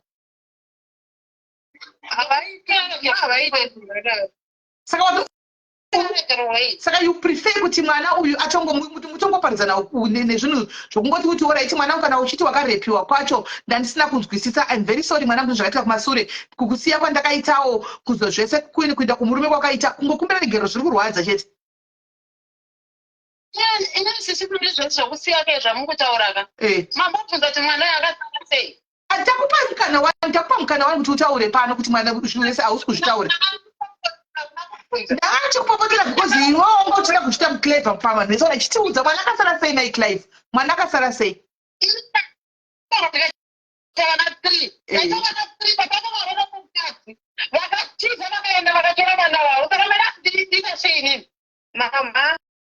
Wakaita vana 3 na baba vake? Kuva muvaripi?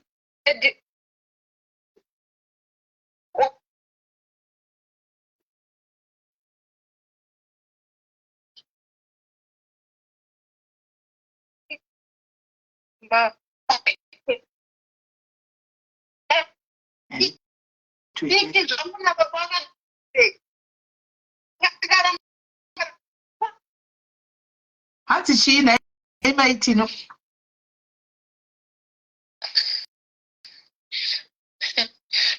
Hanzi chi?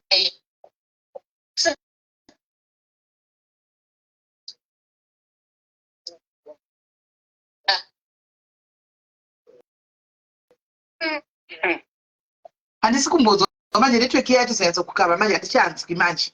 Hanzi chi? Hanzi akaita vana 3. Imi bule kwese vana vangani. Chicha ndakandibviseko. Ndakaramba murume here. Saka mune vana 3 na baba va uyu va Ruvimbo. Tanga mateko side titimeri. Titakunzwa chiti pai side racho. Nyaya yerepu ndo yatirwadza. Nyaya yerepu ndo yatirwadza. Musatame mapopota. Aiwa nyaya yerepu tinopopota mai mwana. Nyaya yerepu ndo yatirwadza. Stereki. Nyaya yerepu. Munopopota. Nyaya yerepu. Ndakumitiswa kana kuitwa sei? Makarowa. Aiwa vataura. Vataura. Akazonyenda aishanda naye. Anozera mwechete nemwana ndokutena kwakaita akapinda kupura pakati. Akatora vana vake pakamera kudira seka atora vana vake. Atora vana vake mwana yanga ne makore mangani? My Clive. Akatorwa aine 4. Saka mwana ake aine 4 years imi musiya mwana chine 4 years asikana.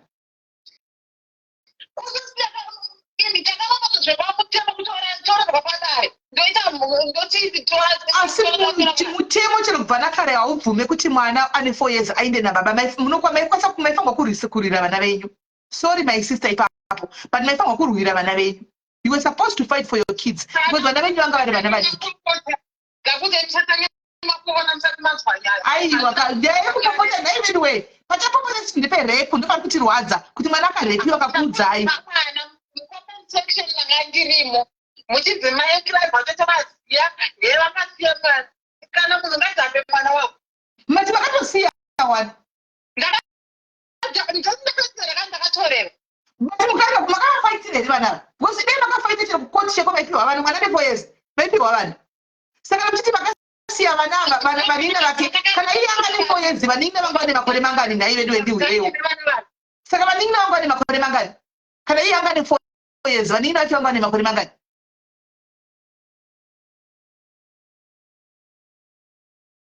vanina vanga vane makore mangani pamakamusiya iye ane 4 years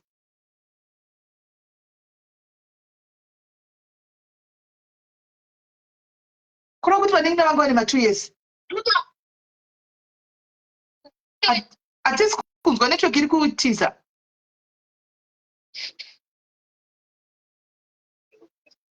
ngatikuya asiri yekutanga kumbaba kuna baba Clive ikoko kuna baba vake ikoko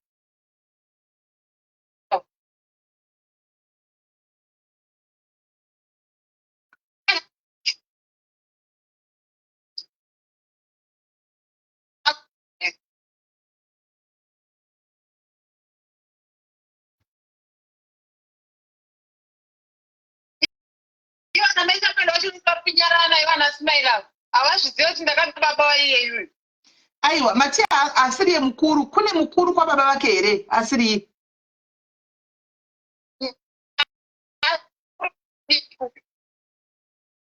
mati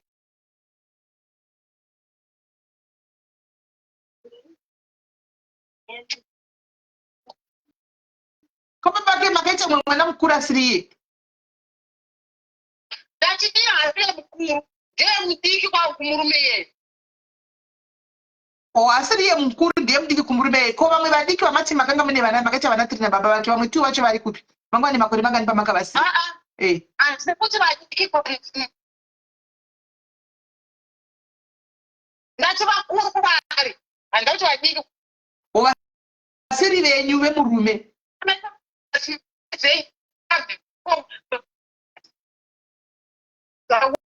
kurati maita ndivainge aramamazve pamaindiudza kuti mimi makarambirwa kuti makaparadza zvinhu zvatete nekuendesa mamaita pero muchikoro ndakakuudza kuti nhere zvakandudza kuti makaitengesa zvinhu mushuno kuti papedzwa life makandifonera kuti mama maitino ndinoda ruregerero rwei ndakavachengeta ndikaparadza zvinhu zvatete vangu futi ndichivachengeta but vakaroorwa havana kundiudza makandifonera makabva matondibloka kumadirect ko kuti ndati ndakumbira regerero namama itino ndakakubloka nhere wazi ndakakufonera ndakatoona foni yabloka kumakosi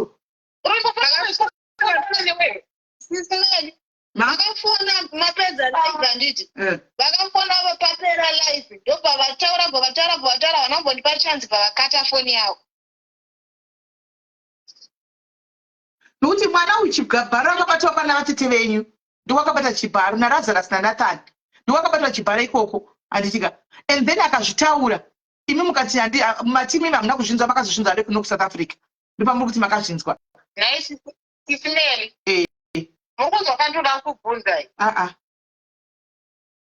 handiti akuta akambuya vake kwamai vake saka ini ndakazogara naye pati aiwa hamuna kugara naye mwana uyu ataura kuti ndiri kwababa kwasekuru kwakakurira uko kwanditika akanga akunetsa kuti ndinodawo mai vangu ndopaakaunzwa kwavatete venyu kwamaigara imimi aunzwa kwatete kwamaigara ikokoko ndopaakabatwa chibharo nevarume 2 ava handitika ndopamakamurova imi mukati hazvitaurwi mukamudzosera kumba kwavo kwakazoonekwa nefamily yakamutora yaigara kuHarare vakaenda kunomuchengeta vachiti ashande but vakati uri mwana mudiki akwanise kushanda vakamuchengeta kuHarare kuya kusvikira azouya kuSouth Africa kwenyu ikoko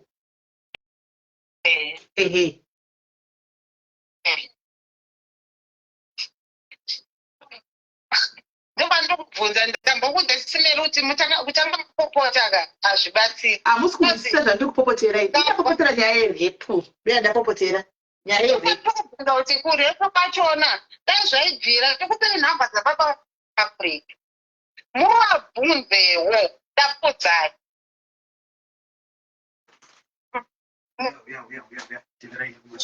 hanzvadzi yake kukuru festival ari munhu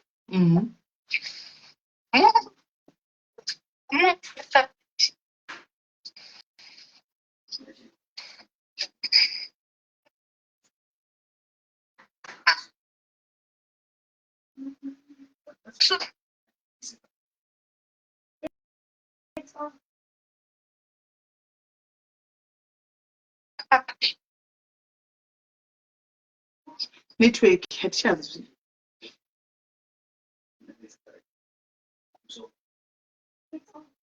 network iri kunetsa wena ndikanimbotira kubvisa pawifi tione shandise data charire kufotona faraya wanita info hello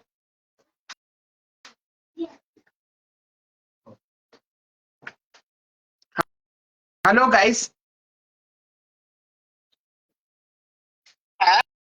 nawira papa vana varongajira ruimba adakwira na maitaperi na smile akati na 20k mawirana kuti iri muri kufila alright saka muri kufila kuti inamboronga dhirini but maita network zviri kundita mashura chevasikana ipapa indidonetsa kendojoinazve apondabvisa wifi kashasa data tozvakaita futi musuwe pride kungoti sorry mwanangu sorry yatonetsa vatotobvuma kuti vari kutoprefera kuti vaparidza nemwana wavo zvachose nenyaya yepride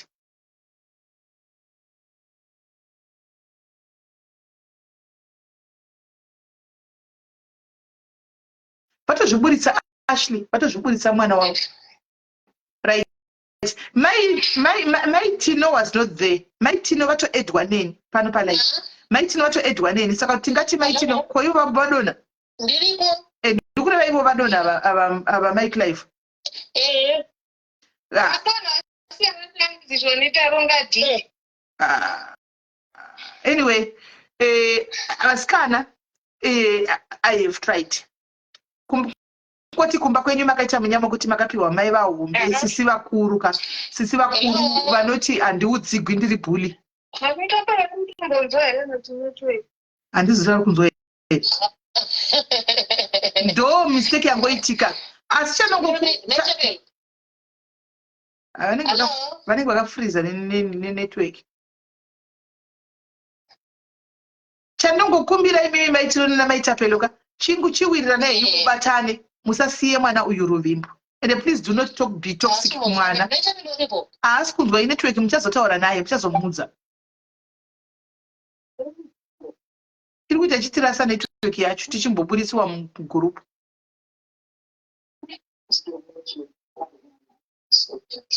ndiri zvaro rarongwa hapana because maitino ndindatovaisira data kuti vakwanise kuuya pane vakwanisa tozivi kuti palive vanga vachitoti pafunei handitika maitapere nhamba dzavo chezvo handisitorina tatodzipiwa tatodzikumbira pano saka zvedhiri zvaro rarongwa panga pasina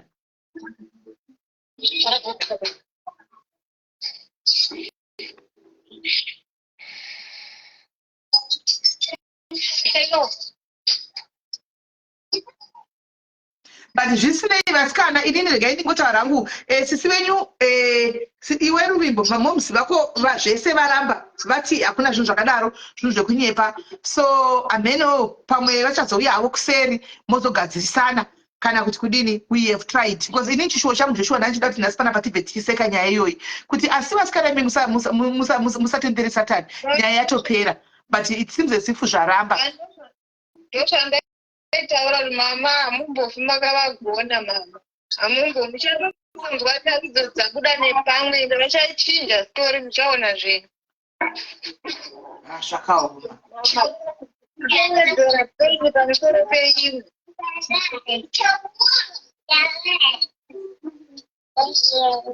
kozi inini chinotonetsa kuti zveshuwa mama handina kukura nawo but ndoshiya kuti chinhu chandakanyanya kuvatadzira kuti vanongoramba vachingondiredzera peini pamusoro peimwe peini pamusoro peimwe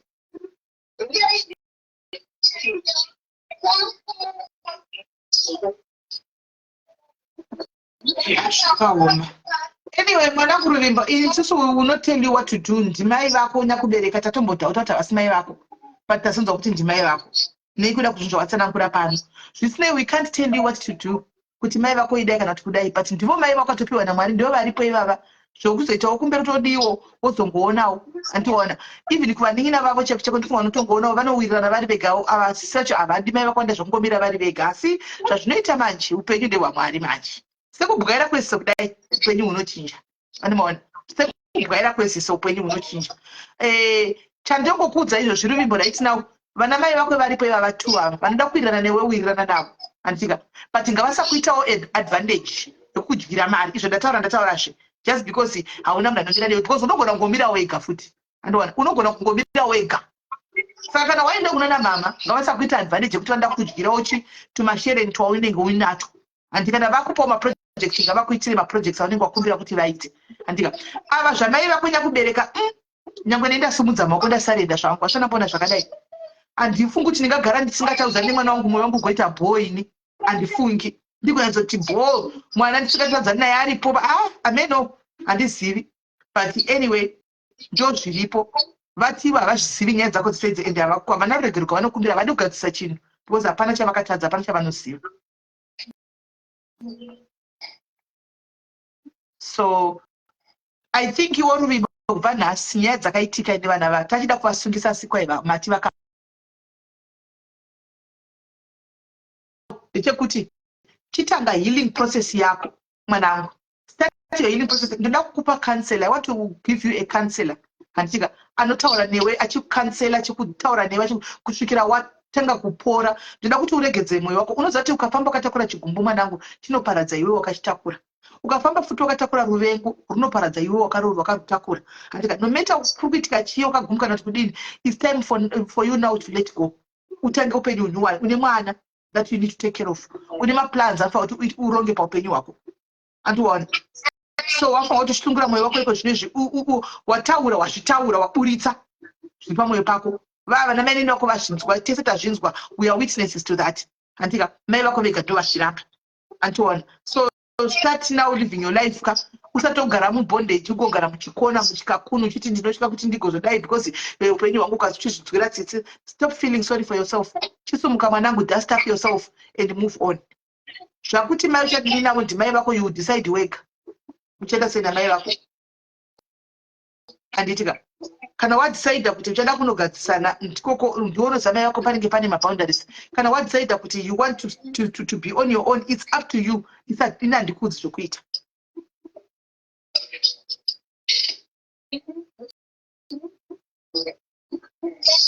Uri kunzwa Ruvimbo?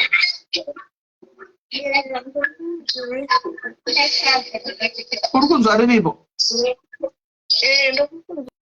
Ehe, no need yekuramba zvako wakabatira. Mai vako havaudzwi, havaudzike, vanoziva zvese, saka chivasiya.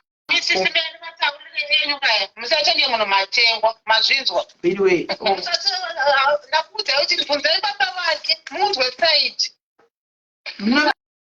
chero pasina kuti kubvunza. Unoziva kuti sometimes zvazvinoita Mike Life, unoziva chinonzi nevanhu vakuru vanoti bvuma kupusa.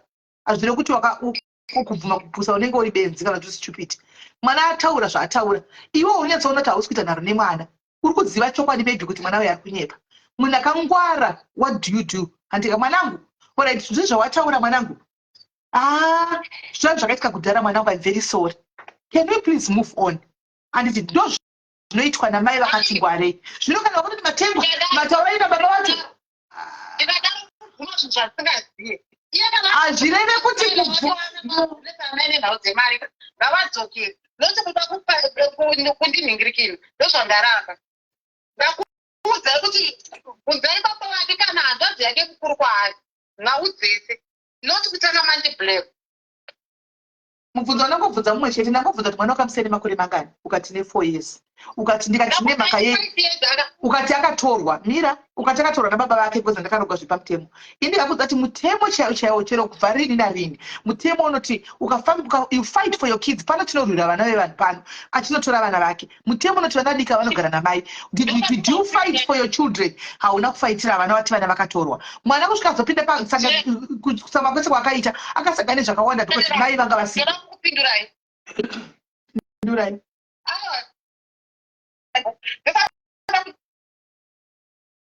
Kupikisana nemi.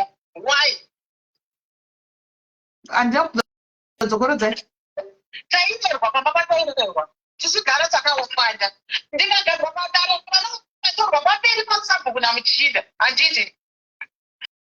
Inini pamera upenyu hwatairarama iye dhori yawe maisapero. Ngataure chokwadi. Ndinofana smile vazviziva.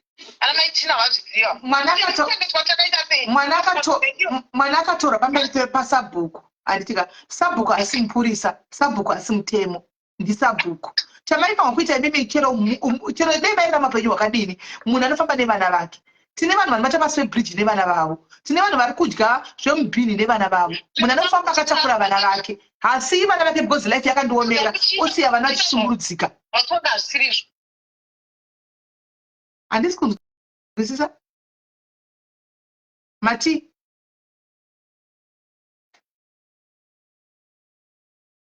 Mati taurai.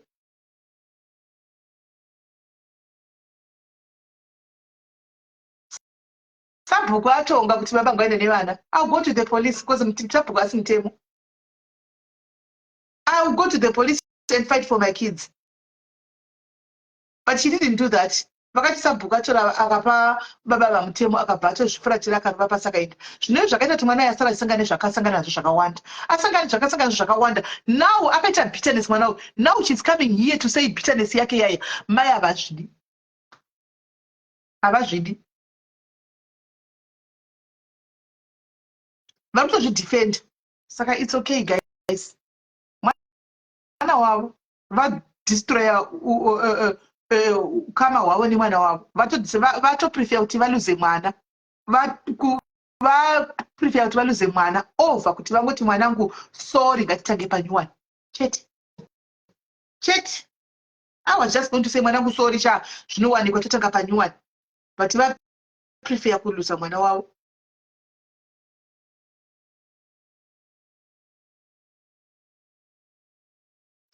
Cynthia chero wakarorwa wakabvisigwa wakachata wakaita sei mwana ne4 years hasiwi nababa vacho. Haupi mwana ne4 years kuna baba. Unoenda nemwana wako. Mai vanofaitira vana vavo. Mai vanoprotecta vana vavo. Simple. Tisasala kusara chinyeperana guys. Vakadzesa vanodivorce vachienda kumakoti vachideva vachigura vana vavo vanotori nemichato. Vanotori nemichato. Yakunetsa network yangu guys. Phone yangu yakutonetsa. Vangani venyu vakaenda nevana. Vangani venyu vakatopiwa magupuru pamberi pamasabhuku asi makaenda nevana venyu. Makafaitira vana venyu. Vangani.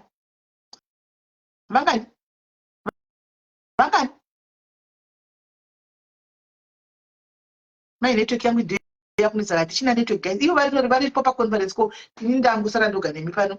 Uko hatichakwanisa kupinda kuko. Mino chichikuitika. Chakwanisa kupinda pako. Exactly, Knox, especially girl child. Look what happened. Akazvika pakurepiwa. Look what happened. Mwana akazorepa. Vakuti handizvizivi takarepiwa. Come on. I'm failing to join in.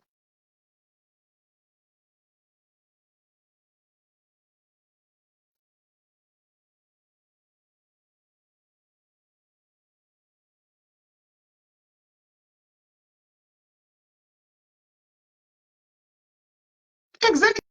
Petronella. Vakawanda varira vana vavo guys hatichina network manje. Hello caller. Network yasara kufoni iya ina network. Caller hello. Muri sei sisi mimi. Muri sei. Diri right muri sei. Imi network yechiri kunetsa. Mino zvatoita foni yangu. Sisi mimi ndada kutongotaurawo hangu panyaya yaruvimbo kuti ruvimbo ka ana mai vakadai so ndosemuna amai vangu. Sisi mimi ndakatoda kutoti ndiwe nenyaya yangu pana pakatinoita kana kuti 15 hours tichiitaura. Saka ngaatongoshinga azvichengetere mwana wake nekushanda. Yakaitiramba kuti ndidzoke. Yakaitoramba ndipinde network. Ndadzoka manje.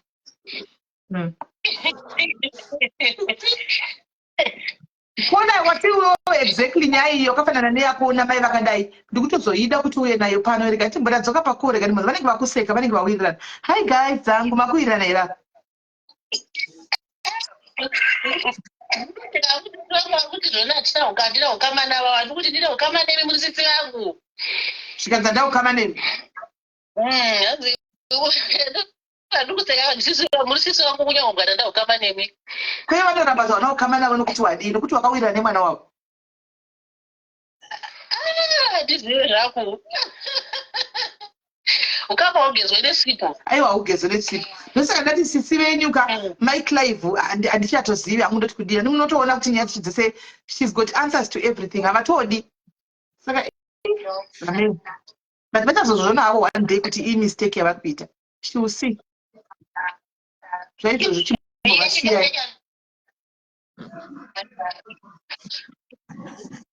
zvaizvozvo chimbovasiyai vaite upenyu hwavo hwacho chimbovasiyai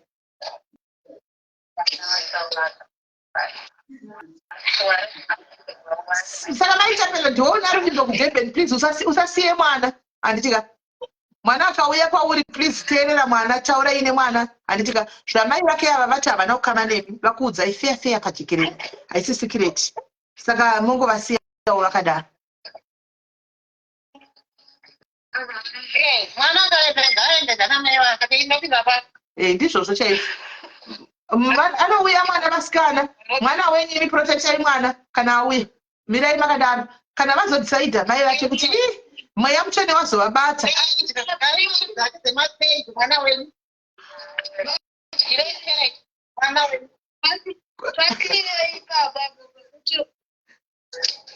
anzi vadyirei mari dzake dzemastendi mwana wenyu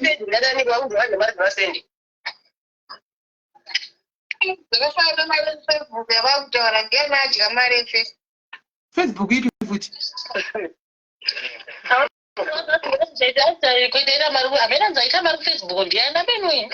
mari yei futi imari yei yavaita paFacebook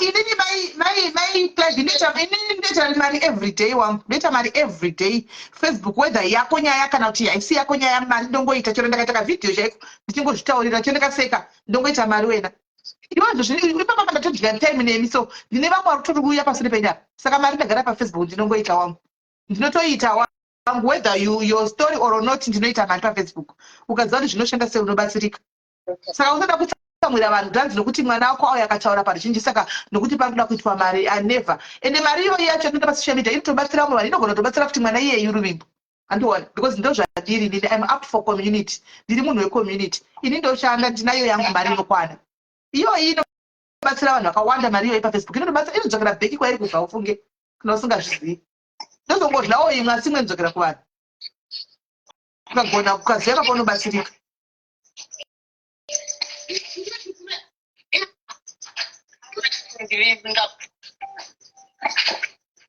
matii maitino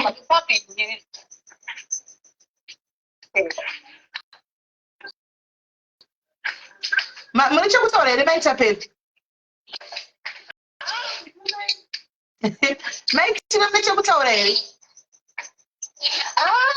ndisisina hangu nongoti maita basa simeli tabatsirikawo maita basa handitika right Ruvimbo mwanangu vana mama vako 2 vari kumusoro uku what do you want to say before you drop sati madona edu vana mai vako ava vari kumusoro uku what do you want to say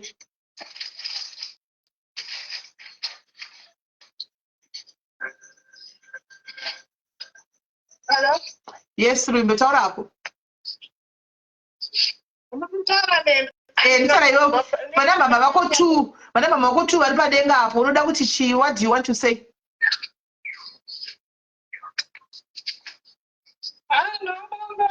hangu reshe chino vakungondinzwa vanondibatsira semwana thank you ende varambe vakadaro ende varambe vakadaro rambai vakadaro vasikana pachanai nemwana wenyu musikana ramakwana rizikamwe matii vaikira inini Hello? kwamakaenda vakagoindetu pavakaenda kuita zvinhu vaiclive vedu munhu akakudyira mari yako arutamaklaiya ndiri kuti taurai yei hatisi kunetso kunzwa itaurai ndati pakakaenda kumainda kuhombe munhu Ruvimbo munhu akamudyira mari yake ndokusati kwakwe ndakuipatukira ini kutaura zvisiri izvo munhu akamudyira mari yake ndekutenda ana mai vangu stori kakake ndina problem ndofunga even kana mabirthday ndokuitira nyange ndichirwadziwa sei pane zvese zvamundiitira ndinongoita ndichirwadziwa patapana ndatouyawo hamu ndichitaura kuti azvi zvinondirwadza kuti pamwe mukaziva zviri kundirwadza mumwoyo mangu ka muchaonawo saamai kuti azvishuwa apa neapa nepaapa but mukuona kunge zviri normal normal zvipi kuhombe wako Smile has been there for Mwanaka. Smile has always been there for Mwana wenyu. Smile has always been there. She problems actually. She has always been there for Mwana wenyu.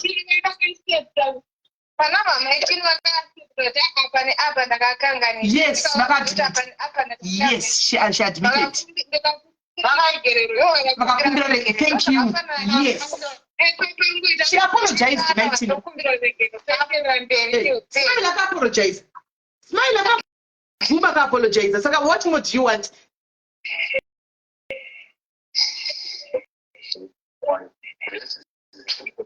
Smile apologize. Even munoramba zvese hamudi munoti handi apologize do apologize chi ndo pane era ipapo.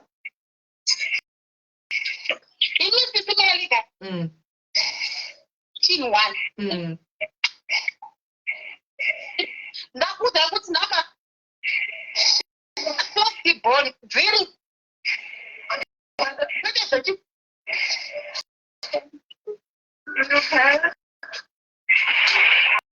all right, my life ngatiitei so imimi neni ngatitaure kuseti tiri tega tiri tu tutukane kuseti ngatiture mapazama pake nezvekutsva kwake ndinokupanidza chiti akanga ari papanakanga mari nababa vake because ini naziva kuparangwa zvekuti vanhu vachakadzvene chimana akagama riandopima akaizazizaruviki vakati nhasi uno munoda mutengera dhata kuti varonga chikare chavo masikatu aiwa ndinoda mutengera ndinotamutengera because tachida kubvunza nyaya yekuti nyaya here pano izvi ndatatamutengera tatamutengera rewiki rose kuti tinyatsokuhwa kuti anoziva here nyaya yerepo munin'ina wedu chero akatikumbira dhata cheko ariko kuti sisimeni takandojomba dhata totomutumira sezvamakangotaurawo kana kudebheni akangokumbira kuti ndina dhata tongokutengera. That's what we do. kana mama vachitaura kuti kuti imini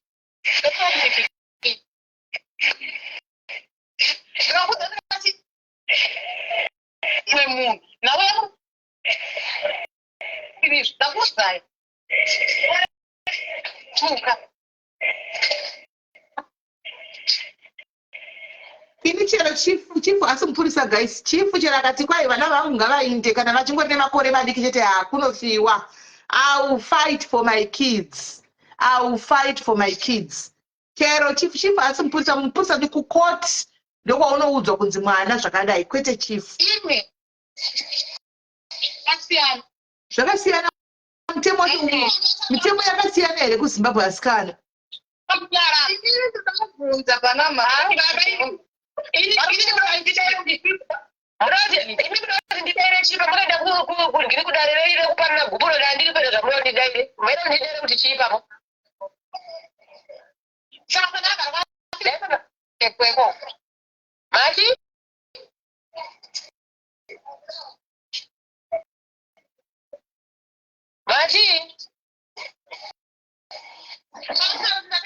kwasemeni razaka rakayarirwa semeni paari kuti akarepa ini handisiko ari kutaura wani mwana ini handisiko zvaari kungotaura wani pane imwe nyaya saka ini munoti ndidairei mwana choti ndandisiko paakarepa ndodairira nyaya dzandisiri kuti ndandisiko here ini aiwa zvakanaka ndokudaira nyaya kuti mwana wese handisiko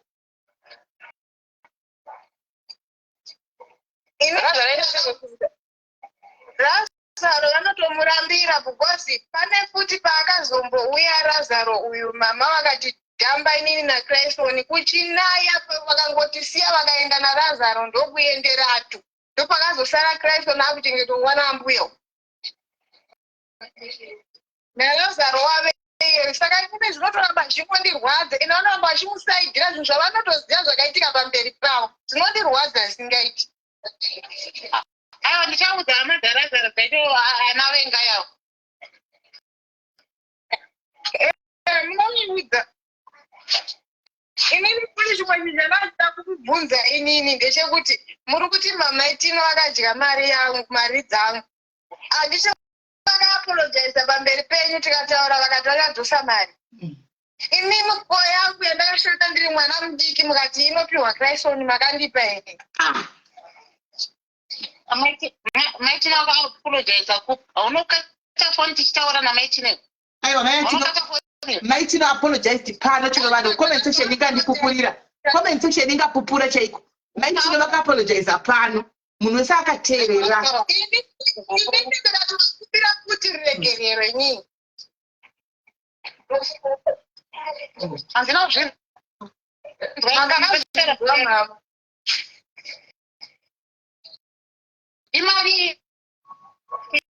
imari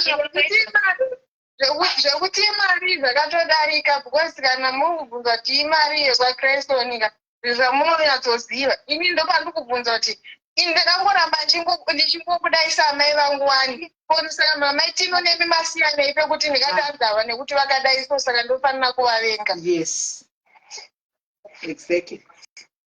iwe ndati wirira naye semaurira namachiita wirira naye badimtandarabama ndavaudza kuipo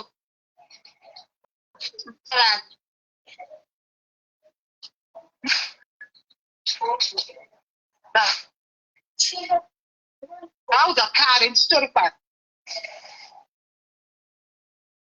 maudza kare kuti chii yanzaudzani amira kuti vaudzani nebhizisimeni kuti chii asi uziva zvakakuti vakuudzai kare havana mbondiudza chii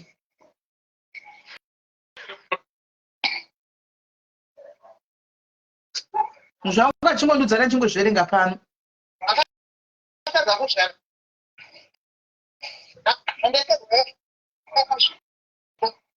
vana mai kana muine vana venyu pavana venyu gold guys chipo chinobva kuna Mwari batai vana venyu zvakanaka mude vana venyu zvakafanana namai pavana mwana wamunoramba iye mangwana rinofuma riri gold rekuti ndeo rinoputika chaiko chaiko zvokuti munozonyara kana kuzodera mudhuze naye handi mazviona idai vana venyu zvakafanana protect your girl child especially girl child protect a girl child anditika ndakuudzai kuti kudhara zvokuramba ndichataura tichava bvunzai basaka vake vachona apa pakuai nhau dzekutaurirwa imi hamuna kana chamunoziva ene mamusipo inhau dzekutaurirwa samwe nemukurati munhu wese angangokuvengai iwo rumba dzautana unotaruruta vanhu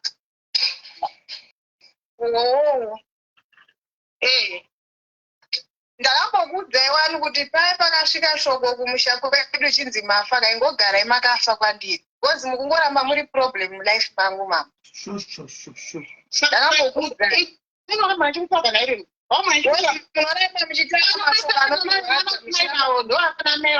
muchitaaachaya kuti ndipinde mumba dai pasina imimi makaita madhirama makaita handifunge kuti dai ndanga ndiri mumba handifunge kuti dai ndanga ndiri mumba kuti ndizoenda kumurume chii chakaitika kuti ndizoenda kumurume chii chakaitika makauraya upenyu hwangu imimi mama kana timbobvisa vesana mama itinava makauraya upenyu hwangu mama ikudzi vakazondiendesa zvaita sei kuti ndovakuendesa saka kuti nakudzi vanoda kupinza vanhu vakawanda muchiziva mama vanonyepera kunge munhu asiri kuziva zvaari kuda kuita oda kuzonyepa kuda kuzora mama itaurira mamai munashe vakafamba neusiku mandidzinga inini vakafamba neusiku vachizama kuti vatiza ruvimbo vatiza vaita changa chakukwata wanga wakudhipisa vatiza vaenda wanga wakutodhipisa vaenda kurwadziwa mama vanenge vachindirwadzisa vanoramba vachindirwadzisa kuti ndidhemba macho vanoziva nhau dzayo every time ndinorini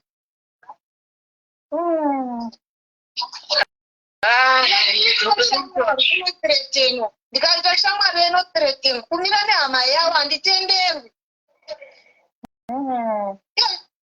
akaona kuziva here handira hama dzacho ndotozodziziva ipapo handipane nhau dzataurika kudai so vachatanga kunyekwa vachifonera fonera wotozonzwa nhamba dzausingazivi ndini ningi wako wakwanhiki zvakazodai apa ivo havazivi amini uri kuona hava vadona wenda fast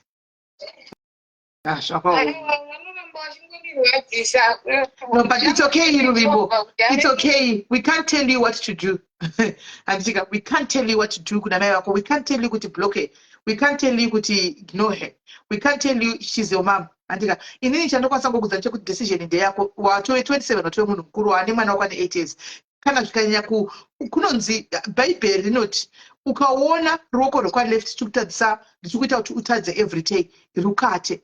Ukaona ruoko rwekwaRight richikuita kuti utadze every day rugure. But hatisi kuti gura, isi tiri kuti decision inde yako. Ndiono unoita zvinokuitira wava munhu mukuru, hausi mwana mudiki, wava munhu mukuru.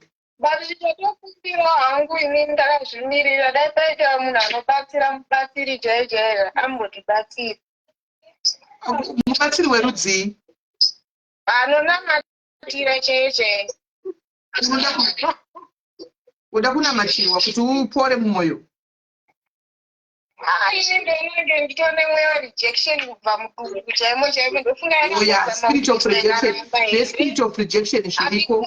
The spirit of rejection. Ndosaiwa kutifwa mimba yacho ikaramba here zvinotondinetsa kuti mama handa kukura nawo but zvavanongotiita zvazvo zvinotondinetsa kuti zvakavadzirei. No, the spirit of rejection, spirit of rejection is really common now. That one is true. You need to pray about it. You will. My prayer warriors, my nini ndakona in comment section. Muribo ina prayer warriors. Kira itu one timbona matrama now. You spirit of rejection. Baka wanda wane spirit of rejection. Kuti anotofunga kuti asi ndakapare iko. Baka wanda. Timboya guys. And it's right.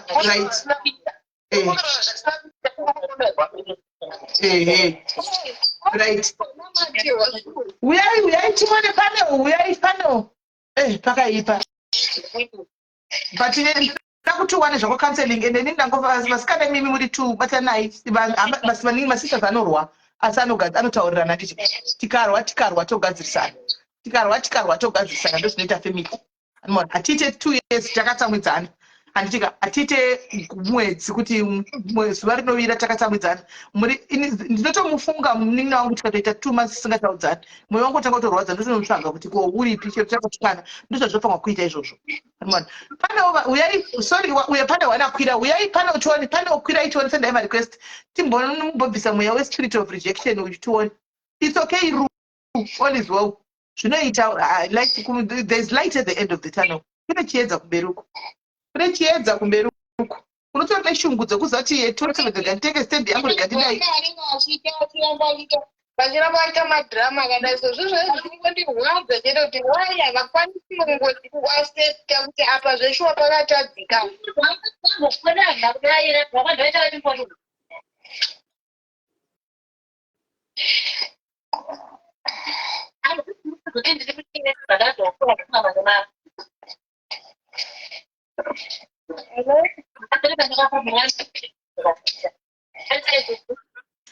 Uyaitone pane send my request.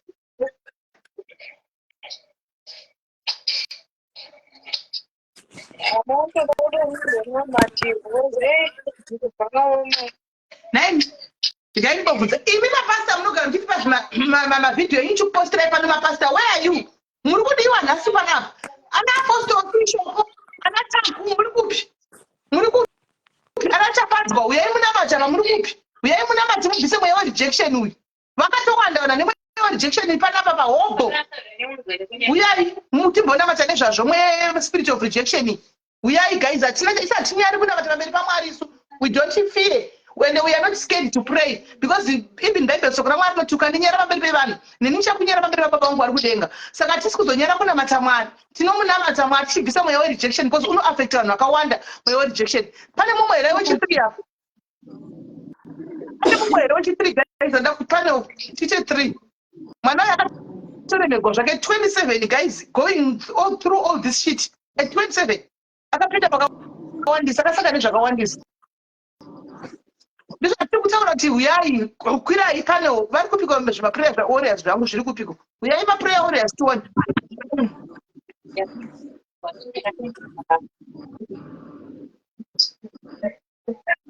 Uyai tione maprayer warriors, kwasara 1 tuda 1 chete.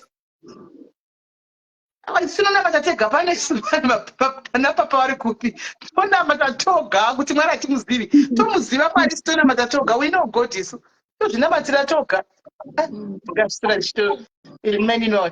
Tingasira chito tingatosora chiti kwa ichi kana papa tonamata toga isu. Tomuziva Mwari tokudana. By Edins smelly death. Ku Edan. Handisi kuvaona vachigodora.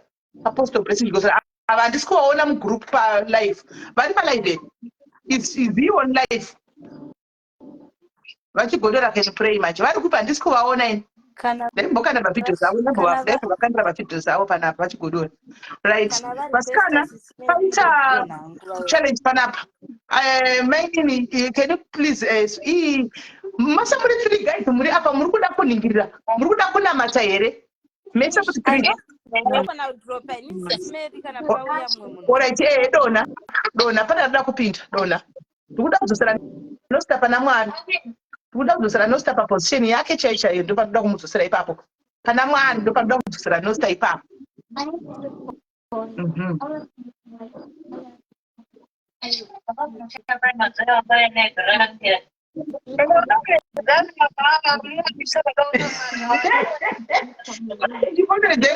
Nosta buda uzoke iri kuti iri kubiko chiwo chikudelefoni yako. Tete chaivo varipo manje paita maprayer warriors ega apa. Tete chaivo hamuna green button. Hamuna green button. Budai mudzoke guys, hamuna muri kuramba kumuda, budai mudzoke. Budai mudzoke.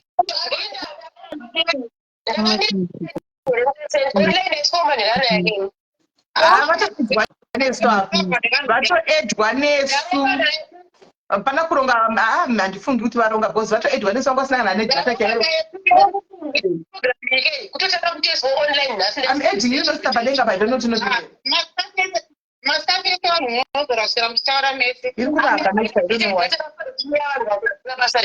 Let me see. Tete chaivo budai mudzoke.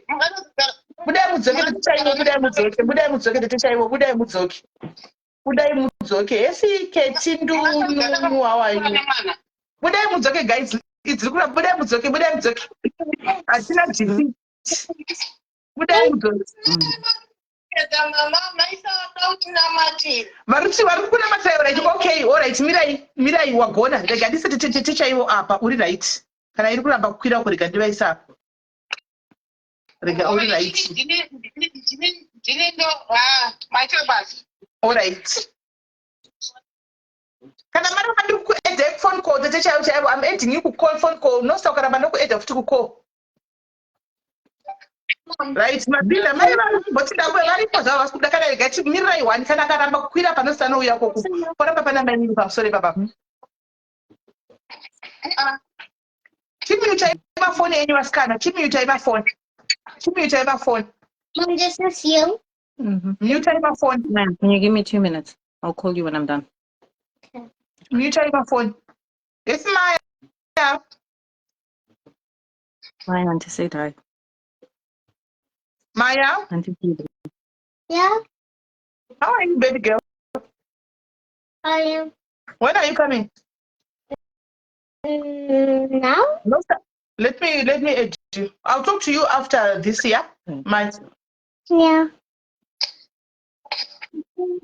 wait. no, sir. Try to send a message to one. Try to send the message and the number. Andina number yako, try to send the message. Ami yepi kuti hapana azondona vese varipo. Hapana na Mike Live varipo, hapana doni. Hapana doni.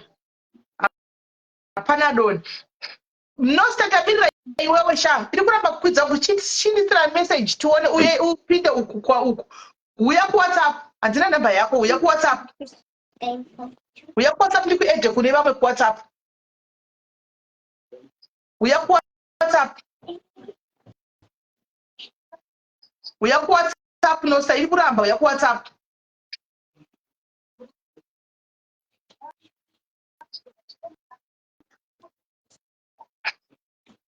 Uya ku WhatsApp. Oh my God, no muri kuona baba. Meni atushura ndadika modzi yechingwa. Pretty woman. Beautiful legs. Nosta tu uya ku WhatsApp sha. Uya ku WhatsApp iri kuramba kuti ku edge. Tatomira iwe uya ku WhatsApp. Mom, for me and mom to come. That's the white game. Luisa jeba omwe maini wechikomba changu. Ngazo wechikomba. 50 years. 50 years. Lajo. Aiwa. Nosta kaambira iwewe nosta uya kuseri uya uku. Uya ku WhatsApp namba iyo. Uya ku WhatsApp please kuti hai. Ndikuende tatomira iwewe. Lajo. Tatomira iwewe uya. I'm just gonna set up the balloon. It works perfectly fine. Next up the horse. Adzimai vanoyevedza kuona naizvo zvovodorega kuti tichiita munoka you met maini chaiwo Ngachina mati. ndapindira nosta vacho hachauyi tangutamira pano ndakamutika bhobho afa kudzokera paposition yake chatomisa kupaneli yemaprayers a8 yai chatomisa ipapo futi she must come back paposition yake.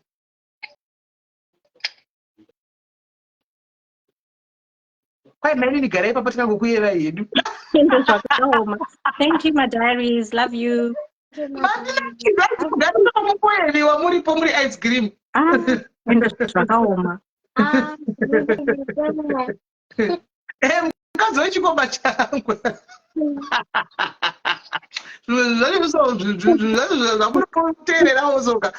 Zvakaoma. Hanzi ndaisa nhamba. Hauna kuisa message, chisa message. Ndopaunozogona kuti aya meno. Ngatimbotarisa.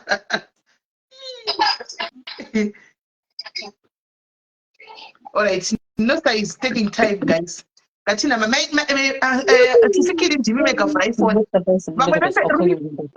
Mute iPhone. My tapelo mute iPhone. My Ruvimbo mute iPhone. Mute your phone. My tapelo mute iPhone. Mute iPhone. Kana ndikumute kana kusingakwanisi ndikumute ini. Right. Ndakumute apa right guys, muri kuona zvikuitika panapa. Pane mweya rejection and zvakare let's pray for this family. These are sisters. And let's pray for these sisters guys. And the devil ari kupinda mukati memhuri ishi. And the devil ari kupinda kuti akanganise mhuri iyi. Ava munhu atakatarisira ndiye munhu ari kuoma musoro. Andimona ndiye munhu afa unga achigadzirisa kuti vagadzisane vese vaseke zvakare zvagara zvakare. Hapana mutsvene tise tiri vatadzi. Hapana mutsvene tiri vatadzi. But tiri vatadzi tinoregererana nokuti hapana mutsvene. We move, we forgive each other and we move. Kachida kuti Mwari vatiitire zvakanaka tinoregererana. But pane pashayikwa mweya weforgiveness. Paita kamweya kegodo mufamily. Paita kamweya handisi kecompetition mufamily kana kuti kechii handisi kuziva mufamily. Of which that's not correct. Saka chikukumbira kuti muite spearhead this prayer. Mobva mangobatadza uri comment section ikoko. Okay, let's pray. First, I just want to encourage my sisters. Mfunge, like Sis Melly said earlier, life is so short, Mazuvano. People just wake up dead, and you don't want the last thing for you to have said Kwamaya Kopaya Shaya is something bad or something like, I think Eli Vianezuro, Pakanzana Sis Melly Mozombo Shanyirana, and then I think my class Magata Shimbo Fasha Gaitika.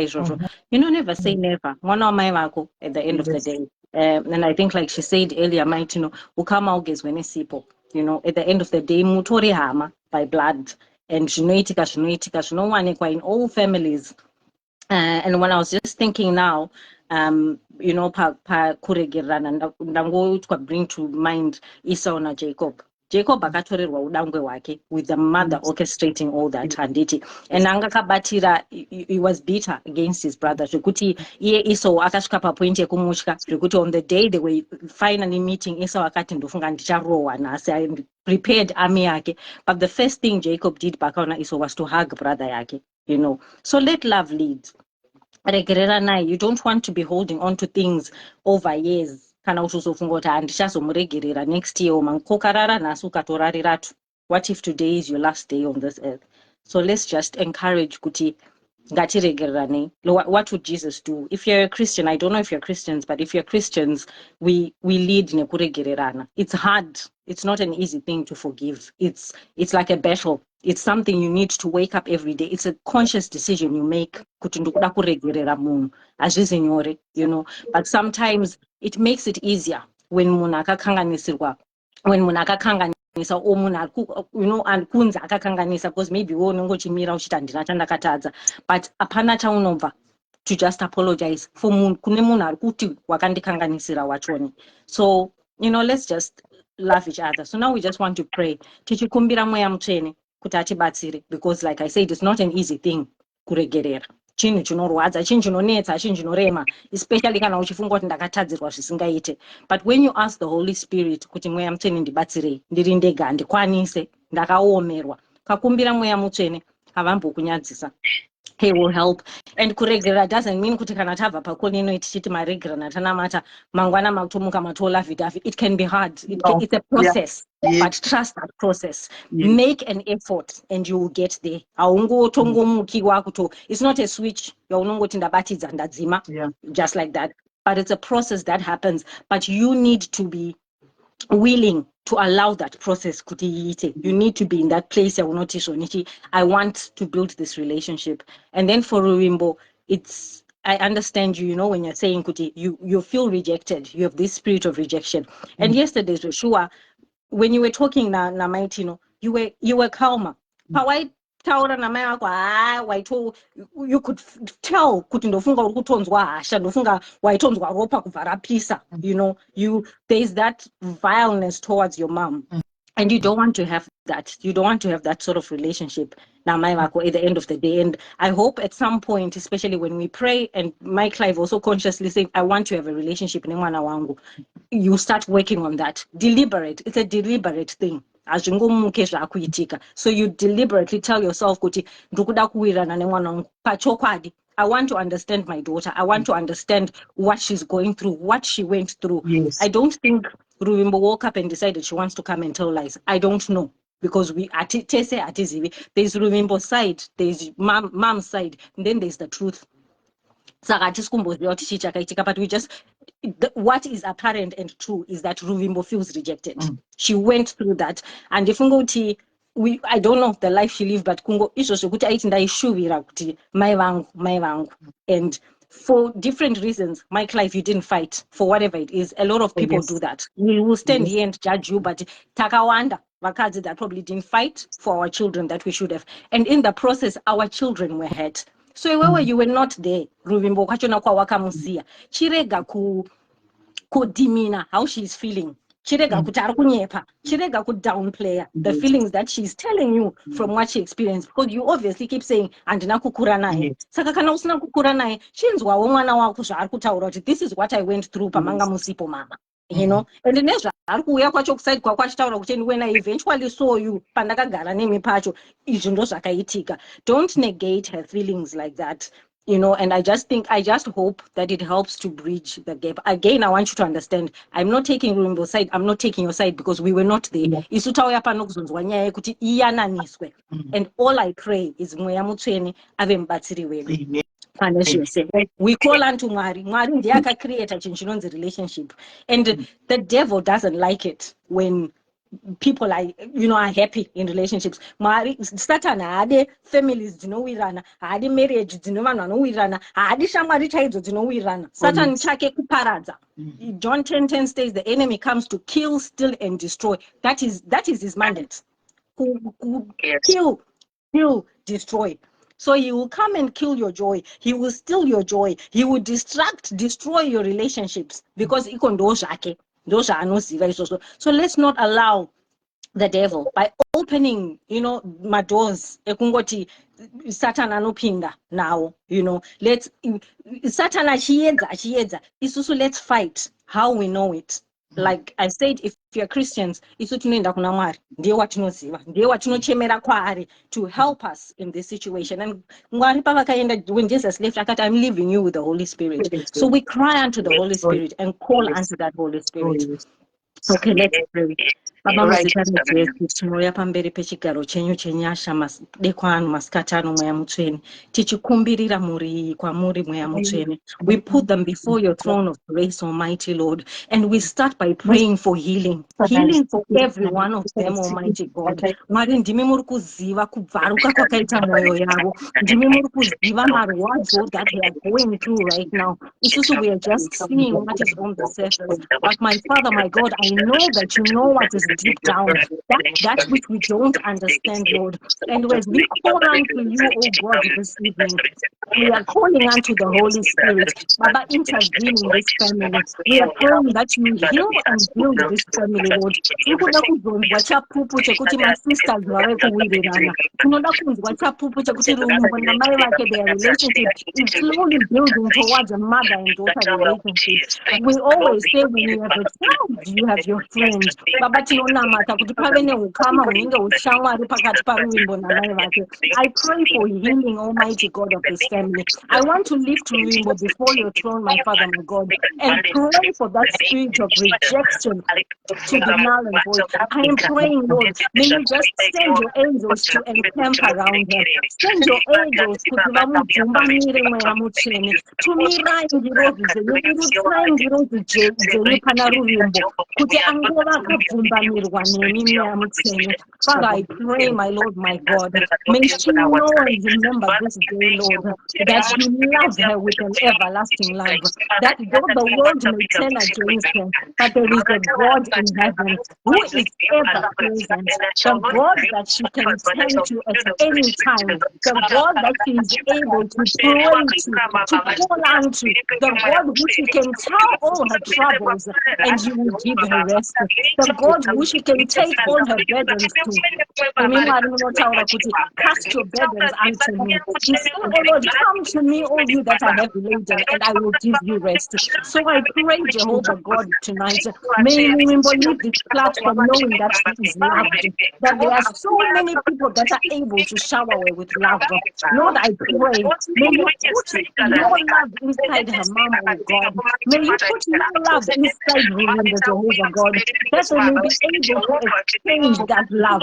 I pray, my Father, my God, that Ruvimbo's mom does not project, Almighty God, her feelings of being rejected on her daughter. I pray, Jehovah God, that Ruvimbo begins to feel your love, that even as she goes through counseling, Almighty God, step by step, bit by bit, may she be built in the Lord. May she always remember, may she always remember that there is that one person who says, come to me. That one person who loved us enough to die for us on the cross. You took rejection, Jesus Christ, so that we would not suffer the same rejection. So I am praying tonight, oh God, may Ruvimbo remember that, oh Lord, that you were rejected, that she may be accepted. And may she begin to feel that acceptance for those, especially when she hears it from her mom. I am praying, Holy Spirit, may you come into this family and intervene. Give them hearts of that are soft, Almighty God. Remove the hearts of stone that are amongst them. Kuti vadzidze kudanana pachokwadi, kuti vadzidze kuregererana pachokwadi. Imi Mwari ndimi munozviona. Hakuna umwe watinodana watinoziva angazvikwanisa. Hazvigoneka nenyama nemunhu nzvimbo yamutsvene. Asi tikadana pamuri tinoziva kuti hamutinyadzise. Tiri Tikudana kwamuri madeko ano mweya mutsvene. We are calling unto you, O Holy Spirit, tonight. Musatisiye tiri tega. Musasiye muri iri yega. I remember everyone else right now, Lord, who has suffered rejection. And I am praying that you stretch out your hand and touch each and every one of them. May you begin to mend the broken hearts that are amongst us. May you begin to mend each and everyone who is in a place of hurt, oh God, right now, so that we don't move around hurting other people because we are hurt. But may we experience the healing that comes from above, so that we may be able to love and spread the love that we know from you, oh God. Muchene pacheda atigoni. Akimi mwari muri mwari wasinganyadzise. Tanamata kwamuri madeko ano. Tichitenda kuti Jehovah munotigonera. I know, oh God, that there is something that you want to do with this family, and the devil is not happy about that. But we thank you, Lord, because we are victorious. We thank you because you've already given this family victory. We thank you, Jehovah God.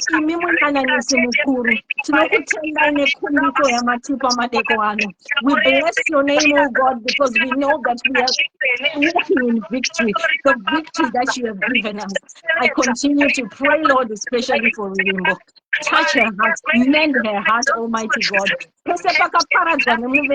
May you start to restore, my Father, my God.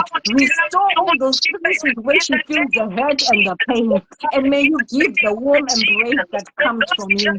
I thank you, Jehovah God, because as you said to Joshua, do not be afraid. I will never leave you nor forsake you. May Ruvimbo remember that. May Maitino remember that.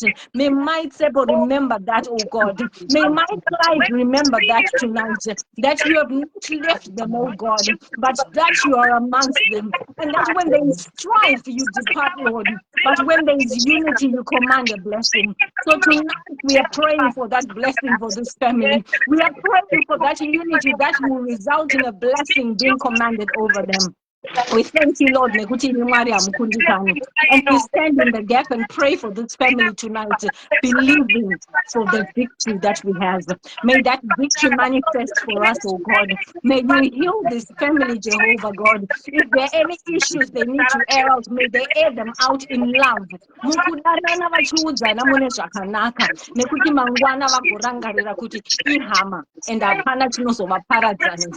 I thank you, my Father, my God, for your faithfulness. I thank you, Jehovah God, that as we have prayed tonight, this is the confidence that we have, that you have heard us. And as we are gathered tonight praying for this family, we know, Father God, that it is done because your word says, where 2 or 3 are gathered in my name, there am I in their midst. You say, Lord, if we ask anything in the name of Jesus, it is done for us. So tonight I say, in the name of Jesus, may healing be in this family. In the name of Jesus, may forgiveness be in this family. In the name of Jesus, may acceptance be in this family.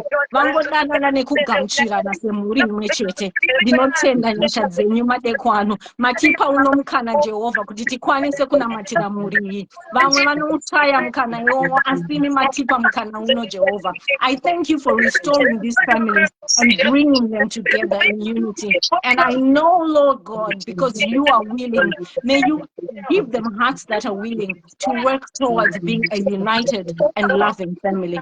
I pray this prayer in the mighty name of Jesus. Amen. Thank you, Holy Spirit. Thank you, Holy Spirit. Thank you, Holy Spirit. Come and have your way, oh God. Come and have your way with this family, oh Lord. Come and have your way in this family, oh God. May we snatch it from the fowler's hand, snatch this family from the enemy's hand, oh God, and bring healing upon them. And your name be glorified. And your name be glorified. I thank you that you're about to do something for Rainbow. And you're about to have us experience your glory because of this family. A family that we don't know, Lord, but a family that you know. And we know be glorified, be exalted, Almighty God. Be exalted, Almighty God. In the mighty name of Jesus. Thank you, Holy Spirit. Thank you, Almighty God. Thank you, Holy Spirit. Thank you, Almighty God. You are mighty. Hamunyadzisi Jehovah. Makatendeka nguva dziri dzese mweya mutsvene. Hamuna nhoroondo yekukundikana, and you're not going to start failing with this family. But we stand here in the faith of knowing that it is done. For your glory, Lord, it is done. For your glory, Lord, it is done. In the You pray to Jehovah, but you are not going to heal us. You are not mighty name of Jesus. Please, we are telling you, devil, to pray right now. Please, I pray for peace in the name of Jesus. Please. You are worthy, Almighty God. Makatendeka mweya mutsvene. Right, Jehovah, nekupinda muri mutsvene. Thank you, Lord. Thank you, Lord. Ine Mwari musinangwa nemuriri. May the devil thank you. Thank you for your faithfulness, Almighty God. Be exalted. Be exalted, Almighty God. Be exalted, O God. Be exalted, Almighty God. You are the mighty King. We bless your name, my Father, my God. You taught us, Lord, when we pray, forgive us our trespasses as we forgive those who trespass against us. So I pray, Lord, that healing is brought to this family and they learn to forgive each other. In the name of Jesus. In the name of Jesus. Thank you, Jesus. Thank you, Jesus. Makatendeka nguva dziri dzese mweya mutsvene. Makatendeka nguva dziri dzese Jehovah. May you bring peace that surpasses all understanding in this family. Angova nekuwirirana nekudanana kunobva kwamuri Jehovah. Oh, we bless your name. Thank you, Almighty Father. Thank you, Holy Spirit. Thank you, Holy Spirit. Thank you, Holy Spirit. Be exalted, be exalted, be lifted on high, be magnified. You are mighty. You are mighty. Thank you, Jesus. Nyuma ya mutsvene nekundiso yamatipa mukati mezuva ranhasi maita enyu Jehovah. Imi Mwari vanokundisa ruoko ano matipa kundiso pamusoro pemurimi. Tinotenda nenyasha dzenyu. Bless you, God. Thank you, Almighty God. Thank you, Jesus. Thank you, Almighty God. Thank you for ordering the steps of this family, Lord. Thank you for carrying them, Almighty Lord, even when they've been heavy laden. We thank you, Jehovah God. Masina durura mweya mutsvene. Nyasha dzenyu ngadziwanikwe mukati meupenyu hwangu. Ndakakodzera mbiri yese Jehovah nekuti imi muri Mwari. Hamukundikani nguva dziri dzose. We thank you for victory, my Father, my God, because we know you have already given us the victory. We know that this family was overcome by the blood of Jesus. So thank you, Lord. Thank you, Lord. Thank you, Lord. Thank you,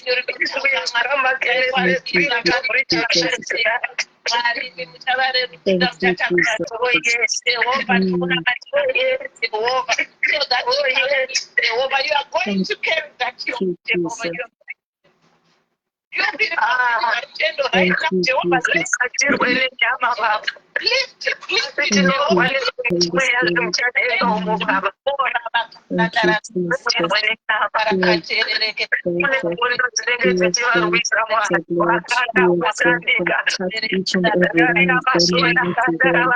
We need the right spirit in each and every one of them, my Lord, that they may be growing in right standings, and that they may begin to experience the healing that comes from your God. Thank you, Jesus.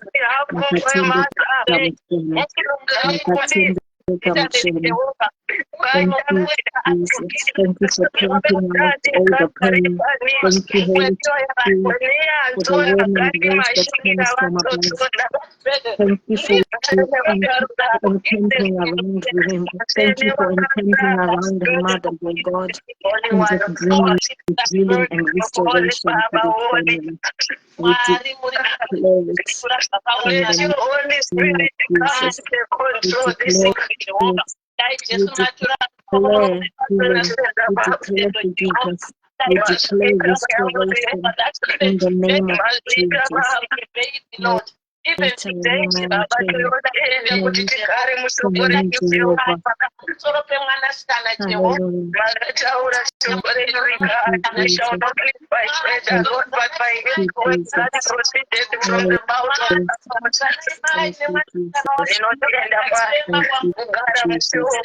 we are even standing in the gap.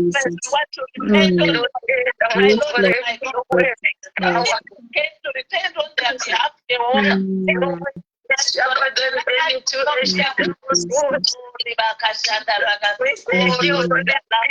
Lord, you are love. Touch me in this country, mighty God. Take away all the pain that he is feeling and declare it.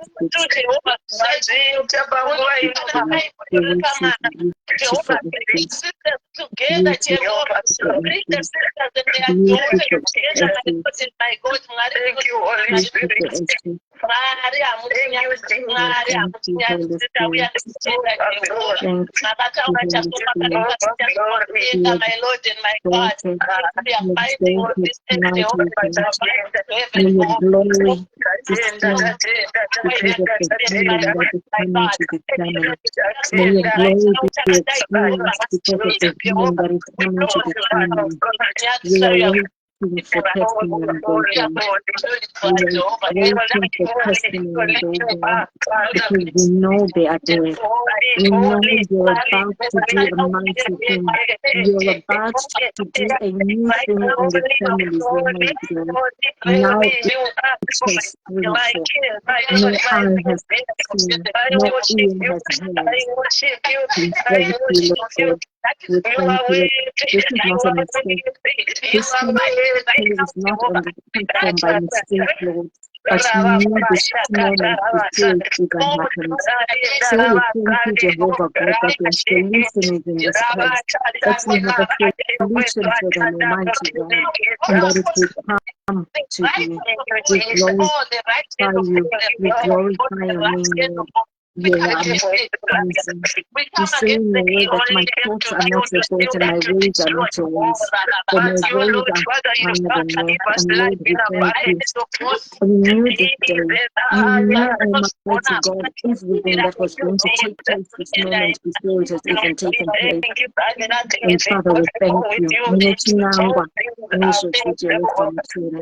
Nimetinangwa Jehovah Mutulu. Now may you begin to bring healing to this family, God. We continue to pray for that healing. We continue to pray for that restoration, oh God. In the mighty name of Jesus. Thank you, Almighty Father. We are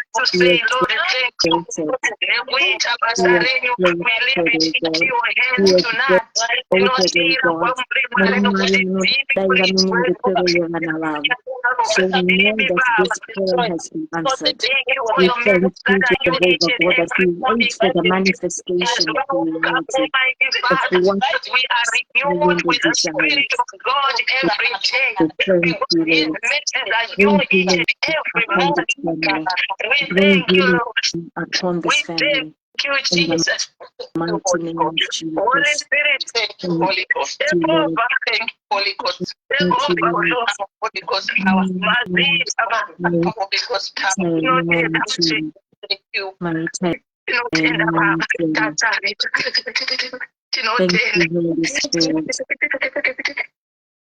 Thank you, Holy Spirit. Thank you, Holy Spirit.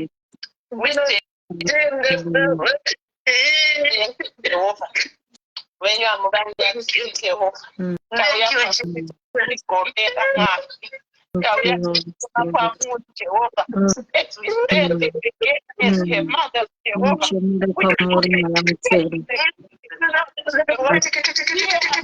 watinoziva kunze kwenyu Jehovha ndimi munoporesa marwadzo edu. Poresai vanosala venyu Jehovha, poresai miri yose nemupenyu pangova nekudanana. Thank you, Holy Spirit.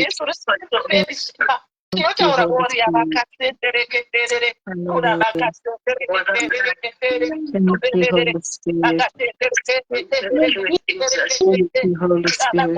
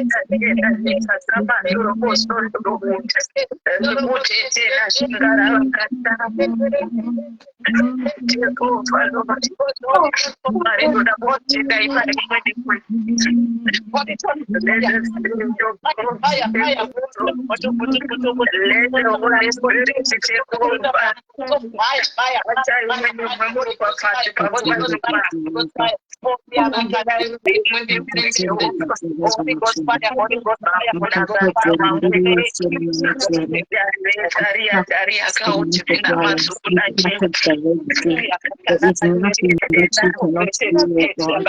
So when we come before you, Jehovah God, we know that you are able to do exceedingly abundantly above all that we could ever ask or imagine.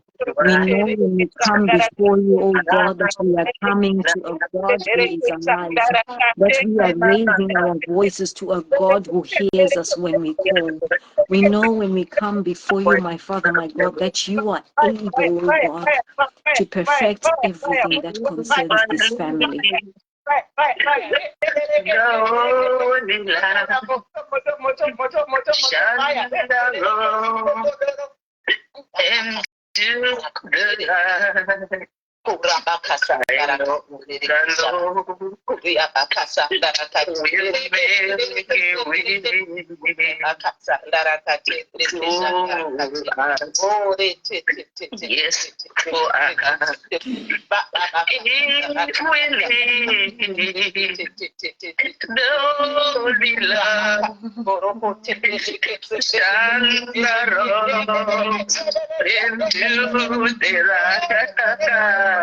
I know the Lord will make it. We live the holy life. When shine in the road, I know the Lord will make a way for us. He'll make a way for us. Let us shine in the road and do the right. Holy Ghost. Thank you, Holy Spirit. Thank you, Jesus. Thank you, Father. Mazita mutende, mazita baba, tinotenda ichewa, tinotenda mambo,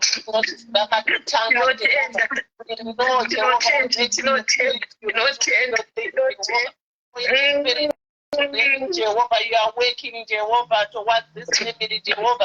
We are working on uniting this family, my God, my God. Oh, we pray unity, Jehovah. Unity, you are a God of confusion. We are not let love lead. We are not a let love lead, Baba. Let love lead. One kwa imwanu bwana. Nokuti muri murudo Baba. You are love. You are love. Marengwa teganda kabazana. Rakama sekwe na shingwe watata. Ndari anga kusipina matukuna jekwa. Ndari pepeni mashikara lakasati.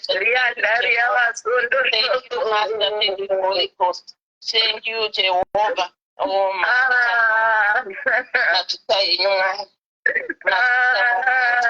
God. Munogona Jehovah, munogona. Mazita mwana. Mazita baba. Matisanganisa kusukuna kwedu kana kunatsa kwedu asi kukona kwenyu Mwari. Thank you, Lord. Thank you, Holy Spirit.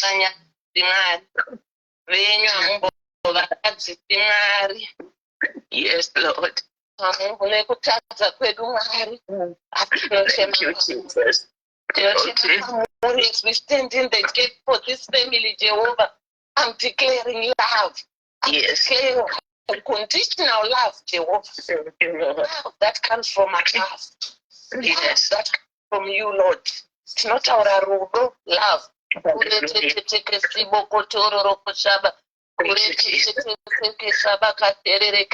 Holy Spirit. Holy Ghost. Yes, you come against confusion, Jehovah. You are a God of a sound mind. You are a God of love. You are not a God of confusion. It's not like a confusion out of this family in the name of Jesus. Yes, out. We cast out all confusion. We cast out all hate. We cast out all bitterness. We cast out all unforgiveness in the name of Jesus. Hallelujah. Thank you, Jesus. Thank you, Jesus. Holy Spirit, we thank you. We thank you, Lord. Mashita mwako mashita. Tinotenda ni mwanastani. Chengeteza iwana. Thank you for the testimony that is going to come out of yes. Life, Jehovah. And it will start today, now. It will start now. You never bring your way. You bring your way to complete it, Jehovah. We are saying life. We are declaring life, Jehovah. The word shall become life in the Rubimbo's life. The word shall become life today, Jehovah, as we declare and we decree right now that Rutendo shall be delivered in the name of Jesus. Oh, yes, we speak deliverance. We speak deliverance from the spirit of rejection. We speak deliverance. No spirit of rejection, we command you out of your life.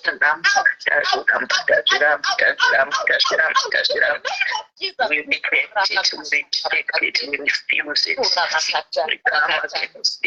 Yes. No more rejection in the name of Jesus. Yes, you spirit of rejection, we cast you to the bottomless pit of hell in your quick. Right to the judgment. Hallelujah. Thank you, Jesus. Thank you, Jehovah, the Holy One of Israel. We thank you for the testimony. We thank you for the testimony in the making, Jehovah. We thank you. We thank you for the testimony in this family's life. Let them come back and testify of how you have ministered of how you have ministered in their life. Thank you, Holy Ghost. Thank you, Jesus. Amen. Thank you.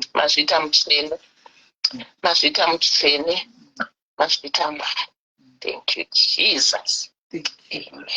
Amen. Thank you, my team. Team rangu guys, tine prayer group redu rinoitwa manherega ega. Munhu atoda kutopinza ndinosanga simu. Anyway, tingori 3 zvedu, inini namaini nasisi wangu vari pakona apa.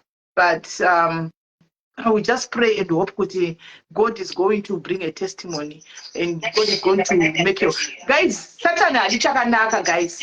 The devil does not want to chakanaka. Saka atopinda mufamily mo mumufunge kuti azame kuunza confusion and they're using the firstborn antimona kuti mufamily musave nekuvaomeshe musoro, but tati Mwari nhasi chaiyo anotaura naye mwana wangu, anotaura navo. Antimona family idzokedzane pamwe chete, vaite zvinhu zvimwe chete, vauye pamwe chete, maine mwana, ukama hwamaine mwana nemasisters, ukama, kurongwa kwechinhu pamwe chete zvichifamba. Right. Thank you, Sisikiri. Thank you, Nosta. My Tapelo, do you have anything to say? Madonai.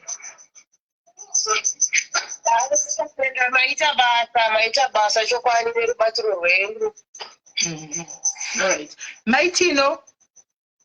Hello. Anything to say? Madonai. Ndinongoti maita henyu nerudo rwenyu rwamatiratidza toti maita basa, Mwari aropafadze. And then Ruvimbo. Ndotenda my prayers. I hope you go okay. Tell me what you feel I say. Yes. Make life. Make life. Make life.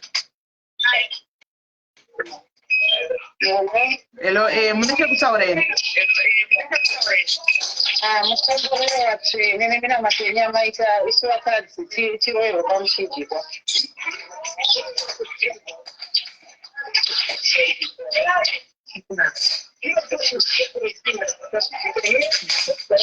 Ini nangu taura chokwadi handina kana hwani chandifadza because mamuri kusedzera manga muri ndikukuudzai chokwadi but mukuramba muchindiudza zvaisina muchiti ndibvume zvadzisina. Iri igrupu ragarwa smaila kun'anga kwawakaenda mwari akukomborere kuti ndiwe une mhosva naruvimbo. Rwimbo opandukira inini ndina kudya mari yakautara sirizvo achikuita mutsvene. Aiwa mwari akukomborere. Alright, zvakanaka inaisisha ticharamba we'll keep on praying. Ticharamba tichingona materi because Mwari Jumari. Alright, it's okay. God will judge, my sister. God will judge. God will judge. So tinoda kutendai. Okay, my sister. That's okay, my sister. Alright, vasikana mara kuita zvakanaka nditika totaura kuseri. Goodbye, guys. Dadonedza.